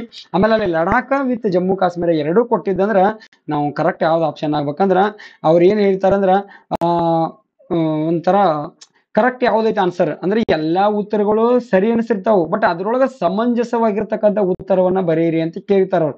ಓಕೆನಾ. ಅದ್ರಾಗ ಯಾವ್ದಪ್ಪ ಅಂತಾರ ಲಡಾಖ್ ಅಂತ ಆಗ್ತೈತಿ. ಇದು ಏನಪ್ಪಾ ಅಂತಾರ ಲಡಾಖ್ ನಲ್ಲಿ ಕಂಡು ಬರ್ತಕ್ಕಂಥ K2 ಏನಪ್ಪಾ ಅಂದ್ರ ಭಾರತ ದೇಶದ ಅತ್ಯಂತ ಎತ್ತರದ ಶಿಖರ ಆಗ್ಯದ. ಈ ಹಿಮಾಲಯ ಪರ್ವತ ಶ್ರೇಣಿಗಳ ಬಗ್ಗೆ ಏನಾದ್ರೂ ನಿಮ್ಗೆ ಗೊತ್ತಾಗದೇ ಇದ್ರೆ ಇನ್ನೊಮ್ಮೆ ಏನ್ ಮಾಡ್ರಿ ರಿಟರ್ನ್ ಹಿಂದುಡಿಸಿ ನೋಡ್ರಿ. ಅವಾಗ ಗೊತ್ತಾಗದೇ ಇದ್ರೆ ಸರ್ ಹಿಮಾಲಯ ಪರ್ವತ ಶ್ರೇಣಿಗಳ ಮೇಲೆ ಕ್ವಶನ್ಗಳನ್ನ ತೆಗೆದುಕೊಂಡು ಬರ್ರಿ ಅಂತಂದ್ರ ಹಿಮಾಲಯ ಪರ್ವತ ಶ್ರೇಣಿಗಳಲ್ಲಿ ಕೆಲವೊಂದು 10 ರಿಂದ 20 ಕ್ವಶನ್ಗಳನ್ನ ನಾನೇ ಮಲ್ಟಿಪಲ್ ಚಾಯ್ಸ್ ಕ್ವಶನ್ಗಳನ್ನ ಅರೈಸ್ ಮಾಡ್ಕೊಂಡು ಒಂದು ದಿನ ಲೈವ್ ಬರ್ತೀನಿ. ಓಕೆನಾ. ಈವ್ನಿಂಗ್ ನೋಡೋಣ 6 ಗಂಟೆಯಿಂದ 7 ಗಂಟೆ ತನ ಲೈವ್ ಬರಾಕ ಪ್ರಯತ್ನ ಮಾಡ್ತೀನಿ. ಡೇ ಟೈಮ್ ಲೈವ್ ಬರ್ಬೋದು, ಕರೆ ನಂದು ಸ್ಕೂಲ್ ಇರ್ತೈತಿ, ಹೀಗಾಗಿ ಲೈವ್ ಬರಾಕ ಆಗಂಗಿಲ್ಲ ಡೇ ಟೈಮ್. ಓಕೆನಾ. ಇನ್ನ ನೋಡ್ರಿ ಕಮೆಂಟ್ ಮಾಡ್ರೆ ಮುಂದಿನ ದಿನಮಾನದೊಳಗ ಈ ಹಿಮಾಲಯ ಪರ್ವತ ಶ್ರೇಣಿಗಳ ಮೇಲೆ ಮಲ್ಟಿಪಲ್ ಚಾಯ್ಸ್ ಕ್ವಶನ್ಗಳನ್ನ ತೆಗೆದುಕೊಂಡು ಬರ್ತೀನಿ. ಯಾಕಂದ್ರೆ ಮೊನ್ನೆ ಒಬ್ರು ಅಂದಿದ್ರಿ ನನಗ ಈ ರೀತಿ ಅವರು ಕಮೆಂಟ್ ಮಾಡಿಲ್ಲ, ಹೊರಗಡೆ ನನಗೆ ಭೇಟಿ ಆದಾಗ ಸರಿ ಇಂಥವು ಕೆಲವೊಂದು ವಿಷಯಗಳು ಕ್ಲಿಯರ್ ಆಗಂಗಿಲ್ರಿ ಅಂತ ಅಂದಿದ್ರು. ಓಕೆನಾ. ನನಗೆ ತಿಳಿದಷ್ಟ ನಾನು ಹೇಳ್ತೀನಿ, ಬಟ್ ಈಗ ಏನ್ ಮಾಡ್ರಿ ತಿಳಿಲಿಕ್ಕೆ ವಾಪಸ್ ಹಿಂದ್ ಓಡಿಸಿ ನೋಡುವಂತದ್ದಾಗಬೇಕು. ಅಲ್ಲಿ ತಿಳಿಲಿಕ್ಕಂದ್ರೆ ಏನ್ ಮಾಡ್ರಿ ಅಂದ್ರ ನನಗ ಕಮೆಂಟ್ ಮಾಡ್ರಿ. ಯಾವ ವಿಷಯ ಮೇಲೆ ಕಮೆಂಟ್ ಮಾಡಿರ್ತೀರೋ ಆ ವಿಷಯ ಮೇಲೆ ನಾನು ಕಂಪ್ಲೀಟ್ ಆಗಿ ಒಂದು 10 ರಿಂದ 15 ಮಲ್ಟಿಪಲ್ ಚಾಯ್ಸ್ ಕ್ವಶನ್ ತಗೊಂಡ್ ಬರ್ತೀನಿ. ಅವಾಗ ನಿಮ್ಗೆ ಡಿಟೇಲ್ ಆಗಿ ಗೊತ್ತಾಗ್ತೈತಿ ಎಲ್ಲೆಲ್ಲಿ ಯಾವ ರೀತಿ ಕ್ವಶನ್ ಆಗ್ತಾವ ಅಂತೇಳಿ. ಓಕೆನಾ. ಇನ್ನ ಮುಂದೆ ನೋಡ್ರಿ ಈ ಹಿಮಾಲಯ ಪರ್ವತ ಶ್ರೇಣಿಗಳ ಮಹತ್ವದ ಕುರಿತಾಗಿ ಬರೆಯಿರಿ ಅಥವಾ ಹಿಮಾಲಯ ಪರ್ವತ ಶ್ರೇಣಿಗಳ ಪ್ರಾಮುಖ್ಯತೆಯನ್ನ ತಿಳಿಸಿ ಅಂತೇಳಿ. ಇದು ಏನಪ್ಪಾ ಅಂತಂದ್ರ ಮ್ಯಾಕ್ಸಿಮಮ್ 3 ಮಾರ್ಕ್ಸ್ 2 ಮಾರ್ಕ್ಸ್ ಅಥವಾ 3 ಮಾರ್ಕ್ಸಿಗೆ ಕ್ವಶನ್ ಆಗ್ತಕ್ಕಂತ ಸಾಧ್ಯತೆ ಐತಿ. ಓಕೆನಾ. ಅಪ್ಪಿ ನೋಡ್ರಿ ಇದೊಂದು ಏನಪ್ಪಾ ಅಂದ್ರ ನೈಸರ್ಗಿಕ ಗಡಿ. ಯಾವ ರೀತಿಪಾ ಅಂತಂದ್ರ ಇಲ್ಲಿ ನಮ್ಮ ಭಾರತ ದೇಶದ ಮೇಲೆ ಪರಕೀಯರ ದಾಳಿ ಅಥವಾ ಪರಕೀಯರ ಅಂದ್ರೇನ ಈ ವಿದೇಶಿಯರು, ಈ ಪರ್ಷಿಯನ್ರಾಗ್ಲಿ ಗ್ರೀಕರಾಗ್ಲಿ ಇವರೆಲ್ಲರೂ ದಾಳಿ ಮಾಡಿದ್ದ ಹೆಂಗಪ್ಪಾ ಅಂತಂದ್ರ ಇವರೆಲ್ಲರೂ ಖೈಬರ್ ಮತ್ತು ಬೋಲಾನ್ ಕಣಿವೆಗಳ ಮೂಲಕ ಮಾತ್ರ. ಇವು ಖೈಬರ್ ಮತ್ತು ಬೋಲಾನ್ ಕಣಿವೆಗಳ ಮೂಲಕ ಮಾತ್ರ. ಇವು ಎಲ್ಲಿ ಕಂಡುಬರ್ತಾವಪ್ಪ ಅಂದ್ರ ಭಾರತ ದೇಶದ ವಾಯುವ್ಯ ಭಾಗದಲ್ಲಿ ಖೈಬರ್ ಮತ್ತು ಬೋಲಾನ್ ಕಣಿವೆಗಳು ಕಂಡುಬರ್ತಾವ. ಈ ಭಾಗದಲ್ಲಿ ಏನಪ್ಪಾ ಅಂದ್ರ ಖೈಬರ್ ಮತ್ತು ಬೋಲಾನ್ ಕಣಿವೆಗಳು ಕಂಡುಬರ್ತಾವ. ಇಲ್ಲಿದಿಂದ ಮಾತ್ರ ವಿದೇಶಿಯರು ಏನ್ ಮಾಡ್ಯಾರಪ್ಪ ಅಂದ್ರ ದಾಳಿ ಮಾಡ್ಯಾರ. ನಮ್ಮಲ್ಲಿ ಈ ಭಾಗದಲ್ಲಿ ಏನಪ್ಪಾ ಅಂತಂದ್ರ ಅವಿಚ್ಛಿನ್ನವಾಗಿ ಹಬ್ಬಿರ್ತಕ್ಕಂತಹ ಹಿಮಾಲಯ ಪರ್ವತ ಶ್ರೇಣಿ ಇರೋದ್ರಿಂದ ಈ ಭಾಗದಿಂದ ಯಾವುದೇ ತರಹದ ನಮ್ಗ ದಾಳಿಗಳಾಗಿಲ್ಲ. ಓಕೆನಾ. ಈ ಭಾಗದಲ್ಲಿ ನಮ್ಗೆ ಯಾವ್ದು ಕಂಡು ಬರ್ತೈತಿ ಅಂದ್ರ ಚೀನಾ ಕಂಡು ಬರ್ತೈತಿ. ಇಲ್ಲಿ ಏನಪ್ಪಾ ಅಂದ್ರ ಹ್ಯಾಂಡ್ ಟು ಹ್ಯಾಂಡ್ ಅಂದ್ರೆ ಏನ್ ಮಾಡ್ಬೇಕಂದ್ರೆ ಇಲ್ಲಿ ಯಾವುದೇ ರೀತಿ ಗನ್ಗಳನ್ನ ಬಳಸಂಗಿಲ್ಲ. ಇಲ್ಲಿ ಇರ್ತಕ್ಕಂತಹ ಈ ಗಡಿಯನ್ನ ಕಾಯ್ತಕ್ಕಂತಹ ಪೊಲೀಸ್ ಪಡೆ ಯಾವ್ದಪ್ಪ ಅಂದ್ರೆ ITBP ಅಂತ ಕರಿತೀವಿ ನಾವು. ITBP Indo Tibetan Border Police. ಈ ಇಂಡೋ ಟಿಬೇಟಿಯನ್ ಬಾರ್ಡರ್ ಪೊಲೀಸ್ಗೆ ಗನ್ ಇರಂಗಿಲ್ಲ, ಕೈ ಒಳಗ ಗನ್ ಇರಂಗಿಲ್ಲ. ಇವ್ರು ಏನ್ ಮಾಡ್ಬೇಕಂದ್ರೆ ಹ್ಯಾಂಡ್ ಟು ಹ್ಯಾಂಡ್ ಇವರು ಕೈಯಿಂದ ಮಾತ್ರ ಗುದ್ದಾಡ್ಬೇಕು. ಅವಾಗ ನಿಮ್ಗೆ ಗೊತ್ತಿರ್ಬೇಕು ಇಲ್ಲಿ ಸುರ್ಮಾ ಕಣಿವೆಯಲ್ಲಿ ಏನಪ್ಪಾ ಅಂತಾರೆ ಕೈಯಿಂದ ಗುದ್ದಾಡಿ ಅಲ್ಲಿ ಆಲ್ರೆಡಿ ಹೇಳಿದ್ರೆ ನಾನು ಅಸ್ಸಾಂನಲ್ಲಿ ಕಂಡುಬರ್ತದೆ ಸುರ್ಮಾ ಕಣಿವೆ. ಇಲ್ಲಿ ಸುರ್ಮಾ ಕಣಿವೆಯಲ್ಲಿ ಏನಪ್ಪಾ ಅಂತಂದ್ರ ಇನ್ನೊಂದು ದಿಬಾಂಗ್ ಕಣಿವೆ ಅವುಗಳು ಅರುಣಾಚಲ ಪ್ರದೇಶದಲ್ಲಿ ಕಂಡುಬರ್ತಾವ.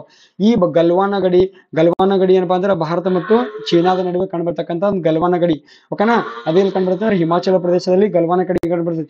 ಇಲ್ಲಿ ಏನಪ್ಪಾ ಅಂತಂದ್ರ ಭಾರತ ಮತ್ತು ಚೀನಾದ ಮಧ್ಯೆ ಇಬ್ಬರು ಸೈನಿಕರ ಮಧ್ಯೆ ಹೊಡೆದಾಟಗಳು ನಡೆದಿರ್ತಕ್ಕಂಥದ್ದನ್ನ ನಾವು ನೋಡ್ತಿದ್ವಿ.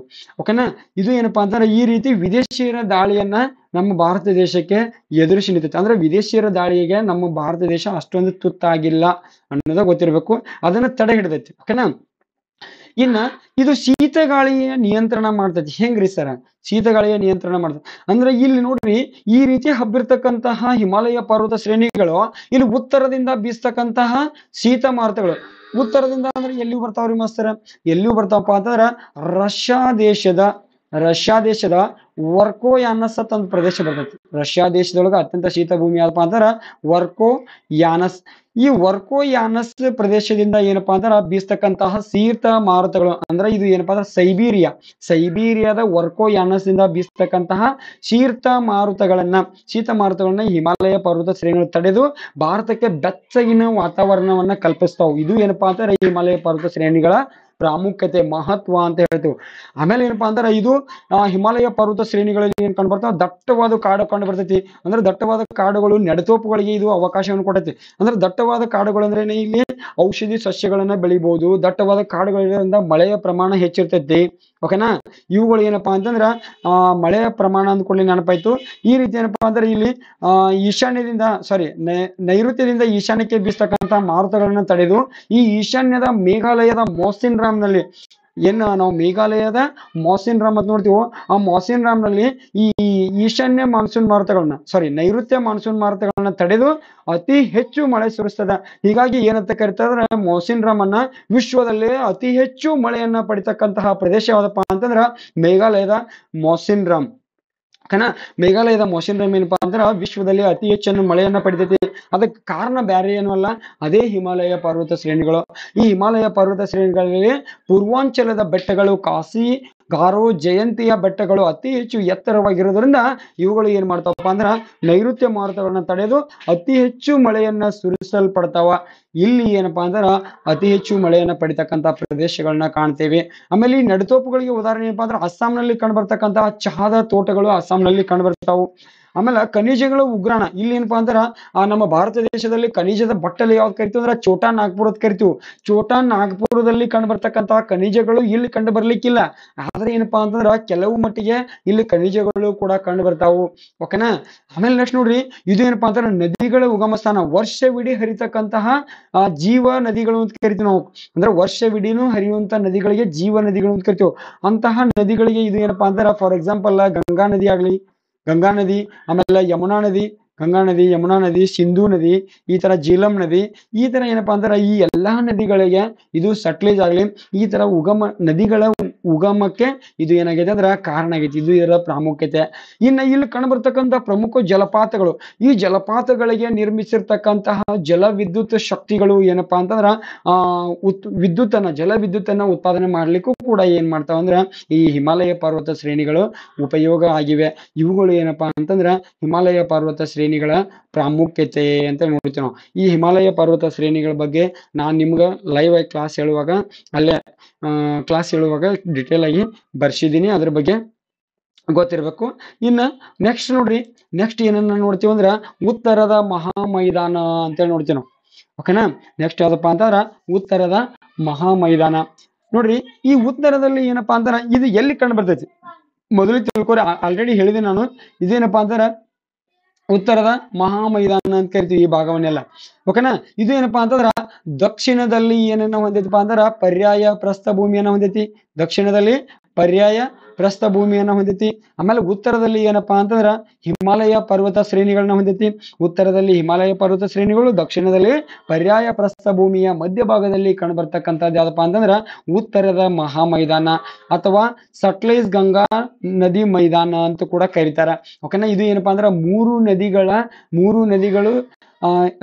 ನದಿಗಳ ತಂದು ಹಾಕಿರ್ತಕ್ಕಂಥ ಮೆಕ್ಕಲು ಮಣ್ಣಿನಿಂದ ನಿರ್ಮಾಣ ಆಗಿರ್ತಕ್ಕಂಥ ಒಂದು ಭಾಗ ಅಂತ ಕರಿತೀವಿ.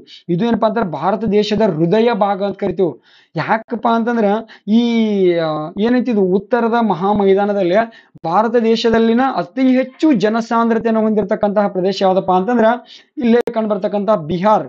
ಇದು ಬಿಹಾರ್ ಏನಪ್ಪಾ ಅಂತಾರ ಭಾರತ ದೇಶದಲ್ಲಿ ಅತಿ ಹೆಚ್ಚು ಜನಸಾಂದ್ರತೆಯನ್ನು ಹೊಂದೈತಿ. ಓಕೆನಾ? ಇಲ್ಲಿ ಏನಪ್ಪಾ ಅಂದ್ರ ಇಲ್ಲಿ ಬಹಳಷ್ಟು ಜನರು ಕಂಡು ಬರೋದ್ರಿಂದ ಇದನ್ನ ಏನಂತ ಕರಿತಾರ ಅಂದ್ರ ಜನನಿಬಿಡ ಪ್ರದೇಶ ಅಂತ ಕರಿತಾರ. ಅತಿ ಹೆಚ್ಚು ಜನಸಂಖ್ಯೆಯನ್ನು ಹೊಂದಿರತಕ್ಕಂತಹ ಪ್ರದೇಶ ಯಾವ್ದಪ್ಪ ಅಂತಂದ್ರ ಉತ್ತರದ ಮಹಾಮೈದಾನಗಳು ಅಥವಾ ಮಹಾಮೈದಾನ ಅಂತ ಕರಿತೀವಿ. ಓಕೆನಾ? ಈಗ ನೋಡ್ರಿ, ಇಲ್ಲಿ ಇರ್ತಕ್ಕಂಥ ನದಿಗಳ ಬಗ್ಗೆ ತಿಳ್ಕೊಂಡ್ರಿ, ಇಲ್ಲಿ ಎಲ್ಲಿ ಐತತ್ತೆ ತಿಳ್ಕೊಂಡ್ರಿ. ನೋಡ್ರಿ, ಸಟ್ಲೇಜ್, ಗಂಗಾ ಮತ್ತು ಬ್ರಹ್ಮಪುತ್ರ ನದಿಗಳು ತಂದು ಮೆಕ್ಕಲು ಮಣ್ಣಿನ ತಂದೆನ ಹಾಕಿರ್ತಾವಲ್ಲ, ಅದನ್ನ ಏನಂತ ಕರೀತಾರಪ್ಪ ಅಂದ್ರೆ ಉತ್ತರದ ಮಹಾ ಮೈದಾನ ಅಂತ ಕರೀತಾರೆ. ಇವುಗಳ ಉದ್ದ ಪೂರ್ವ ಮತ್ತು ಪಶ್ಚಿಮವಾಗಿ, ಇವುಗಳ ಉದ್ದ ಎಲ್ಲಿಂದ ಎಲ್ಲಿ ತಾನೆ ಆಯ್ತಪ್ಪ ಅಂದ್ರೆ ನೋಡ್ರಿ, ಈ ಪೂರ್ವ ಮತ್ತು ಪಶ್ಚಿಮವಾಗಿ, ಪೂರ್ವಕ್ಕೆ ಏನೈತೆ ಅಂದ್ರ ಈ ಭಾಗದಲ್ಲಿ ನೋಡ್ರಿ ಸಿಂಧೂ ಎಲ್ಲಿಂದಪ್ಪ ಅಂದ್ರೆ ಈ ಭಾಗದಲ್ಲಿ ಪೂರ್ವಕ್ಕೆ ಏನೈತೆ ಅಂದ್ರ ಬ್ರಹ್ಮಪುತ್ರ ನದಿ ಐತಿ. ಈ ಭಾಗದಲ್ಲಿ ಏನಪ್ಪಾ ಅಂತಂದ್ರ ಸಿಂಧೂ ನದಿಯಿಂದ ಏನಪ್ಪಾ ಅಂತಂದ್ರ ಬ್ರಹ್ಮಪುತ್ರ ನದಿಯವರೆಗೆ. ಆಮೇಲೆ ನೋಡ್ರಿ, ಇಲ್ಲಿ ಮೇಲ್ಗಡೆ ಅದೇ ಏನಪ್ಪಾ ಅಂದ್ರೆ ಇದ ಸಿಂಧೂ ನದಿ ಅಂತ ನೋಡ್ತೀವಿ ನಾವು. ಈ ಸಿಂಧೂ ನದಿಯಿಂದ ಇಲ್ಲಿ ಬ್ರಹ್ಮಪುತ್ರ ನದಿಯವರೆಗೆ ಇರ್ತಕ್ಕಂಥದ್ದು. ಉತ್ತರ ಮತ್ತು ಉತ್ತರದಲ್ಲಿ ಏನೈತಪ್ಪ ಅಂತಂದ್ರೆ ಹಿಮಾಲಯ ಪರ್ವತ ಶ್ರೇಣಿ, ದಕ್ಷಿಣದಲ್ಲಿ ಪರ್ಯಾಯ ಪ್ರಸ್ಥ ಭೂಮಿ ಅಂತೇಳಿ ಈ ಭಾಗದಲ್ಲಿ ಕಂಡು ಬರ್ತಕ್ಕಂಥದ್ದು ಯಾವಪ್ಪ ಅಂತಂದ್ರ ಉತ್ತರದ ಮಹಾ ಮೈದಾನಗಳು ಅಂತ ನೋಡ್ತೀವಿ. ಈ ಉತ್ತರದ ಮಹಾ ಮೈದಾನದ ಸರಾಸರಿ ಅಗಲ ಎಷ್ಟೈತಪ್ಪ ಅಂತಂದ್ರ 70 ಕಿಲೋಮೀಟರ್ದಿಂದ 500 ಕಿಲೋಮೀಟರ್ ವರೆಗೆ ಇದು ಏನು ಹೊಂದೈತೆಪ್ಪ ಅಂತಂದ್ರ ವಿಸ್ತೀರ್ಣವನ್ನ ಹೊಂದೈತಿ, ಅಂದ್ರೆ ಅಗಲವನ್ನ ಹೊಂದೈತಿ. ಇದು ನೋಡ್ರಿ, ಒಟ್ಟು ಇದರ ವಿಸ್ತೀರ್ಣ ಎಷ್ಟೈತಿ ಅಂದ್ರ 7 ಲಕ್ಷ ಚದರ ಕಿಲೋಮೀಟರ್. ಎಷ್ಟು?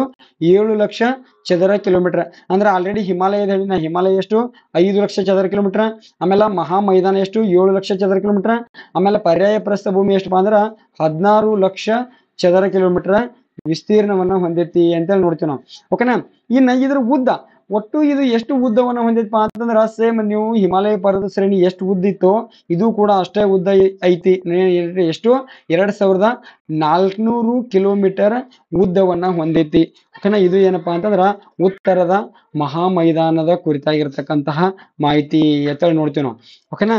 ಇನ್ನ ಮುಂದುವರೆದ ಏನೈತಿಪಾ ಅಂತಂದ್ರ ನೋಡ್ರಿ, ಇನ್ನೊಂದ್ ಏನಪ್ಪಾ ಅಂತಾರ ಪರ್ಯಾಯ ಪ್ರಸ್ಥ ಭೂಮಿ ಅಂತ ನೋಡ್ತೀವಿ. ಇದು ಬಹಳ ಇಂಪಾರ್ಟೆಂಟ್. ಓಕೆನಾ? ಇಲ್ಲಿ ಮ್ಯಾಪ್ ಒಳಗ ಅಬ್ಸರ್ವ್ ಮಾಡ್ರಿ. ಇದೇನಪ್ಪಾ ಅಂತಂದ್ರ ಮಧ್ಯ ಭಾರತ ಪ್ಲಾಟೋ ಅಂತ ಕರಿತಾರೆ ಇದನ್ನ. ಇದೇನಪ್ಪಾ ಅಂದ್ರ ಮಧ್ಯ ಭಾರತ ಪ್ಲಾಟೋ ಇದು ಎಲ್ಲ. ಓಕೆನಾ? ಇನ್ನ ಈ ಭಾಗದಿಂದ ಕೆಳಗಡೆ ಏನ್ ಕಂಡು ಬರ್ತೈತಿಲ್ಲ, ಇದೆಲ್ಲವೂ ಏನಪ್ಪಾ ಅಂತಂದ್ರ ಪರ್ಯಾಯ ಪ್ರಸ್ಥ ಭೂಮಿ. ಪರ್ಯಾಯ ಪ್ರಸ್ಥ ಭೂಮಿ ಅಂದ್ರೆ ಆಲ್ರೆಡಿ ಹೇಳಿದೀನಿ ನಾನು, 3 ಬದಿಯಲ್ಲಿ ನೀರನ್ನ ಹೊಂದಿದ್ರೆ. ಇಲ್ಲಿ ಏನೈತೆ ಅಂದ್ರ ಅರಬ್ಬಿ ಸಮುದ್ರ ಐತಿ, ದಕ್ಷಿಣದಲ್ಲಿ ಹಿಂದೂ ಮಹಾಸಾಗರ ಐತಿ, ಆಮೇಲೆ ಪೂರ್ವದಲ್ಲಿ ಏನೈತಪ್ಪ ಅಂತಂದ್ರ ಬಂಗಾಳ ಕೊಲ್ಲಿ ಐತಿ. 3 ಬದಿಯಲ್ಲಿ ನೀರನ್ನ ಹೊಂದಿದ್ದು, ಒಂದು ಭಾಗದಲ್ಲಿ ಭೂ ಪ್ರದೇಶವನ್ನು ಹೊಂದಿದ್ರೆ ಅಂತಹ ಪ್ರದೇಶವನ್ನ ಏನಂತ ಕರಿತೀವಿ ಅಂದ್ರ ಪರ್ಯಾಯ ಪ್ರಸ್ಥ ಭೂಮಿ ಅಂತ ಕರಿತೀವಿ. ಓಕೆನಾ? ಈ ಪರ್ಯಾಯ ಪ್ರಸ್ಥ ಭೂಮಿ ಏನಪ್ಪಾ ಅಂತಂದ್ರ ಬಹಳಷ್ಟು ಇಂಪಾರ್ಟೆಂಟ್ ಆಗ್ತೈತಿ. ಯಾಕೆ ಇಂಪಾರ್ಟೆಂಟ್ ಆಗ್ತೈತಿಪ್ಪ ಅಂತಂದ್ರ ಈ ಭಾರತದ ಭೂ ಸ್ವರೂಪಗಳಲ್ಲಿ ಅತ್ಯಂತ ದೊಡ್ಡ ಭೂ ಸ್ವರೂಪ ಯಾವ್ದಪ್ಪ ಅಂತಂದ್ರ ಇದೆ. ಯಾವುದು? ಪರ್ಯಾಯ ಪ್ರಸ್ಥ ಭೂಮಿ. ಆಲ್ರೆಡಿ ಇಲ್ಲಿ ಕೊಟ್ಟಬಿಟ್ಟಾರ ನೋಡ್ರಿ. ಅತಿ ದೊಡ್ಡ ಭೂ ಸ್ವರೂಪ ಯಾವ್ದಪ್ಪ ಅಂತಂದ್ರ ಭಾರತ ದೇಶದಲ್ಲಿ ಅದು ಪರ್ಯಾಯ ಪ್ರಸ್ಥ ಭೂಮಿ ಅಂತ ನೋಡ್ತೀವಿ. ಎಷ್ಟು ಚದರ ಕಿಲೋಮೀಟರ್ ವಿಸ್ತೀರ್ಣವನ್ನ ಹೊಂದೈತಿ ಅಂದ್ರ 16 ಲಕ್ಷ ಚದರ ಕಿಲೋಮೀಟರ್ ವಿಸ್ತೀರ್ಣವನ್ನ ಹೊಂದೈತಿ. ಇದ್ರ ಮೇಲ ಸ್ವಲ್ಪ ಕಾಂಪಿಟೇಟಿವ್ ಎಕ್ಸಾಮ್ಗೆ ಯಾವ ರೀತಿ ಕ್ವಶನ್ಗಳು ಆಗ್ತಾವ ಅಂತೇಳಿ ನೋಡ್ಕೊಂಡ್ ಬರೋಣ. ಓಕೆನಾ? ಇಲ್ಲಿ ನೋಡ್ರಿ, ಈ ಪರ್ಯಾಯ ಪ್ರಸ್ಥ ಭೂಮಿ ಇದು ಏನಪ್ಪಾ ಅಂತಂದ್ರ ಭಾರತದ ಒಂದೇ ನಿಮಿಷ. ಪರ್ಯಾಯ ಪ್ರಸ್ಥ ಭೂಮಿ ಹೆಂಗಪ್ಪ ಅಂದ್ರ ಭಾರತ ದೇಶದ ಭೂ ಸ್ವರೂಪಗಳಲ್ಲಿ ಅತಿ ದೊಡ್ಡ ಭೂ ಸ್ವರೂಪ ಅಂತ ನೋಡಿದ್ವಿ ನಾವು. ಓಕೆನಾ? ಇದು ಏನಪ್ಪಾ ಅಂತಂದ್ರ ಇಲ್ಲಿ ಹರಿತಕ್ಕಂತಹ ನರ್ಮದಾ ನದಿ. ಓಕೆನಾ? ಇಲ್ಲಿ ಹರಿತಕ್ಕಂತಹ ನರ್ಮದಾ ನದಿ ಏನಪ್ಪಾ ಅಂತಂದ್ರೆ ಇದನ್ನ 2 ಭಾಗಗಳನ್ನಾಗಿ ವಿಭಾಗ ಮಾಡ್ತೈತಿ. ಓಕೆನಾ? ಈ ನರ್ಮದಾ ನದಿಯ ಮೇಲಿನ ಭಾಗವನ್ನ ಏನಂತ ಕರಿತಾರಪ್ಪ ಅಂತಂದ್ರ ಕೇಂದ್ರ ಪ್ರಸ್ಥ ಭೂಮಿ ಅಂತ ಕರಿತಾರ. ಇದರ ಕೆಳಗಿನ ಭಾಗವನ್ನ ಏನಂತ ಕರಿತಾರ ಅಂದ್ರ ಡೆಕ್ಕನ್ ಪ್ಲಾಟೋ ಅಂತ ಕರಿತಾರ, ಅಥವಾ ದಕ್ಕನ್ ಪ್ರಸ್ಥ ಭೂಮಿ ಅಂತ ಕರಿತಾರ. ಓಕೆನಾ? ಇವುಗಳಲ್ಲಿ ಏನೇನು ವ್ಯತ್ಯಾಸಗಳದಾವು, ಹೆಂಗೈತಿ ಅಂತ ನೋಡ್ಕೊಂಡ್ ಬರೋಣ ಬರ್ರಿ. ನೋಡ್ರಿ, ಇದು ಏನಪ್ಪಾ ಅಂತಂದ್ರ ಈ ಪರ್ಯಾಯ ಪ್ರಸ್ಥ ಭೂಮಿ ಏನಪ್ಪಾ ಅತ್ಯಂತ ಹಿಮಾಲಯ ಪರ್ವತ ಶ್ರೇಣಿಯಲ್ಲಿ ಭಾರತದ 4 ವಿಭಾಗಗಳಲ್ಲಿ ಇದೇನಪ್ಪಾ ಅಂದ್ರೆ ಅತ್ಯಂತ ಹಳೆಯ ಭಾಗ ಯಾವ್ದಪ್ಪ ಅಂತಂದ್ರ ಪರ್ಯಾಯ ಪ್ರಸ್ಥ ಭೂಮಿ. ಈ ಪರ್ಯಾಯ ಪ್ರಸ್ಥ ಭೂಮಿ ಯಾವ ಭಾಗಕ್ಕೆ ಸೇರಿತಪ್ಪ ಅಂದ್ರ ಗೋಂಡ್ವಾನ ಭೂ ಭಾಗಕ್ಕೆ ಸೇರಿತ್. ಆಲ್ರೆಡಿ ನಿಮ್ಗೆ ಗೊತ್ತಿತ್ತು, ಮೇಲ್ಗಡೆಯಿಂದ ಭಾಗವನ್ನ ಏನಂತ ಕರಿತಿದ್ರಿ? ಲಾರೇಸಿಯಾ ಅಂತ ಕರಿತಿದ್ರಿ. ಕೆಳಗಿನ ಭಾಗವನ್ನ ಗೋಂಡ್ವಾನ ಅಂತ ಕರಿತಿದ್ರಿ. ಇದೇನಪ್ಪಾ ಅಂದ್ರ 140 ಬಿಲಿಯನ್ ವರ್ಷಗಳ ಹಿಂದೆ ಏನಾಗಾಯ್ತಂದ್ರ ಈ ತರ ಚಲನೆಗೆ ಈಡಾಗಾಯ್ತು.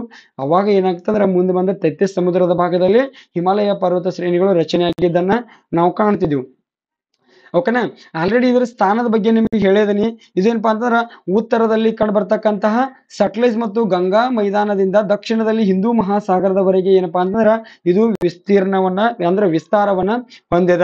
ಓಕೆನಾ. ಇದು ಉತ್ತರದಲ್ಲಿ ನೋಡ್ರಿ ಅರಾವಳಿ ಪರ್ವತದಿಂದ ದಕ್ಷಿಣದವರೆಗೆ ಕನ್ಯಾಕುಮಾರಿಯವರೆಗೆ ಅಂದ್ರೆ ಇಲ್ಲಿ ಕಂಡುಬರ್ತಕ್ಕಂಥ ರಾಜಸ್ಥಾನದಲ್ಲಿ ಕಂಡುಬರ್ತಕ್ಕಂತಹ ಅರಾವಳಿ ಪರ್ವತಗಳ ದಕ್ಷಿಣದಲ್ಲಿ ಕಂಡುಬರ್ತಕ್ಕಂಥದ್ದು ಯಾವಪ್ಪ ಅಂದ್ರೆ ಮಾಳ್ವ ಪ್ರಸ್ಥಭೂಮಿ.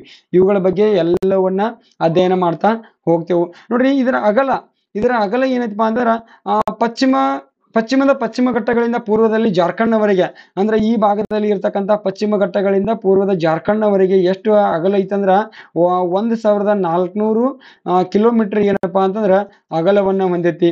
ಓಕೆನಾ. ಇದು ಏನಪ್ಪಾ ಅಂದ್ರ ವಿಡ್ತ್ ಅಂತೇಳಿ ನೋಡ್ತೀವಿ. ಓಕೆನಾ. ಇನ್ನ ನೆಕ್ಸ್ಟ್ ನೋಡ್ರಿ ಕೇಂದ್ರ ಪ್ರಸ್ಥಭೂಮಿ. ಓಕೆನಾ. ಇಲ್ಲಿ ಕಂಡು ಬರ್ತಕ್ಕಂಥದ್ದು ಆಲ್ರೆಡಿ ಹೇಳಿದೆ ನಾನು, ಈ ನರ್ಮದಾ ನದಿಯ ಮೇಲಿನ ಭಾಗವನ್ನ ಏನಂತ ಕರಿತೀವಿ ಅಂದ್ರ ಕೇಂದ್ರ ಪ್ರಸ್ಥಭೂಮಿ ಅಂತ ಕರಿತೀವಿ.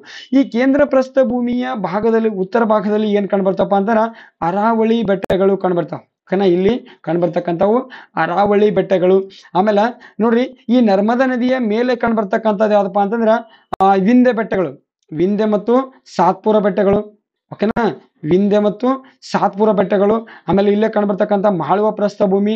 ಆಮೇಲೆ ಈ ಭಾಗದಲ್ಲಿ ಕಂಡುಬರ್ತಕ್ಕಂಥ ಛೋಟಾ ನಾಗ್ಪುರ್ ಪ್ರಸ್ಥಭೂಮಿ ಇಲ್ಲಿ ಇರ್ತಕ್ಕಂತಹ ಪ್ರಮುಖ ಪ್ರಸ್ಥಭೂಮಿಗಳು. ಓಕೆನಾ. ಆಮೇಲೆ ನೋಡ್ರಿ ಇಲ್ಲಿ ಇರ್ತಕ್ಕಂತಹ ನದಿಗಳು ನೋಡ್ರಿ ನರ್ಮದಾ ನದಿ ಐತಿ, ತಪತಿ ನದಿ ಐತಿ, ದಾಮೋದರ ನದಿ. ಈ ದಾಮೋದರ ನದಿಗೆ ಇನ್ನ ಕೆಲವೊಂದ ಉಪನದಿಗಳು ಕಂಡುಬರ್ತಾವ. ಅವು ಎಲ್ಲವೂ ಏನಪ್ಪಾ ಅಂತಂದ್ರ ದಾಮೋದರ ನದಿ ಏನಪ್ಪಾ ಅಂದ್ರೆ ಈ ಭಾಗದಿಂದ ಈ ಕಡೆ ಪಶ್ಚಿಮ ಬಂಗಾಳದಾಗ ಹರಿತೈತಿ. ಆಮೇಲೆ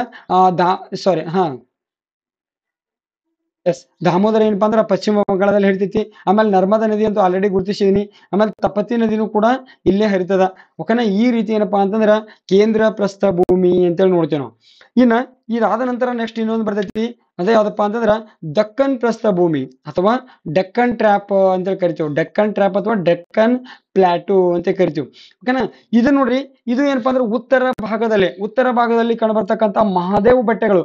ಈ ಮಹಾದೇವ್ ಬೆಟ್ಟಗಳು ಎಲ್ಲಿ ಕಂಡುಬರ್ತಾವಪ್ಪ ಅಂತಂದ್ರ ಮಹಾರಾಷ್ಟ್ರದೊಳಗ ಮಹಾದೇವ್ ಬೆಟ್ಟಗಳು ಕಂಡುಬರ್ತಾವ. ಈ ಮೈಕಲ್ ಪರ್ವತ ಶ್ರೇಣಿಗಳು ಎಲ್ಲಿ ಕಂಡುಬರ್ತಾವಪ್ಪ ಅಂದ್ರ ಛತ್ತೀಸ್ಗಢದೊಳಗ ಮೈಕಲ್ ಪರ್ವತ ಶ್ರೇಣಿಗಳು ಕಂಡುಬರ್ತಾವು. ಅಮರಕಂಟಕ ಬೆಟ್ಟಗಳು ಎಲ್ಲಿ ಕಂಡುಬರ್ತಾವಪ್ಪ ಅಂದ್ರ ಮಧ್ಯಪ್ರದೇಶದಲ್ಲಿ ಅಮರಕಂಟಕಗಳು ಕಂಡುಬರ್ತಾವ, ಅಮರಕಂಟಕ ಬೆಟ್ಟಗಳು. ಓಕೆನಾ. ಆಮೇಲೆ ರಾಜ್ಮಹಲ್ ಬೆಟ್ಟಗಳು ಎಲ್ಲಿ ಕಂಡುಬರ್ತಾವಪ್ಪ ಅಂತಾರ ಜಾರ್ಖಂಡ್ ನಲ್ಲಿ ಏನಪ್ಪಾ ಅಂತಂದ್ರ ರಾಜ್ಮಹಲ್ ಬೆಟ್ಟಗಳು ಕಂಡುಬರ್ತಾವು. ಓಕೆನಾ. ಇನ್ನ ಈ ದಕ್ಕನ್ ಪ್ರಸ್ಥಭೂಮಿ ಅಂತ ನೋಡ್ತಾರ ಇದ್ರದ ಪಶ್ಚಿಮಕ್ಕೆ ಏನ್ ಕಂಡು ಬರ್ತಾವಪ್ಪ ಅಂದ್ರೆ ಈ ಭಾಗದಲ್ಲಿ ಪಶ್ಚಿಮ ಘಟ್ಟಗಳು ಕಂಡು ಬರ್ತಾವ, ಈ ಭಾಗದಲ್ಲಿ ಪೂರ್ವ ಘಟ್ಟಗಳು ಕಂಡು ಬರ್ತಾವ. ಇದರ ದಕ್ಷಿಣಕ್ಕೆ ಹಿಂದೂ ಮಹಾಸಾಗರ ಐತಿ. ಆಮೇಲೆ ಉತ್ತರಕ್ಕೆ ಏನಪ್ಪಾ ಅಂತಂದ್ರ ಇಲ್ಲಿ ನೋಡ್ರಿ ಇನ್ಕಳೆ ನಾನು ಹೇಳಿದೀನಿ, ಇನ್ಕಳೆ ಜರಾ ಮಿಸ್ಟೇಕ್ ಆಯ್ತು, ದಯವಿಟ್ಟು ಕ್ಷಮೆ ಇರಲಿ. ಈ ನರ್ಮದಾ ನದಿಯ ಯಾವ 2 ಪರ್ವತ ಶ್ರೇಣಿಗಳನ್ನ ವಿಭಾಗ ಮಾಡ್ತೈತಪ್ಪ ಅಂತಂದ್ರ ವಿಂಧ್ಯ ಮತ್ತು ಸಾತ್ಪುರ ಪರ್ವತ ಶ್ರೇಣಿಗಳನ್ನ 2 ಭಾಗಗಳನ್ನಾಗಿ ವಿಭಾಗ ಮಾಡ್ತೈತಿ. ಓಕೆನಾ. ವಿಂಧ್ಯ ಮತ್ತು ಸಾತ್ಪುರ ಪರ್ವತ ಶ್ರೇಣಿಗಳನ್ನ ವಿಭಾಗ ಮಾಡ್ತೈತಿ. ಇನ್ಕಳೆ ಹೇಳಿದ್ರವಾಗ ನಾವು ಒಂದ್ರೊಳಗ ಬರ್ತಾವ. ಆದ್ರೆ ಕೇಂದ್ರ ಪ್ರಸ್ಥಭೂಮಿ ಓಕೆ, ಅವು 2 ಎಲ್ಲಿ ಕಂಡು ಬರ್ತಾವ ಅಂದ್ರೆ ಕೇಂದ್ರ ಪ್ರಸ್ಥಭೂಮಿಯಲ್ಲಿ ಕಂಡು ಬರ್ತಾವ. ಬಟ್ ಈ ನರ್ಮದಾ ನದಿ ಏನ್ ಮಾಡ್ತೈತಪ್ಪ ಅಂತಂದ್ರ ವಿಂಧ್ಯ ಮತ್ತು ಸಾತ್ಪುರ ಪರ್ವತ ಶ್ರೇಣಿಗಳನ್ನ ವಿಭಾಗ ಮಾಡ್ತೈತಿ ಅನ್ನೋದ ಗೊತ್ತಿರ್ಬೇಕು. ಆಮೇಲೆ ನೋಡ್ರಿ ಇವುಗಳನ್ನು ಏನಪ್ಪಾ ಅಂತಾರ ಪಶ್ಚಿಮದಲ್ಲಿ ಪಶ್ಚಿಮ ಘಟ್ಟಗಳು, ಪೂರ್ವದಲ್ಲಿ ಪೂರ್ವ ಘಟ್ಟಗಳು ಕಂಡು ಬರ್ತಾವ. ಓಕೆನಾ. ಈ ಪಶ್ಚಿಮ ಘಟ್ಟಗಳನ್ನ ಮಹಾರಾಷ್ಟ್ರ ಮತ್ತು ಕರ್ನಾಟಕದಲ್ಲಿ ಏನಂತ ಕರಿತಾರಪ್ಪ ಅಂತಾರ ಸಹ್ಯಾದ್ರಿ ಅಂತ ಕರಿತಾರೆ. ಇವುಗಳನ್ನ ಏನಂತ ಕರಿತಾರೋ ಸಹ್ಯಾದ್ರಿ ಅಂತ ಕರಿತಾರೆ. ಬಹಳ ಇಂಪಾರ್ಟೆಂಟ್, ನೆನ್ಪಿಟ್ಕೋರಿ. ಓಕೆನಾ. ಇದು 9ಕ್ಕೂ ಕೂಡ ಕಲ್ತೀರಿ. ಇನ್ನ ನೆಕ್ಸ್ಟ್ ಏನಪ್ಪಾ ಅಂತಂದ್ರೆ ಈ ಪಶ್ಚಿಮ ಘಟ್ಟಗಳಲ್ಲಿಯೇ ಕಂಡು ಬರ್ತಕ್ಕಂಥ ಅತ್ಯಂತ ಎತ್ತರದ ಬೆಟ್ಟ ಯಾವ್ದಪ್ಪ ಅಂತಂದ್ರ ಅನೈಮುಡಿ. ಇದು ಏನಪ್ಪಾ ಅಂದ್ರ ಅನೈಮುಡಿ. ಈ ಅನೈಮುಡಿ ಎಲ್ಲಿ ಕಂಡು ಬರ್ತಪ್ಪ ಅಂದ್ರ ಕೇರಳ ರಾಜ್ಯದಲ್ಲಿ ಅನೈಮುಡಿ ಕಂಡು ಬರ್ತೈತಿ. ಎಲ್ಲಿ ಕಂಡು ಬರ್ತೈತಿ? ಕೇರಳ ರಾಜ್ಯದಲ್ಲಿ ಅನೈಮುಡಿ ಬೆಟ್ಟ ಕಂಡು ಬರ್ತೈತಿ. ಈ ಅನೈಮುಡಿ ಬೆಟ್ಟದ ಎತ್ತರ ಎಷ್ಟಪ್ಪ ಅಂದ್ರ 2655 ಮೀಟರ್ ಅಂತೇಳಿ ನೋಡ್ತೀವಿ. 2665 ಮೀಟರ್ ಏನಪ್ಪಾ ಅಂತಂದ್ರ ಕೇರಳದಲ್ಲಿ ಕಂಡುಬರ್ತಕ್ಕಂಥ ಅನೈಮುಡಿ. ಇನ್ನ ಈ ದಕ್ಕನ್ ಪ್ರಸ್ಥಭೂಮಿಯಲ್ಲಿ ಕಂಡುಬರ್ತಕ್ಕಂಥ ಅತ್ಯಂತ ಎತ್ತರದ ಶಿಖರ ಯಾವ್ದಪ್ಪ ಅಂತಂದ್ರ ಅನೈಮುಡಿ. ಓಕೆನಾ. ಅನೈಮುಡಿ ಏನಪ್ಪಾ ಅಂತಂದ್ರ ದಕ್ಕನ್ ಪ್ರಸ್ಥಭೂಮಿಯಲ್ಲಿ ಕಂಡುಬರ್ತಕ್ಕಂಥ ಅತ್ಯಂತ ಎತ್ತರದ ಶಿಖರ. ಆಮೇಲೆ ಇನ್ನೊಂದು most important competitive exam question ಆಗ್ತೈತಿ. ಈ ದಕ್ಕನ್ ಪ್ರಸ್ಥಭೂಮಿಯಲ್ಲಿ ಹರಿತಕ್ಕಂಥ ಅತ್ಯಂತ ಉದ್ದವಾದ ನದಿ ಯಾವ್ದಪ್ಪ ಅಂತಂದ್ರ ಗೋದಾವರಿ ನದಿ ಅಂತ ನೋಡ್ತೀವಿ ನಾವು. ಇದು ಏನಪ್ಪಾ ಅಂತಾರ ಗೋದಾವರಿ ನದಿ. ಈ ಗೋದಾವರಿ ನದಿ ಏನಪ್ಪಾ ಅಂತಾರ ದಕ್ಕನ್ ಪ್ರಸ್ಥಭೂಮಿಯಲ್ಲಿ ಹರಿತಕ್ಕಂತಹ ಅತ್ಯಂತ ಉದ್ದವಾದ ನದಿ ಅಂತ ನೋಡ್ತೀವಿ ನಾವು. ಓಕೆನಾ. ನಿಮಗೆ ಇಲ್ಲಿ ಕ್ಲಿಯರ್ ಆಗಿ ಕಾಣ್ತೈತಿ. ಇಲ್ಲಿ ಏನಪ್ಪಾ ಅಂತಂದ್ರೆ ಇದೆಲ್ಲ 1 ನಿಮಿಷ ಕಲರ್ ಚೇಂಜ್ ಮಾಡ್ತೇನೆ ಅಂದ್ರೆ ಗೊತ್ತಾಗ್ತೈತಿ. ಓಕೆನಾ. ನೋಡ್ರಿ, ಈ ಭಾಗದಲ್ಲಿ ಕಂಡುಬರ್ತಕ್ಕಂಥದ್ದು ಯಾವ್ದಪ್ಪ ಅಂತಂದ್ರೆ ಎಲ್ಲವೂ ಪಶ್ಚಿಮ ಘಟ್ಟಗಳು. ಈ ಭಾಗದಲ್ಲಿ ಕಂಡುಬರ್ತಕ್ಕಂಥದ್ದು ಯಾವುದು, ಎಲ್ಲವೂ ಪಶ್ಚಿಮ ಘಟ್ಟಗಳು. ಇನ್ನು ಈ ಭಾಗದಲ್ಲಿ ಕಂಡುಬರ್ತಕ್ಕಂಥದ್ದು ಯಾವ್ದಪ್ಪ ಅಂತಂದ್ರೆ ಪೂರ್ವ ಬೆಟ್ಟಗಳು. ಅಂದ್ರ ಪೂರ್ವ ಅಂದ್ರ ಇದು ಪಶ್ಚಿಮ ಘಟ್ಟ ಮತ್ತು ಪೂರ್ವ ಘಟ್ಟಗಳು ಅಂತ ಕರಿತೀವಿ ನಾವು. ಈ ಭಾಗಕ್ಕೆ ಏನಂತ ಕರಿತಾರಪ್ಪ ಅಂತಂದ್ರ ನೀಲಗಿರಿ ಬೆಟ್ಟಗಳು ಅಂತೇಳಿ ಕರಿತಾರೆ. ಈ ಭಾಗಕ್ಕೆ ಏನಂತ ಕರಿತಾರೋ ನೀಲಗಿರಿ ಬೆಟ್ಟಗಳು. ಈ ನೀಲಗಿರಿ ಬೆಟ್ಟಗಳು ಎಲ್ಲಿ ಕಂಡುಬರ್ತಾವಪ್ಪ ಅಂದ್ರ ತಮಿಳುನಾಡಿನಲ್ಲಿ ಕಂಡುಬರ್ತಾವ. ಈಗ ನಮಗೆ ಸಿಂಪಲ್ ಕ್ವಶನ್ ಕೇಳ್ತಾರೆ, ಈ ಪಶ್ಚಿಮ ಘಟ್ಟಗಳು ಮತ್ತು ಪೂರ್ವ ಘಟ್ಟಗಳು ಯಾವ ಭಾಗದಲ್ಲಿ ಅಥವಾ ಯಾವ ಬೆಟ್ಟಗಳಲ್ಲಿ ಸಂಧಿಸುತ್ತವೆ ಅಂತಂದ್ರ ಅದು ನೀಲಗಿರಿ ಬೆಟ್ಟಗಳಲ್ಲಿ ಎರಡು ಒಂದಕ್ಕೊಂದ ಸಂಧಿಸುತ್ತವೆ. ಆಮೇಲೆ ಇನ್ನೊಂದು ವ್ಯತ್ಯಾಸವನ್ನ ಕೇಳ್ತಾರೆ, ಈ ಪಶ್ಚಿಮ ಘಟ್ಟಗಳು ಆಮೇಲೆ ಪೂರ್ವ ಘಟ್ಟಗಳು, ಪಶ್ಚಿಮ ಘಟ್ಟಗಳು ಮತ್ತು ಪೂರ್ವ ಘಟ್ಟಗಳ ನಡುವಿನ ವ್ಯತ್ಯಾಸವೇನು? ಎರಡು ಮಾರ್ಕ್ಸಿಗೆ ಪ್ರಶ್ನೆ ಬರ್ತದೆ. ಪೂರ್ವ ಘಟ್ಟಗಳು ಮತ್ತು ಪಶ್ಚಿಮ ಘಟ್ಟಗಳು. ಇವುಗಳು ಪಶ್ಚಿಮ ಘಟ್ಟಗಳು ಭಾರತದ ಪಶ್ಚಿಮ ಭಾಗದಲ್ಲಿ ಕಂಡು ಬರ್ತವೆ. ಈ ಪಶ್ಚಿಮ ಘಟ್ಟಗಳು ಭಾರತದ ಪಶ್ಚಿಮ ಭಾಗದಲ್ಲಿ ಕಂಡು ಬರ್ತವೆ. ಇವುಗಳು ಪೂರ್ವ ಭಾಗದಲ್ಲಿ ಕಂಡು ಬರ್ತವೆ. ಸಿಂಪಲ್, ಒಂದೇ ವ್ಯತ್ಯಾಸ ಗೊತ್ತಾಯ್ತು. ಆಮೇಲೆ ಇದು ಪಶ್ಚಿಮ ಘಟ್ಟಗಳು ಏನಪ್ಪಾ ಅಂದ್ರೆ ದಕ್ಕನ್ ಪ್ರಸ್ಥಭೂಮಿ ಮತ್ತು ಅರಬ್ಬಿ ಸಮುದ್ರದ ಮಧ್ಯದಲ್ಲಿ ಕಂಡು ಬರ್ತವೆ. ಇದು ಏನಪ್ಪಾ ಅಂದ್ರೆ ದಕ್ಕನ್ ಪ್ರಸ್ಥಭೂಮಿ ಮತ್ತು ಅರಬ್ಬಿ ಸಮುದ್ರದ ಮಧ್ಯ ಭಾಗದಲ್ಲಿ ಕಂಡು ಬರ್ತವೆ ಅಂತ ಬರಿಬೇಕು. ಓಕೆನಾ. ಇನ್ನೊಂದೇನಪ್ಪಾ ಅಂದ್ರೆ ಪೂರ್ವ ಘಟ್ಟಗಳು ದಕ್ಕನ್ ಪ್ರಸ್ಥಭೂಮಿ ಮತ್ತು ಬಂಗಾಳ ಕೊಲ್ಲಿಯ ಮಧ್ಯದಲ್ಲಿ ಕಂಡು ಬರ್ತವೆ. ಏನು? ದಕ್ಕನ್ ಪ್ರಸ್ಥಭೂಮಿ ಮತ್ತು ಬಂಗಾಳ ಕೊಲ್ಲಿಯ ಮಧ್ಯದಲ್ಲಿ ಕಂಡು ಬರ್ತವೆ. ಇನ್ನೊಂದ ಈ ಪಶ್ಚಿಮ ಘಟ್ಟಗಳು ಏನಪ್ಪಾ ಅಂತಂದ್ರ ಎತ್ತರವಾಗಿವೆ. ಪಶ್ಚಿಮ ಘಟ್ಟಗಳು ಪೂರ್ವ ಘಟ್ಟಗಳಿಗೆ ಹೋಲಿಸಿದಾಗ ಏನಪ್ಪಾ ಅಂದ್ರ ಎತ್ತರವಾಗಿವೆ ಅಂತ ನೋಡ್ತೀವಿ. ಇವುಗಳು ಏನಪ್ಪಾ ಅಂತಂದ್ರ ಈ ಪಶ್ಚಿಮ ಘಟ್ಟಗಳು ಯಾವ ರೀತಿ ಎತ್ತರವನ್ನ ಹೊಂದ್ಯಾವೋ ಆ ರೀತಿ ಪೂರ್ವ ಘಟ್ಟಗಳು ಎತ್ತರವಾಗಿಲ್ಲ. ಏನಾಗಿಲ್ಲ? ಎತ್ತರವಾಗಿಲ್ಲ ಅಂತ ನೋಡ್ತೀವಿ. ಓಕೆನಾ. ಇನ್ನೊಂದು ವ್ಯತ್ಯಾಸ ಏನನ್ನು ನೋಡ್ತೀವಪ್ಪ ಅಂತಂದ್ರ ಈ ಪಶ್ಚಿಮ ಘಟ್ಟಗಳು ನಿರಂತರವಾಗಿವೆ. ಅಂದ್ರೆ ಯಾವ ರೀತಿ ನಿರಂತರ ಅಂದ್ರ ಇಲ್ಲಿ ನಿಮಗೆ ಆಲ್ರೆಡಿ ಗೊತ್ತೈತಿ, ಒಟ್ಟ ಬಿಡ್ಲಾರ್ದಾವ್ ಇವು. ಓಕೆನಾ. ಇವುಗಳಲ್ಲಿ ಏನ್ ಕಂಡು ಬರ್ತಾವ ಅಂದ್ರೆ ಅಲ್ಲೆಲ್ಲೆಲ್ಲೆಲ್ಲೆಲ್ಲೆ ಗ್ಯಾಪ್ ಕಂಡು ಬರ್ತೈತಿ. ಓಕೆನಾ. ಇವುಗಳು ನಿರಂತರವಾಗಿಲ್ಲ. ಓಕೆನಾ. ಇವುಗಳು ನಿರಂತರವಾಗಿಲ್ಲ ಅಂತೇಳಿ ನೋಡ್ತೀವಿ ನಾವು. ಇದು ಏನಪ್ಪಾ ಅಂತಂದ್ರ ಪೂರ್ವ ಘಟ್ಟಗಳು ಮತ್ತು ಪಶ್ಚಿಮ ಘಟ್ಟಗಳ ನಡುವಿನ ವ್ಯತ್ಯಾಸ ಅಂತೇಳಿ ನೋಡ್ತೀವಿ. ಓಕೆನಾ. ಇಲ್ಲಿದ್ದ ಮಾಹಿತಿ ಎಲ್ಲವೂ ಐತಿ ನೋಡ್ರಿ. ಇನ್ನ ಈ ಪಶ್ಚಿಮ ಘಟ್ಟಗಳಲ್ಲಿ ಕಂಡು ಬರ್ತಕ್ಕಂಥ ಪ್ರಮುಖ ಎತ್ತರದ ಶಿಖರ ಯಾವ್ದಪ್ಪ ಅಂತಂದ್ರ ಅನೈಮುಡಿ ಅಂತ ನೋಡ್ತೀವಿ. ಇಲ್ಲಿ ಕಂಡು ಬರ್ತಕ್ಕಂಥ ಎತ್ತರದ ಶಿಖರ ಯಾವುದು? ಅನೈಮುಡಿ. ಆಲ್ರೆಡಿ ಗೊತ್ತೈತಿ ನಿಮಗಿದ. ಅನೈಮುಡಿಯಲ್ಲಿ ಕಂಡು ಬರ್ತೈತಿ ಅಂದ್ರೆ ಕೇರಳದೊಳಗೆ ಕಂಡು ಬರ್ತೈತಿ. ಇನ್ನ ಪೂರ್ವ ಘಟ್ಟಗಳಲ್ಲಿ ಕಂಡು ಬರ್ತಕ್ಕಂಥ ಅತ್ಯಂತ ಎತ್ತರದ ಬೆಟ್ಟ ಯಾವ್ದಪ್ಪ ಅಂತಂದ್ರ ಆರಮಕೊಂಡ ಅಂತ ನೋಡ್ತೀವಿ ನಾವು. ಯಾವುದು? ಆರಮಕೊಂಡ. ಇದು ಎಲ್ಲಿ ಕಂಡು ಬರ್ತೈತಿ ಅಂದ್ರ ಆಂಧ್ರ ಪ್ರದೇಶದಲ್ಲಿ ಕಂಡು ಬರ್ತೈತಿ. ಆಮೇಲೆ ಮಹೇಂದ್ರಗಿರಿ ಬೆಟ್ಟಗಳು ಕೂಡ ಎಲ್ಲಿ ಕಂಡು ಬರ್ತಾವ ಅಂದ್ರ ಪೂರ್ವದ ಬೆಟ್ಟಗಳಲ್ಲಿ ಕಂಡು ಬರ್ತಾವ. ನೋಡ್ರಿ, 5 ವ್ಯತ್ಯಾಸಗಳದು, 5 ಪಾಯಿಂಟ್ಗಳದು. ಇದನ್ನ ಏನು ಇಲ್ಲ ಅಂದ್ರೂ 3 ಮಾರ್ಕ್ಸಿಗೆ ಕೇಳ್ಬೋದು. ಇದನ್ನ 3 ಮಾರ್ಕ್ಸಿಗೆ ಕೇಳ್ಬೋದು ಅಂತೇಳಿ ನೋಡ್ತೀವಿ. ಓಕೆನಾ. ಇನ್ನ ನೆಕ್ಸ್ಟ್ ನಿಮ್ಗೆ ಇನ್ನೊಂದು ತೋರಿಸ್ಬೇಕು ನೋಡ್ರಿ. ಇಲ್ಲಿ ನೋಡ್ರಿ, ಈ ದಕ್ಕನ್ ಪ್ರಸ್ಥಭೂಮಿ ಯಾವ ತರ ಐತಪ್ಪ ಅಂತಂದ್ರ ಈ ದಕ್ಕನ್ ಪ್ರಸ್ಥಭೂಮಿಯ ಉತ್ತರದಲ್ಲಿ ಏನಪ್ಪಾ ಅಂತಂದ್ರ ಆಲ್ರೆಡಿ ನಿಮ್ಗೆ ಗೊತ್ತಿರ್ಬೇಕು, ಸಾತ್ಪುರ ಮತ್ತು ವಿಂಧ್ಯ ಪರ್ವತಗಳು ಎರಡು ಎಲ್ಲಿ ಕಂಡು ಬರ್ತಾವಪ್ಪ ಅಂದ್ರ ಕೇಂದ್ರ ಪ್ರಸ್ಥಭೂಮಿಯಲ್ಲಿ ಕಂಡು ಬರ್ತಾವ. ಈ ಸಾತ್ಪುರ ಮತ್ತು ವಿಂಧ್ಯ ಪರ್ವತಗಳನ್ನ ವಿಭಾಗಿಸುವ ನದಿ ಯಾವ್ದಪ್ಪ ಅಂತಂದ್ರ ನರ್ಮದಾ ನದಿ. ಓಕೆನಾ. ಸಾತ್ಪುರ ಮತ್ತು ವಿಂಧ್ಯ ಪರ್ವತಗಳನ್ನ ವಿಭಾಗಿಸುವ ನದಿ ಯಾವುದು? ನರ್ಮದಾ ನದಿ ಅಂತ ನೋಡಿದ್ವಿ ನಾವು. ಇನ್ನೊಂದು ಏನಪ್ಪಾ ಅಂತಂದ್ರ ಛೋಟಾ ನಾಗ್ಪುರ್ ಪ್ರಸ್ಥಭೂಮಿ. ಇದು ಕೂಡ ಕೇಂದ್ರ ಪ್ರಸ್ಥಭೂಮಿಯಲ್ಲಿ ಕಂಡು ಬರ್ತೈತಿ. ಓಕೆನಾ. ಈ ಛೋಟಾ ನಾಗ್ಪುರ್ ಬಗ್ಗೆ ಸ್ವಲ್ಪ ಹೇಳ್ಬೇಕಿತ್ತು ನಾನು. ಈ ಛೋಟಾ ನಾಗ್ಪುರ್ ಎಲ್ಲಿ ಕಂಡು ಬರ್ತಪ್ಪ ಅಂತಾರ ಛತ್ತೀಸ್ಗಢ ಒಳಗೆ ಕಂಡು ಬರ್ತೈತಿ. ಎಲ್ಲಿ? ಛತ್ತೀಸ್ಗಢ ಒಳಗ ಛೋಟಾ ನಾಗ್ಪುರ್ ಪ್ರಸ್ಥಭೂಮಿ ಕಂಡು ಬರ್ತೈತಿ. ಇದು ಏನಪ್ಪಾ ಅಂದ್ರ ಭಾರತದ ರೂರ್ ಅಂತ ಕರಿತಾರೆ. ಇದನ್ನ ಏನಂತ ಕರಿತಾರೋ? ಭಾರತದ ರೂರ್. ಅಂದ್ರ ಈ ರೂರ್ ಅಂತಕ್ಕಂತ ಪ್ರದೇಶ ಎಲ್ಲೈತಪ್ಪ ಅಂತಾರ ಜರ್ಮನ್ ದೇಶದೊಳಗೆ ಕಂಡು ಬರ್ತೈತಿ. ಮೂಲತಃ ಈ ರೂರ್ ಪ್ರದೇಶ ಎಲ್ಲೈತಿ ಅಂದ್ರ ಜರ್ಮನ್ ದೇಶದೊಳಗೆ ಕಂಡು ಬರ್ತೈತಿ. ಇಲ್ಲಿ ಅತಿ ಹೆಚ್ಚು ಖನಿಜ ಸಂಪನ್ಮೂಲಗಳು ಸಿಗ್ತಾವ. ಓಕೆನಾ. ಜರ್ಮನಿಯ ರೂರ್ ಪ್ರದೇಶದಲ್ಲಿ ಅತಿ ಹೆಚ್ಚು ಖನಿಜ ಸಂಪನ್ಮೂಲಗಳು ಸಿಗ್ತಾವು.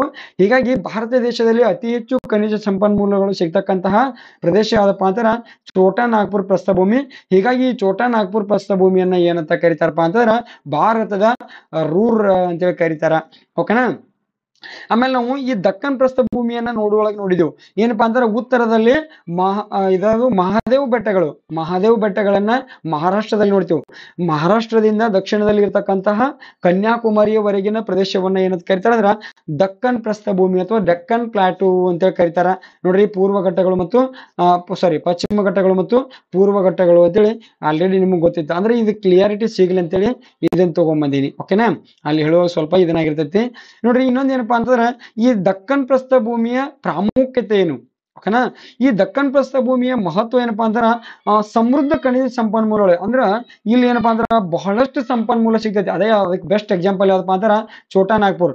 ನೋಡ್ರಿ, ಇನ್ನ ಅತಿ ಹೆಚ್ಚು ಕಬ್ಬಿಣವನ್ನು ಉತ್ಪಾದಿಸ್ತಕ್ಕಂಥ ರಾಜ್ಯ ಒಡಿಶಾ ಅಂತ ನೋಡ್ತೀವಿ. ಅದು ಎಲ್ಲಿ ಅಂದ್ರ ಛೋಟಾ ನಾಗ್ಪುರ್ ಪ್ರಸ್ಥಭೂಮಿಯಲ್ಲಿ ಏನೈತಿ.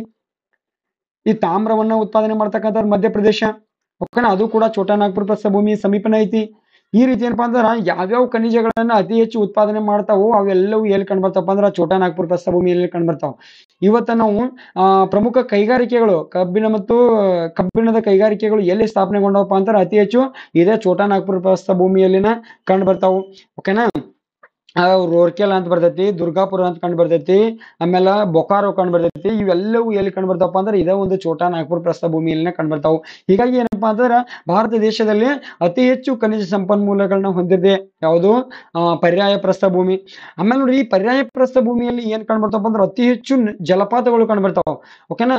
ಅದ್ರೊಳಗೂ ಏನಪ್ಪಾ ಅಂತಂದ್ರ ಈ ಪಶ್ಚಿಮ ಘಟ್ಟಗಳಲ್ಲಿ ಏನ್ ಈ ಕಡೆ 5 ರಾಜ್ಯಗಳಲ್ಲಿ ಪಶ್ಚಿಮ ಘಟ್ಟಗಳು ಹಬ್ಬ್ಯಾವು. ಈ ಪಶ್ಚಿಮ ಘಟ್ಟಗಳಲ್ಲಿ ಏನಪ್ಪಾ ಅಂತಂದ್ರ ಬಹಳಷ್ಟು ಜಲಪಾತಗಳು ಕಂಡು ಬರ್ತಾವ. ಓಕೆನಾ. ಈ ಜಲಪಾತಗಳಿಂದ ಏನಪ್ಪಾ ಅಂತಂದ್ರ ನಾವು ಜಲ ವಿದ್ಯುತ್ ಉತ್ಪಾದನೆಯನ್ನ ಮಾಡ್ಲಿಕ್ಕೆ ಅನುಕೂಲ ಆಗ್ಯಾವು. ಓಕೆನಾ. ಜಲ ವಿದ್ಯುತ್ ಉತ್ಪಾದನೆಯನ್ನ ಮಾಡ್ಲಿಕ್ಕೂ ಕೂಡ ಅನುಕೂಲ ಆಗ್ಯಾವು. ಇನ್ನ ಈ ಯಾವುದು ದಕ್ಕನ್ ಪ್ರಸ್ಥಭೂಮಿಯಲ್ಲಿ ಏನಪ್ಪಾ ಅಂತಂದ್ರ ಈ ಪ್ರಮುಖ ಪ್ರವಾಸಿ ತಾಣಗಳನ್ನು ಕೂಡ ಕಂಡು ಬರ್ತಾವ. ಓಕೆನಾ. ಅವುಗಳು ಕೂಡ ಕೆಲವೊಂದು ಬೀಚ್ಗಳನ್ನು ಹೊಂದ್ಯಾವ. ಅವೆಲ್ಲಿ ಕಂಡು ಬರ್ತಾವ ಅಂದ್ರ ಕರಾವಳಿ ಪ್ರದೇಶದಲ್ಲಿ ಕಂಡು ಬರ್ತಾವು. ಇದು ನಾವು ಇನ್ನೊಂದು ಇದ್ರ ಮಹತ್ವ ಏನ್ ಬರಿಬಹುದು ಅಂದ್ರ ಪ್ರವಾಸಿ ತಾಣಗಳಿಗೂ ಕೂಡ ಇದು ಪ್ರಸಿದ್ಧತೆಯನ್ನು ಹೊಂದೈತಿ ಅಂತೇಳಿ ಬರಿಬಹುದು. ಓಕೆನಾ. ಈ ರೀತಿ ಏನಪ್ಪಾ ಅಂತಂದ್ರ ಇದ್ರ ಮಹತ್ವವನ್ನ ನೋಡ್ತೀವಿ. ಇನ್ನ ನೆಕ್ಸ್ಟ್ ನೋಡ್ರಿ, ಕರಾವಳಿ ಮೈದಾನಗಳು. ಓಕೆನಾ. ನೆಕ್ಸ್ಟ್ ಏನಪ್ಪಾ ಅಂತಂದ್ರ ಕರಾವಳಿ ಮೈದಾನಗಳು ಅಂತ ನೋಡ್ತೀವಿ ನಾವು. ನೋಡ್ರಿ, ಈ ಕರಾವಳಿ ಮೈದಾನಗಳ ಫಸ್ಟಿಗೆ ತಿಳ್ಕೊರಿ 6100 ಕಿಲೋಮೀಟರ್ ಉದ್ದವನ್ನ ಹೊಂದೈತಿ. ಅಂದ್ರ ದ್ವೀಪಗಳನ್ನ ಹೊರತುಪಡಿಸಿ ಈಗ ನೀವು ಈ ಭಾಗದಿಂದ ಒಂದೇ ನಿಮಿಷ ಕಲರ್ ಚೇಂಜ್ ಮಾಡ್ತೀನಿ ನೋಡ್ರಿ, ಈ ಭಾಗದಿಂದ ಇಲ್ಲಿ ಗುಜರಾತ್ನ ಕಚ್ನಿಂದ ಹಿಡ್ಕೊಂಡು ಇಲ್ಲಿ ಪಶ್ಚಿಮ ಬಂಗಾಳದವರೆಗೆ ಇರ್ತಕ್ಕಂಥದ್ದು ಉದ್ದ ಎಷ್ಟಪ್ಪ ಅಂತಂದ್ರ 6100 ಕಿಲೋಮೀಟರ್ ಅಂತ ನೋಡ್ತೀವಿ. ಇನ್ನೊಂದು ಏನ್ ಕಂಡು ಬರ್ತೈತಿಪ್ಪ ಅಂತಂದ್ರ ಕ್ವಶನ್ ಏನು ಕಂಡು ಬರ್ತೈತಿ ಅಂದ್ರ ದ್ವೀಪಗಳನ್ನ ಒಳಗೊಂಡು ಭಾರತದ ಕರಾವಳಿ ಎಷ್ಟು? ದ್ವೀಪಗಳನ್ನ ಒಳಗೊಂಡು ಭಾರತದ ಕರಾವಳಿ ಎಷ್ಟಪ್ಪ ಅಂತಂದ್ರ 7516.60 ಕಿಲೋಮೀಟರ್ ಅಂತ ನೋಡ್ತೀವಿ. 7516.60 ಕಿಲೋಮೀಟರ್ ಏನಪ್ಪಾ ಅಂತಂದ್ರ ದ್ವೀಪಗಳನ್ನು ಒಳಗೊಂಡು ಇದೇನಪ್ಪಾ ಅಂತಂದ್ರ ಕರಾವಳಿ ಉದ್ದ. ಅಂದ್ರೆ ಈ ಭಾಗದಲ್ಲಿ ಏನ್ ನೋಡ್ತೀವಿ ಅಂದ್ರೆ ನಾವು ಲಕ್ಷದ್ವೀಪಗಳು ಹವಳದ ದ್ವೀಪಗಳು ಅಂತ ನೋಡ್ತೀವಿ. ಈ ಭಾಗದಲ್ಲಿ ಏನ್ ನೋಡ್ತೀವಪ್ಪ ಅಂದ್ರೆ ಅಂಡಮಾನ್ ನಿಕೋಬಾರ್ಗಳನ್ನ ನೋಡ್ತೀವಿ. ಓಕೆನಾ. ಈ ಭಾಗದಲ್ಲಿ ಅಂಡಮಾನ್ ನಿಕೋಬಾರ್ಗಳನ್ನ ನೋಡ್ತೀವಿ. ಈ ದ್ವೀಪಗಳ ಕರಾವಳಿಯನ್ನ ಸೇರಿಸ್ಕೊಂಡು ಎಷ್ಟೈತೆ ಅಂದ್ರ 7516.60 ಕಿಲೋಮೀಟರ್ ಉದ್ದವನ್ನ ಹೊಂದೈತಿ. ಓಕೆನಾ. ಈ ಕರಾವಳಿ ಪ್ರದೇಶಗಳ ವಿಸ್ತಾರವನ್ನ ನೋಡಿದ್ರೆ ನೋಡ್ರಿ, ಇದೇನಪ್ಪಾ ಅಂತಂದ್ರ ನಾವು ಪಶ್ಚಿಮದ ಕರಾವಳಿ. ಓಕೆನಾ. ಇದು ಪಶ್ಚಿಮದ ಕರಾವಳಿ, ಇದು ಪೂರ್ವದ ಕರಾವಳಿ. ಈ ನೋಡ್ರಿ, ಪಶ್ಚಿಮದ ಕರಾವಳಿ ಎಲ್ಲಿ ಕಂಡುಬರುತ್ತಪ್ಪ ಅಂತಂದ್ರ ಪಶ್ಚಿಮದಲ್ಲಿ ಅರಬ್ಬಿ ಸಮುದ್ರ ಹಾಗೂ ಈ ಕಡೆ ಏನ್ ಕಂಡುಬರ್ತೈತಪ್ಪ ಅಂತಂದ್ರ ಪಶ್ಚಿಮ ಘಟ್ಟಗಳ ಮಧ್ಯದಲ್ಲಿ ಏನ್ ಕಂಡುಬರ್ತೈತಪ್ಪ ಅಂತಂದ್ರ ಈ ಇದು ಏನಪ್ಪಾ ಅಂದ್ರ ಪಶ್ಚಿಮದ ಕರಾವಳಿ ಕಂಡುಬರ್ತೈತಿ. ಓಕೆನಾ. ಅದೇ ರೀತಿ ಪೂರ್ವದಲ್ಲಿ ಏನಪ್ಪಾ ಅಂತಂದ್ರ ಇಲ್ಲಿ ಪೂರ್ವಕ್ಕೆ ಬಂಗಾಳ ಕೊಲ್ಲಿ ಮತ್ತು ಈ ಕಡೆ ಈ ಪಶ್ಚಿಮಕ್ಕೆ ಏನಪ್ಪಾ ಅಂತಂದ್ರ ಪೂರ್ವ ಘಟ್ಟಗಳನ್ನ ಒಳಗೊಂಡಿದ್ದು. ಇಲ್ಲಿ ಏನಪ್ಪಾ ಅಂತಂದ್ರ ಪೂರ್ವದ ಕರಾವಳಿ ಭಾಗ ಕಂಡು ಬರ್ತೈತಿ. ಓಕೆನಾ. ಇನ್ನು ನೋಡ್ರಿ, ಈ ಕರಾವಳಿ ಉದ್ದಕ್ಕೂ ಏನಪ್ಪಾ ಅಂತಂದ್ರ ಕೆಲವೊಂದು ಕಿರಿದಾದ ಮೈದಾನಗಳು ಕಂಡು ಬರ್ತಾವ. ಓಕೆನಾ. ಅವುಗಳು ಏನಪ್ಪಾ ಅಂತಂದ್ರ ಬೀಚ್ ಅಂತ ಕರಿತೀವಿ ನಾವು. ಓಕೆನಾ. ಅವುಗಳು ಪ್ರಮುಖ ಬೀಚ್ಗಳು ಬರ್ತಾವ. ಬೈನಾ ಬೀಚ್ ಆಗ್ಲಿ, ಮರೀನಾ ಬೀಚ್ ಆಗ್ಲಿ, ನಮ್ಮ ಕರ್ನಾಟಕದಲ್ಲಿ ಕಂಡು ಬರ್ತಕ್ಕಂಥವು ಕೆಲವೊಂದು ಕರಾವಳಿ ಬೀಚ್ಗಳು ಅದಾವು. ಓಕೆನಾ. ಈ ರೀತಿ ಪ್ರಮುಖ ಬೀಚ್ಗಳು ಕಂಡು ಬರ್ತಾವ. ಇನ್ನ ನೆಕ್ಸ್ಟ್ ನೋಡ್ರಿ, ಇದ್ರ ಮುಂದುವರೆದ ಭಾಗ ನೋಡ್ರಿ, ಪಶ್ಚಿಮ ಕರಾವಳಿಯನ್ನ ನೋಡ್ತೀವಿ ನಾವು. ಈ ಪಶ್ಚಿಮ ಕರಾವಳಿ ಏನಪ್ಪಾ ಅಂದ್ರೆ ಈ ಗುಜರಾತ್ನ ಕಚ್ನಿಂದ ಹಿಡ್ಕೊಂಡು ಈ ಭಾಗವನ್ನ ಬಿಟ್ಟಾಕ್ರಿ. ಎಲ್ಲಿದಿಂದ ನೀರೈತಪ್ಪ ಅಂದ್ರ ಇಲ್ಲಿದಿಂದ ನೀರೈತಿ. ಕಚ್ನಿಂದ ಹಿಡ್ಕೊಂಡು ಇಲ್ಲಿ ತನ ಏನಪ್ಪಾ ಅಂದ್ರ ಕನ್ಯಾಕುಮಾರಿಯವರೆಗಿನ ಪ್ರದೇಶ ಎಷ್ಟು ಉದ್ದ ಐತಿಪ್ಪ ಅಂದ್ರ 1500 ಕಿಲೋಮೀಟರ್ ಐತಿ. ಎಷ್ಟು? 1500 ಕಿಲೋಮೀಟರ್. ಓಕೆನಾ. ಅಂದ್ರೆ ಎಷ್ಟು ಉದ್ದಿತ್ತು? 6000 ಒಟ್ಟು ಟೋಟಲ್ 6100 ಕಿಲೋಮೀಟರ್ ಇತ್ತು. ಒಂದೇ ನಿಮಿಷ.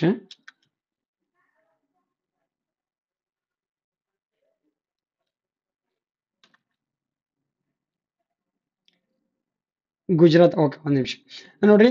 ಗುಜರಾತ್ನ ಕಚ್ನಿಂದ ಏನಪ್ಪಾ ಅಂದ್ರೆ ಕನ್ಯಾಕುಮಾರಿವರೆಗೆ 1500 ಕಿಲೋಮೀಟರ್ ಉದ್ದವನ್ನ ಹೊಂದಿದೆ ಅಂತೇಳಿ ನೋಡ್ತೀವಿ.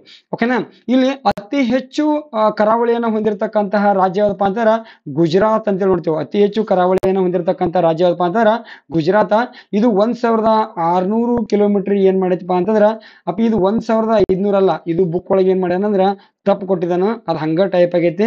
ಇದು 1500 ಅಂತೂ 100% ಅಲ್ಲ. ಅದಕ್ಕಾಗಿ ಇನ್ ಕಡೆ ಕನ್ಫ್ಯೂಸ್ ಆಗಿದೆ. ಏನಪ್ಪಾ ಅಂದ್ರ 6100 ಕಿಲೋಮೀಟರ್ ಏನಪ್ಪಾ ಅಂತಾರ ಕರಾವಳಿ ಉದ್ದವನ್ನು ಹೊಂದದ.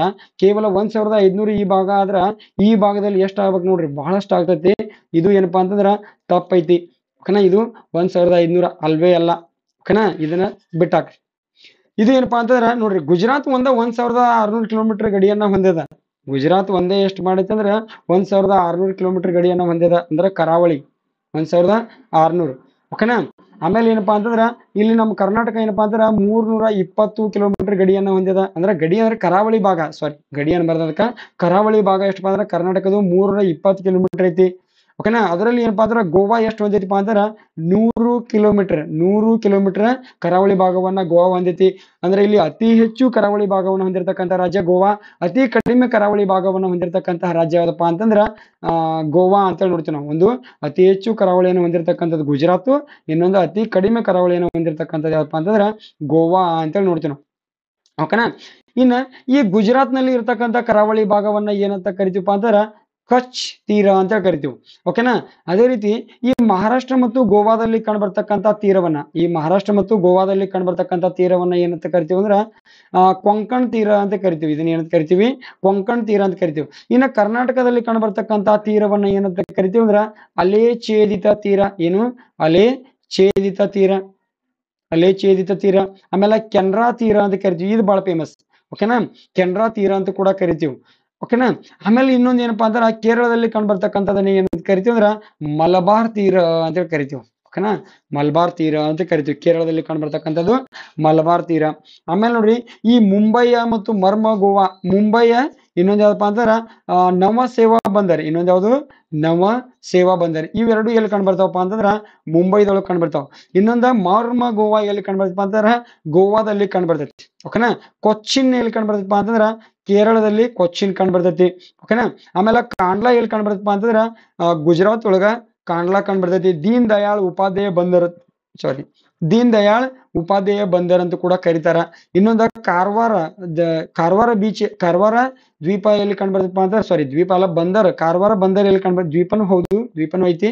ಈ ಕಾರವಾರ ಬಂದರ್ ಎಲ್ಲಿ ಕಂಡು ಬರ್ತಪ್ಪ ಅಂತಂದ್ರ ನಮ್ಮ ಕರ್ನಾಟಕದಲ್ಲಿ ಕಂಡು ಬರ್ತೈತಿ. ಆಮೇಲೆ ಇನ್ನೊಂದು ಏನಪ್ಪಾ ಅಂದ್ರ ಮಂಗಳೂರು ಬಂದರ್ ಎಲ್ಲಿ ಕಂಡು ಬರ್ತಪ್ಪ ಅಂತಂದ್ರ ನಮ್ಮ ಕರ್ನಾಟಕದಲ್ಲಿ ಕಂಡುಬರ್ತೈತಿ. ಇದು ಮುಂಬೈಯನ್ನ ಏನಂತ ಕರಿತಾರ ಅಂದ್ರೆ ಭಾರತದ ಹೆಬ್ಬಾಗಿಲು ಅಂತ ಕರೆದ್ರ, ಈ ಮಂಗಳೂರನ್ನ ನವ ಮಂಗಳೂರು ಅಂತ ಕರಿತೀವಿ. ಈ ನವ ಮಂಗಳೂರನ್ನ ಏನಂತ ಕರಿತಾರಪ್ಪ ಅಂತಂದ್ರ ಕರ್ನಾಟಕದ ಹೆಬ್ಬಾಗಿಲು ಅಂತೇಳಿ ಕರೀತಾರ. ಇದು ಏನಪ್ಪಾ ಅಂತಂದ್ರ ಪಶ್ಚಿಮ ಕರಾವಳಿ ತೀರದ ವಿಶೇಷತೆ ಅಂತ ನೋಡ್ತೀವಿ. ಇನ್ನ ನೆಕ್ಸ್ಟ್ ಏನಪ್ಪಾ ಅಂತಂದ್ರ ಪೂರ್ವದ ಕರಾವಳಿ. ಈಗ ನಾವೇನ್ ಮಾಡಿದ್ವಿ ಅಂದ್ರೆ ಪಶ್ಚಿಮ ಕರಾವಳಿಯನ್ನ ನೋಡಿದೀವಿ. ಇದು ಏನಪ್ಪಾ ಅಂತಾರ 5 ರಾಜ್ಯಗಳಲ್ಲಿ ಹರಿಕೊಂಡ್ರ ಇದು 4 ರಾಜ್ಯಗಳಲ್ಲಿ ಹರಿಕೊಂಡೈತಿ. ಇನ್ ಕಳೆ ಹೇಳಿಲ್ಲ. ಪಶ್ಚಿಮ ಕರಾವಳಿಯ ರಾಜ್ಯಗಳು ಯಾವ್ಯಾವ ನೋಡ್ರಿ. 1 ಗುಜರಾತ, 2 ಏನಪ್ಪಾ ಅಂತಾರ ಮಹಾರಾಷ್ಟ್ರ, 3 ಗೋವಾ, 4 ಕರ್ನಾಟಕ, 5 ಏನಪ್ಪಾ ಅಂತಾರ ಕೇರಳ ಅಂತ ನೋಡ್ತೀವಿ ನಾವು. 5ನೇದು ಯಾವುದು, ಕೇರಳ. ಇದು ಪಶ್ಚಿಮ ಕರಾವಳಿಯು 5 ರಾಜ್ಯಗಳಲ್ಲಿ ಹರಡಿಕೊಂಡ್ರ ಇದು ಏನಪ್ಪಾ ಅಂತಾರ ಪೂರ್ವ ಕರಾವಳಿಯು 4 ರಾಜ್ಯಗಳಲ್ಲಿ ಹರಡಿಕೊಳ್ತೈತಿ. 1 ಪಶ್ಚಿಮ ಬಂಗಾಳ. ಓಕೆನಾ. 2 ಒಡಿಸ್ಸಾ.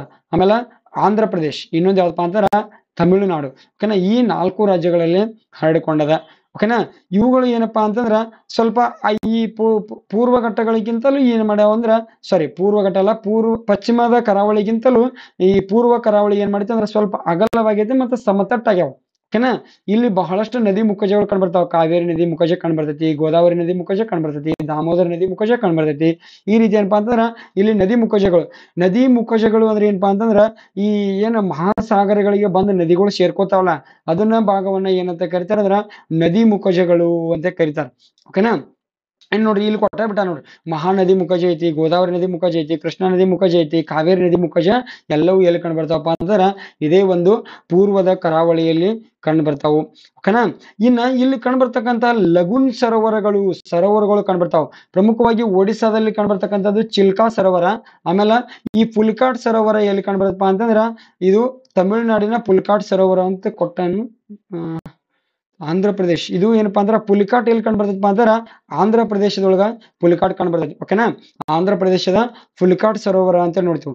ಇನ್ನ ಈ ಭಾಗಗಳನ್ನ ನಾವು ನೋಡ್ತಾ ಹೋದ್ರ ಇಲ್ಲಿ ನೋಡ್ರಿ ಇದು ಏನಪ್ಪಾ ಅಂತಂದ್ರ ಇದು ಕೋರ್ಮಂಡಲ್ ತೀರ. ಇದು ಇಲ್ಲಿದಿಂದ ಇಲ್ಲಿ ತನ ಏನಪ್ಪಾ ಅಂದ್ರ ಕೋರ್ಮಂಡಲ್ ತೀರ ಅಂತ ನೋಡ್ತೀವಿ ನಾವು. ಇದು ಏನಪ್ಪಾ ಅಂದ್ರ ಕೋರ್ಮಂಡಲ್ ತೀರ. ಆಮೇಲೆ ನೆಕ್ಸ್ಟ್ ಏನಪ್ಪಾ ಅಂತಂದ್ರ ನೆಕ್ಸ್ಟ್ ಉತ್ಕಲ್ ತೀರ ಅಂತ ಕರಿತೀವಿ. ಇದನ್ನ ಏನ್ ಕರಿತೀವಿ ಅಂದ್ರ ಒಂದೇ ನಿಮಿಷ. ಇದು ಏನಪ್ಪಾ ಅಂತಂದ್ರ ಉತ್ಕಲ್ ತೀರ. ಆಮೇಲೆ ಇದು ಏನಪ್ಪಾ ಅಂದ್ರ ಉತ್ತರ ಸರ್ಕಾರ್ ತೀರ. ನೀವು ಭಾರತದ ರಾಷ್ಟ್ರಗೀತೆಯನ್ನು ಹಾಡುವಾಗ ಇವೆಲ್ಲವೂ ಏನಪ್ಪಾ ಅಂದ್ರೆ ಈಗ ನಾವು ಭಾರತದ ಪ್ರಾಕೃತಿಕ ವಿಭಾಗಗಳು ನೋಡಿದ್ರ ಎಲ್ಲಾ ವಿಭಾಗಗಳು ಬಂದು ಹೋಗ್ತಾವ ಅದ್ರ. ಓಕೆನಾ. ಹಿಮಾಲಯ ಬರ್ತೈತಿ, ಉತ್ಕಲ ಕಂಡು ಬರ್ತೈತಿ, ಎಲ್ಲವೂ ಕಂಡು ಬರ್ತಾವ. ಓಕೆನಾ. ನಾವು ಸ್ವಲ್ಪ ಕ್ಲೀನ್ ಆಗಿ ಅಬ್ಸರ್ವ್ ಮಾಡಿರ್ಬೇಕಿಷ್ಟ. ಇದ್ರೊಳಗ ನಿಮ್ಗೆ ಗೊತ್ತಿರ್ಲಿ, ನಾವು ಈ ತರ ಭಾಗಗಳನ್ನಾಗಿ ಮಾಡ್ತೀವಿಲ್ಲ, ಈ ಅತಿ ಹೆಚ್ಚು ಕರಾವಳಿ, ಅತಿ ಉದ್ದದ ಕರಾವಳಿಯನ್ನು ಹೊಂದಿರತಕ್ಕಂತ ಭಾಗ ಯಾವ್ದಪ್ಪ ಅಂತಂದ್ರ ಕೋರ್ಮಂಡಲ್ ತೀರ ಅಂತ ನೋಡ್ತೀವಿ ನಾವು. ಈ ಕೋರ್ಮಂಡಲ್ ತೀರ ಏನಪ್ಪಾ ಅಂತಂದ್ರ 2 ರಾಜ್ಯಗಳಲ್ಲಿ ಕಂಡು ಬರ್ತೈತಿ. ಅದ ಯಾವ್ದಪ್ಪ ಅಂತಂದ್ರ ಒಂದು ಆಂಧ್ರ ಪ್ರದೇಶ, ಇನ್ನೊಂದು ಯಾವ್ದಪ್ಪ ಅಂತಂದ್ರ ತಮಿಳುನಾಡು. ಆಂಧ್ರ ಪ್ರದೇಶ ಮತ್ತು ತಮಿಳುನಾಡು ಭಾಗಗಳಲ್ಲಿ ಕೋರ್ಮಂಡಲ್ ತೀರ ಕಂಡು ಬರ್ತದ. ಇದು ಏನಪ್ಪಾ ಅಂತಂದ್ರ ಪೂರ್ವ ಕರಾವಳಿಗಳ ಭಾಗ ಅಂತ ಕರಿತೀವಿ. ಇಲ್ಲಿ ಕಂಡು ಬರ್ತಕ್ಕಂತ ಪ್ರಮುಖ ಬಂದರುಗಳು ಯಾವಪ್ಪ ಅಂತಂದ್ರ ಇಲ್ಲಿ ಪಶ್ಚಿಮ ಬಂಗಾಳದಲ್ಲಿ ಕಂಡು ಬರ್ತಕ್ಕಂಥದ್ದು ಯಾವ್ದಂದ್ರ ಕೋಲ್ಕತ್ತಾ ಬಂದರ್ ಕಂಡು ಬರ್ತೈತಿ, ಹಲ್ದಿಯಾ ಬಂದರ್ ಕಂಡು ಬರ್ತೈತಿ. ಈ ರೀತಿ ಏನಪ್ಪಾ ಅಂದ್ರ ಒಡಿಶಾದಲ್ಲಿ ಕೆಲವು ಬಂದರುಗಳು ಕಂಡು ಬರ್ತಾವ. ಆಂಧ್ರ ಪ್ರದೇಶದಲ್ಲಿ ವಿಶಾಖಪಟ್ಟಣಂ ಬಂದರ್ ಐತಿ, ತಮಿಳುನಾಡಿನಲ್ಲಿ ಎನ್ನೂರ್ ಬಂದರ್ ಐತಿ, ಚಿದಂಬರಂ ಬಂದರ್ ಐತಿ. ಈ ತರ ಏನಪ್ಪಾ ಅಂತಂದ್ರ ಪ್ರಮುಖವಾಗಿ ಈ ಭಾಗದಲ್ಲಿಯೂ ಕೂಡ ಬಂದರುಗಳು ಕಂಡು ಬರ್ತಾವು. ಇದು ಏನಪ್ಪಾ ಅಂತಂದ್ರ ಪ್ರಮುಖ ಇದು ಪೂರ್ವ ಕರಾವಳಿ ಬಗ್ಗೆ ಕುರಿತಾದಂತ ಮಾಹಿತಿ ಅಂತ ನೋಡ್ತೀವಿ ನಾವು. ಸ್ವಲ್ಪ ಕ್ಲಾಸ್ ಲೆಂದಿ ಆಗತೈತೆ ಅಂತೇಳಿ ಸ್ವಲ್ಪ ಸ್ಪೀಡ್ ಹೊಂಟೇನಿ. ನೀವೇನ್ ಮಾಡಿದ್ರೆ ತಿಳಿದೇ ಇದ್ರೆ ಸ್ವಲ್ಪ ಹಿಂದೆ ಓಡಿಸಿ ನೋಡ್ರಿ. ಓಕೆನಾ. ಕ್ಲಾಸ್ ಬಹಳಷ್ಟು ಲೆಂದಿ ಆಗತೈತಿ, ಹೀಗಾಗಿ ಸ್ವಲ್ಪ ಸ್ಪೀಡ್ ಹೊಂಟೇನಿ. ಇನ್ನ ನೆಕ್ಸ್ಟ್ ನೋಡ್ರಿ ದ್ವೀಪಗಳು ಅಂತ ನೋಡ್ತೀವಿ ನಾವು. ಇದೊಂದು ಆಯ್ತಂದ್ರ ಆಯ್ತು, ಬಹಳ ಇದನ್ನ ಮಾಡ್ಕೋಬೇಡ್ರಿ. ಇದೊಂದು ಆಯ್ತಂದ್ರ ಮುಗೀತು. ಇನ್ನ ಭಾರತದ ದ್ವೀಪಗಳು ಯಾವ್ಯಾವ ಪ್ರಮುಖವಾಗಿ ಕಂಡು ಬರ್ತಕ್ಕಂಥ ಯಾವಪ್ಪ ಅಂತಂದ್ರ ಒಂದು ಲಕ್ಷದ್ವೀಪಗಳು, ಇನ್ನೊಂದು ಯಾವ್ದಪ್ಪ ಅಂತಂದ್ರ ಅಂಡಮಾನ್ ನಿಕೋಬಾರ್. ನಾವು ಕಾನ್ಸಂಟ್ರೇಟ್ ಮಾಡೋದೇನಪ್ಪ ಅಂದ್ರೆ ಇದ್ರೊಳಗೆ ಏನು ಏನು ಹೊಲಸಿಡ್ಸಂಗಿಲ್ಲ. ಅಂದ್ರ ಅದು ಬರ್ದಂದ್ರೆ ಗಜಿಬಿಜಿ ಆಗ್ತೈತಿ. ಈಗ ಸದ್ಯಕ್ಕೆ ಇದು ಕ್ಲಿಯರ್ ಆಗಿ ಕಾಣ್ತೈತಿ, ನಿಮ್ಗೆ ಗೊತ್ತಿರಲಿ. ಓಕೆನಾ. ಈ ರೀತಿ ಭಾರತ ದೇಶದಲ್ಲಿ ಏನಪ್ಪಾ ಅಂತಂದ್ರ ಪ್ರಮುಖವಾಗಿ ದ್ವೀಪಗಳು ಕಂಡು ಬರ್ತಾವು. ಈ ಅರಬ್ಬಿ ಸಮುದ್ರದಲ್ಲಿ ಏನ್ ಕಂಡು ಬರ್ತಾವಪ್ಪ ಅಂತಂದ್ರ ಲಕ್ಷದ್ವೀಪಗಳು ಕಂಡು ಬರ್ತಾವ. ಅರಬ್ಬಿ ಸಮುದ್ರದಲ್ಲಿ ಏನಪ್ಪಾ ಅಂದ್ರ ಲಕ್ಷದ್ವೀಪಗಳು ಕಂಡು ಬರ್ತಾವು. ಆಮೇಲೆ ಈ ಕಡೆ ಬಂಗಾಳ ಕೊಲ್ಲಿಯಲ್ಲಿ ಏನ್ ಕಂಡು ಬರ್ತಾವಪ್ಪ ಅಂತಂದ್ರ ಅಂಡಮಾನ್ ನಿಕೋಬಾರ್ಗಳು ಕಂಡು ಬರ್ತಾವ. ಓಕೆನಾ. ಈ ಕಡೆ ಏನ್ ಕಂಡು ಬರ್ತಾವ ಅಂದ್ರ ಅಂಡಮಾನ್ ನಿಕೋಬಾರ್ಗಳು ಕಂಡು ಬರ್ತಾವ. ಈ ಲಕ್ಷದ್ವೀಪಗಳ ರಾಜಧಾನಿ ಯಾವ್ದಪ್ಪ ಅಂತಂದ್ರ ಕರವಟ್ಟಿ ಅಂತ ಕರಿತೀವಿ ನಾವು. ಕರವಟ್ಟಿ ಏನಪ್ಪಾ ಅಂದ್ರ ಲಕ್ಷದ್ವೀಪಗಳ ರಾಜಧಾನಿ. ಆಮೇಲೆ ಪೋರ್ಟ್ ಬ್ಲೇರ್ ಅನ್ನೋದು ಏನಪ್ಪಾ ಅಂತಂದ್ರ ಈ ಪೋರ್ಟ್ ಬ್ಲೇರ್ ಏನಪ್ಪಾ ಅಂದ್ರ ಅಂಡಮಾನ್ ನಿಕೋಬಾರ್ಗಳ ರಾಜಧಾನಿ ಅಂತ ಕರಿತೀವಿ. ಓಕೆನಾ. ಈ ಅರಬ್ಬಿ ಸಮುದ್ರದಲ್ಲಿ ಒಟ್ಟು ಕಂಡು ಬರ್ತಕ್ಕಂತಹ ದ್ವೀಪಗಳ ಸಂಖ್ಯೆ ಎಷ್ಟಪ್ಪಾ ಅಂತಂದ್ರ 43 ದ್ವೀಪಗಳು. ಬಂಗಾಳ ಕೊಲ್ಲಿಯಲ್ಲಿ ಕಂಡು ಬರ್ತಕ್ಕಂತಹ ದ್ವೀಪಗಳ ಸಂಖ್ಯೆ ಎಷ್ಟಪ್ಪಾ ಅಂತಂದ್ರ 204. ಎರಡು ಸೇರಿಸಿದ್ರೆ ಎಷ್ಟಪ್ಪಾ ಅಂತಂದ್ರ 247 ದ್ವೀಪಗಳು ಏನಪ್ಪಾ ಅಂತಂದ್ರ ಕಂಡು ಬರ್ತಾವ. ಎರಡು ಸೇರಿಸಿದ್ರ 240 ದ್ವೀಪಗಳು. ಇದನ್ನ 2 ವರ್ಷಕ್ಕೆ ಕೇಳ್ತಕ್ಕಂಥ ಸಾಧ್ಯತೆ ಐತಿ. ಯಾವುದು ಲಕ್ಷದ್ವೀಪ ಮತ್ತು ಅಂಡಮಾನ್ ನಿಕೋಬಾರ್ಗಳ ನಡುವಿನ ವ್ಯತ್ಯಾಸ, ಅಥವಾ ಏನ್ ಮಾಡ್ತಾನಂದ್ರ ಎರಡು ಏನಪ್ಪಾ ಅಂದ್ರ ಪಶ್ಚಿಮದ ದ್ವೀಪಗಳು, ಪೂರ್ವದ ದ್ವೀಪಗಳು ಅಂತೇಳಿ ಈ ತರನು ಏನಪ್ಪಾ ಅಂದ್ರ ವಿಶೇಷವಾಗಿ ಕ್ವಶನ್ ಕೇಳ್ಬೋದು. ಕೇಳಿದ್ರೆ ನಾವು ಬರೀಲಕ್ ರೆಡಿ ಇರ್ಬೇಕು. ಓಕೆನಾ. ಅಥವಾ ಬಂಗಾಳ ಕೊಲ್ಲಿ ಮತ್ತು ಅರಬ್ಬಿ ಸಮುದ್ರದಲ್ಲಿ ಕಂಡು ಬರ್ತಕ್ಕಂಥ ದ್ವೀಪಗಳ ನಡುವಿನ ವ್ಯತ್ಯಾಸವನ್ನು ಬರೀರಿ. ಅಂದ್ರೆ ಈ ಕಡೆ ಎರಡು ಕಡೆಯಿಂದ ಬರಿಬೇಕಾಗ್ತೈತಿ. ಓಕೆನಾ. ಇನ್ನು ನೋಡ್ರಿ, ಈ ಲಕ್ಷದ್ವೀಪಗಳ ಬಗ್ಗೆ ಮೊದಲಿಗೆ ನಾವು ಅಧ್ಯಯನ ಮಾಡಿದ್ರೆ ಏನಪ್ಪಾ ಅಂತಂದ್ರ ಇವುಗಳು ಲಕ್ಷದ್ವೀಪಗಳಿಗೆ ಏನಂತ ಕರಿತೀವಿ ಅಂದ್ರ ಹವಳದ ದ್ವೀಪಗಳು ಅಥವಾ ಫರ್ಲ್ ಅಂತ ಕರಿತೀವಿ. ಇಂಗ್ಲಿಷ್ ಒಳಗ ಫರ್ಲ್ ಐಸ್ಲ್ಯಾಂಡ್ ಅಂತ ಕರಿತೀವಿ. ಅಂದ್ರ ಹವಳದ ದ್ವೀಪಗಳು ಅಂತ ಕರಿತಾರ. ಓಕೆನಾ. ಆಮೇಲೆ ಈ ಅಂಡಮಾನ್ ನಿಕೋಬಾರ್ಗಳಿಗೆ ಏನಂತ ಕರಿತಾರ ಅಂದ್ರೆ ಜ್ವಾಲಾಮುಖಿ ನಿರ್ಮಿತ ದ್ವೀಪಗಳು ಅಂತ ಕರೆದ್ರೆ ಇವುಗಳಿಗೆ ಹವಳದ ದ್ವೀಪಗಳು ಅಂತ ಕರಿತಾರೆ. ವ್ಯತ್ಯಾಸ ಇಲ್ಲೊಂದು ಸಿಕ್ತ. ಓಕೆನಾ. ಇನ್ನ ನೆಕ್ಸ್ಟ್ ನೋಡ್ರಿ, ಈ ನಿಕೋಬಾರ್ನಲ್ಲಿ ಭಾರತದ ದಕ್ಷಿಣ ತುದಿ ಐತಿ. ಅಂದ್ರ ಇಂದಿರಾ ಪಾಯಿಂಟ್ ಎಲ್ಲಿ ಕಂಡು ಬರ್ತಪ್ಪ ಅಂತಂದ್ರ ಇದೇ ಗ್ರೇಟ್ ನಿಕೋಬಾರ್ ನಲ್ಲಿ ಇಂದಿರಾ ಪಾಯಿಂಟ್ ಕಂಡು ಬರ್ತೈತಿ. ಆಲ್ರೆಡಿ ನಿಮಗೆ ಲಕ್ಷದ್ವೀಪಗಳು ಹವಳ ದ್ವೀಪಗಳಾಗ್ಯಾವ ಹೇಳಿನಿ. ಈಗ ಲಕ್ಷದ್ವೀಪಗಳ ಬಗ್ಗೆ ಕಾಂಪಿಟೇಟಿವ್ ಎಕ್ಸಾಮ್ ಪರ್ಪಸ್ ಇರ್ತಕ್ಕಂಥ ಪ್ರಮುಖ ಮಾಹಿತಿ ಏನಪ್ಪಾ ಅಂತಂದ್ರ ನೋಡ್ರಿ, ನಮ್ಮ ಕ್ವಶನ್ ಕೇಳ್ತಿರ್ತಾನು 9 ಡಿಗ್ರಿ ಚಾನಲ್ 9 ಡಿಗ್ರಿ ಚಾನಲ್ ಯಾವ 2 ದ್ವೀಪಗಳನ್ನ ವಿಭಾಗಿಸುತ್ತದೆ ಅಥವಾ ಪ್ರತ್ಯೇಕಿಸುತ್ತದೆ ಅಂದ್ರ ಲಕ್ಷದ್ವೀಪ ಮತ್ತು ಮಿನಿ ಕಾಯಿಗಳನ್ನ ಏನ್ ಮಾಡ್ತೈತಿಪ್ಪ ಅಂತಂದ್ರ ವಿಭಾಗ ಮಾಡ್ತೈತಿ. ಇನ್ನೊಂದ್ ಏನಪ್ಪಾ ಅಂದ್ರ 8 ಡಿಗ್ರಿ ಚಾನಲ್ ಅಂತ ನೋಡ್ತೀವಿ.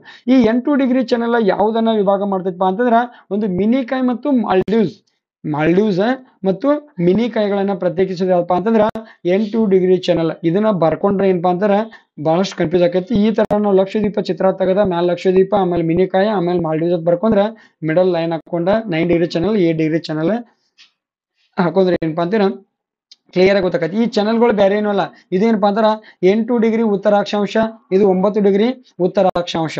ಓಕೆನಾ. ಇನ್ನ ನೆಕ್ಸ್ಟ್ ಏನಪ್ಪಾ ಅಂತಂದ್ರ ಈ ಅಂಡಮಾನ್ ನಿಕೋಬಾರ್ದಾಗ ಬಂದ್ರ ಅಂಡಮಾನ್ ನಿಕೋಬಾರ್ದಾಗ ಏನಪ್ಪಾ ಅಂತಂದ್ರ ಬಹಳಷ್ಟು ದ್ವೀಪಗಳು ಕಂಡ್ಬರ್ತಾವ. ಇಲ್ಲಿ ನೋಡ್ರಿ, ಇದೇನಪ್ಪಾ ಅಂತಾರ ಉತ್ತರದ ಅಂಡಮಾನ, ಆಮೇಲೆ ನೆಕ್ಸ್ಟ್ ಅದ್ರ ಕೆಳಗಡೆ ಬರ್ತಕ್ಕಂಥದ್ದು ಯಾವಪ್ಪ ಅಂತಾರ ಮಧ್ಯ ಅಂಡಮಾನ, ಆಮೇಲೆ ಚಿಕ್ಕ ಅಂಡಮಾನ್ ಕಂಡ್ಬರ್ತೈತಿ. ಈ ಚಿಕ್ಕ ಅಂಡಮಾನದಲ್ಲಿಯೇ ಏನ್ ಕಂಡ್ಬರ್ತೈತಪ್ಪ ಅಂತಂದ್ರ ಫೋರ್ಟ್ ಬ್ಲೇರ್ ಅಂದ್ರ ಅಂಡಮಾನ್ ನಿಕೋಬಾರ್ಗಳ ರಾಜಧಾನಿ ಯಾವ್ದಪ್ಪ ಅಂತಂದ್ರ ಫೋರ್ಟ್ ಬ್ಲೇರ್ ಅನ್ನೋದೇ ಎಲ್ಲಿ ಕಂಡ್ಬರ್ತಪ್ಪ ಅಂತಂದ್ರ ಈ ಚಿಕ್ಕ ಅಂಡಮಾನ್ ನಲ್ಲಿ ಕಂಡ್ಬರ್ತೈತಿ. ಈ ಚಿಕ್ಕ ಅಂಡಮಾನ್ಕ ಇನ್ನೊಂದ್ ಹೆಸರು ಏನಪ್ಪಾ ಅಂತಂದ್ರ ದಕ್ಷಿಣ ಅಂಡಮಾನ್ ಅಂತ ಕೂಡ ಕರೀತಾರೆ. ಓಕೆನಾ, ದಕ್ಷಿಣ ಅಂಡಮಾನ್ ಅಂತ ಕರೀತಾರ.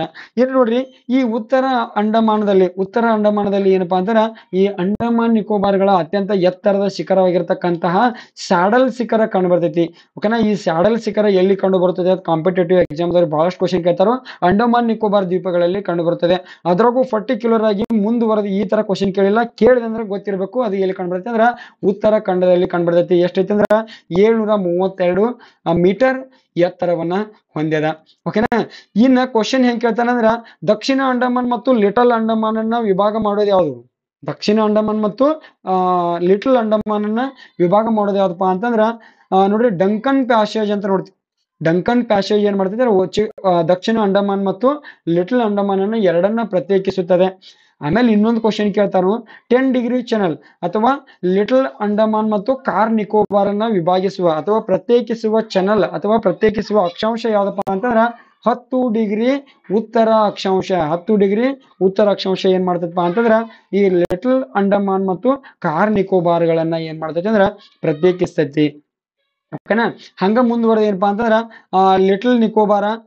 ಲಿಟಲ್ ಅಂಡಮಾನ್ ಆಯ್ತು, ಕಾರ್ ನಿಕೋಬಾರ್ ಲಿಟಲ್ ಅಂಡಮಾನ್ ಬರ್ತೈತಿ. ಆಮೇಲೆ ಇನ್ನೊಂದು ಏನ್ ಕಂಡು ಬರ್ತೈತೆ ಅಂದ್ರೆ ಗ್ರೇಟ್ ನಿಕೋಬಾರ್. ಓಕೆನಾ, ಬಹಳಷ್ಟು ಇಂಪಾರ್ಟೆಂಟ್ ಗ್ರೇಟ್ ನಿಕೋಬಾರ್. ಭಾರತದ ಅತ್ಯಂತ ದಕ್ಷಿಣದ ತುದಿ ಯಾವ್ದಪ್ಪ ಅಂತಂದ್ರ ಇಂದಿರಾ ಪಾಯಿಂಟ್ ಅಂತ ನೋಡ್ತೀವಿ. ಇಂದಿರಾ ಪಾಯಿಂಟ್ ಎಲ್ಲಿ ಕಂಡು ಬರ್ತೈತಪ್ಪ ಅಂತಂದ್ರ ಗ್ರೇಟ್ ನಿಕೋಬಾರ್ದೊಳಗ ಕಂಡು ಬರ್ತೈತಿ. ಇದಕ್ಕಿನ್ನ ಇರ್ತಕ್ಕಂಥ ಹೆಸರುಗಳು ಯಾವಪ್ಪ ಅಂದ್ರ ಪಿಗ್ಮಿಲಿಯನ್ ಪಾಯಿಂಟ್, ಪಾರ್ಷನ್ ಪಾಯಿಂಟ್ ಅಂತ ಕರಿತೀವಿ. ಓಕೆನಾ. ಇವುಗಳು ಏನಪ್ಪಾ ಅಂದ್ರೆ ಕಂಡು ಬರ್ತಕ್ಕಂತಹ ಪ್ರದೇಶ ಯಾವ್ದಪ್ಪ ಅಂದ್ರ ಗ್ರೇಟ್ ನಿಕೋಬಾರ್. ಇಲ್ಲಿ 6 ಡಿಗ್ರಿ 45 ನಿಮಿಷ 6 ಡಿಗ್ರಿ ಯಾವ ತರ ಓದ್ಬೇಕಿದ್ರೆ 6 ಡಿಗ್ರಿ 45 ನಿಮಿಷ ಉತ್ತರ ಅಕ್ಷಾಂಶದಲ್ಲಿ ಕಂಡು ಬರ್ತೈತಿ. ಯಾವುದು? ಇಂದಿರಾ ಪಾಯಿಂಟ್, ಪಿಗ್ಮಿಲಿಯನ್ ಪಾಯಿಂಟ್, ಪಾರ್ಷನ್ ಪಾಯಿಂಟ್ ಎಲ್ಲ ಒಂದೇ. ಇದು ಏನಪ್ಪಾ ಅಂತಂದ್ರ ದ್ವೀಪಗಳ ಕುರಿತಾದಂತಹ ಮಾಹಿತಿ ಅಂತ ನೋಡ್ತೀವಿ. ಕ್ಲಾಸ್ ಸ್ವಲ್ಪ ಲೆಂದಿ ಆಯ್ತು, ನನಗೂ ಸ್ವಲ್ಪ ಇದು ಕ್ಲಾಸ್ ಯಾವ ತರ ಆಗೈತೆ ಅಂತ ನಿಮ್ಗ ಗೊತ್ತಿಲ್ಲ. ಇದು ಮಾರ್ನಿಂಗ್ ಸೆಕ್ಷನ್ ಬೇರೆ ಆಗೈತಿ, ಆಮೇಲೆ ಈವ್ನಿಂಗ್ ಸೆಕ್ಷನ್ ಬೇರೆ ಆಗೈತಿ. ಅದನ್ನ ನೋಡೋಣ ಎಷ್ಟು ಸಾಧ್ಯ ಆಕೈತಿ ಅಷ್ಟ ನಾನು ಜಾಯಿಂಟ್ ಮಾಡಿ ಅಪ್ಲೋಡ್ ಮಾಡಕ ಪ್ರಯತ್ನವನ್ನ ಮಾಡ್ತೀನಿ. ಆದ್ರೆ ಏನಪ್ಪಾ ಅಂತಂದ್ರ ಇವತ್ತಿನ ಕ್ಲಾಸ್ ಸ್ವಲ್ಪ ಅಸ್ತವ್ಯಸ್ತ ಆಗೈತಿ, ದಯವಿಟ್ಟು ಕ್ಷಮೆ ಇರ್ಲಿ. ಏನಾದ್ರೂ ತಪ್ಪುಗಳಾಗಿದ್ರ ಕ್ಷಮೆ ಇರ್ಲಿ. ಮುಂದಿನ ದಿನಮಾನದೊಳಗೆ ಏನಪ್ಪಾ ಅಂತಂದ್ರ ಸರಿಯಾಗಿ ಮಾಡುವಂತ ಪ್ರಯತ್ನವನ್ನ ಮಾಡ್ತೀವಿ. ಓಕೆನಾ. ಇನ್ನ ನೆಕ್ಸ್ಟ್ ಏನಪ್ಪಾ ಅಂತಂದ್ರ ನೋಡ್ರಿ, ಈ ಲಕ್ಷದ್ವೀಪಗಳನ್ನ ತೋರಿಸ್ಬೇಕಿತ್ತು ನಿಮ್ಗೆ. ಅಂಡಮಾನ್ ನಿಕೋಬಾರ್ ಮತ್ತು ಲಕ್ಷದ್ವೀಪಗಳು. ನಿಜ ಹೇಳ್ಬೇಕಂದ್ರೆ ಈ ದ್ವೀಪ ಈ ಕಡೆ ಹೋಗ್ಬೇಕಿತ್ತು, ಈ ದ್ವೀಪ ಈ ಕಡೆ ಹೋಗ್ಬೇಕಿತ್ತು, ನಿಮ್ಗೆ ಅಂಡರ್ಸ್ಟ್ಯಾಂಡ್ ಆಗ್ತಿತ್ತು. ಓಕೆನಾ. ನೋಡ್ರಿ ಯಾವ ತರ ಅದಾವು ನೋಡ್ಕೊರಿ. ಇಲ್ಲಿ ತನ ಏನಪ್ಪಾ ಅಂತಂದ್ರ ನಮ್ಮ ತರಗತಿಯನ್ನ ಕೇಳಿದಕ್ಕೆ ತುಂಬ ಹೃದಯದ ಧನ್ಯವಾದಗಳನ್ನ ಹೇಳ್ತಾ ಎಲ್ಲರಿಗೂ ಥ್ಯಾಂಕ್ ಯು. ಇನ್ನ ಮುಂದಿನ ತರಗತಿಯಲ್ಲಿ ಮತ್ತೆ ಸಿಗೋಣ ಅಂತ ಹೇಳ್ತಾ ಅಲ್ಲಿವರೆಗೂ ಜೈ ಹಿಂದ್, ಜೈ ಕರ್ನಾಟಕ.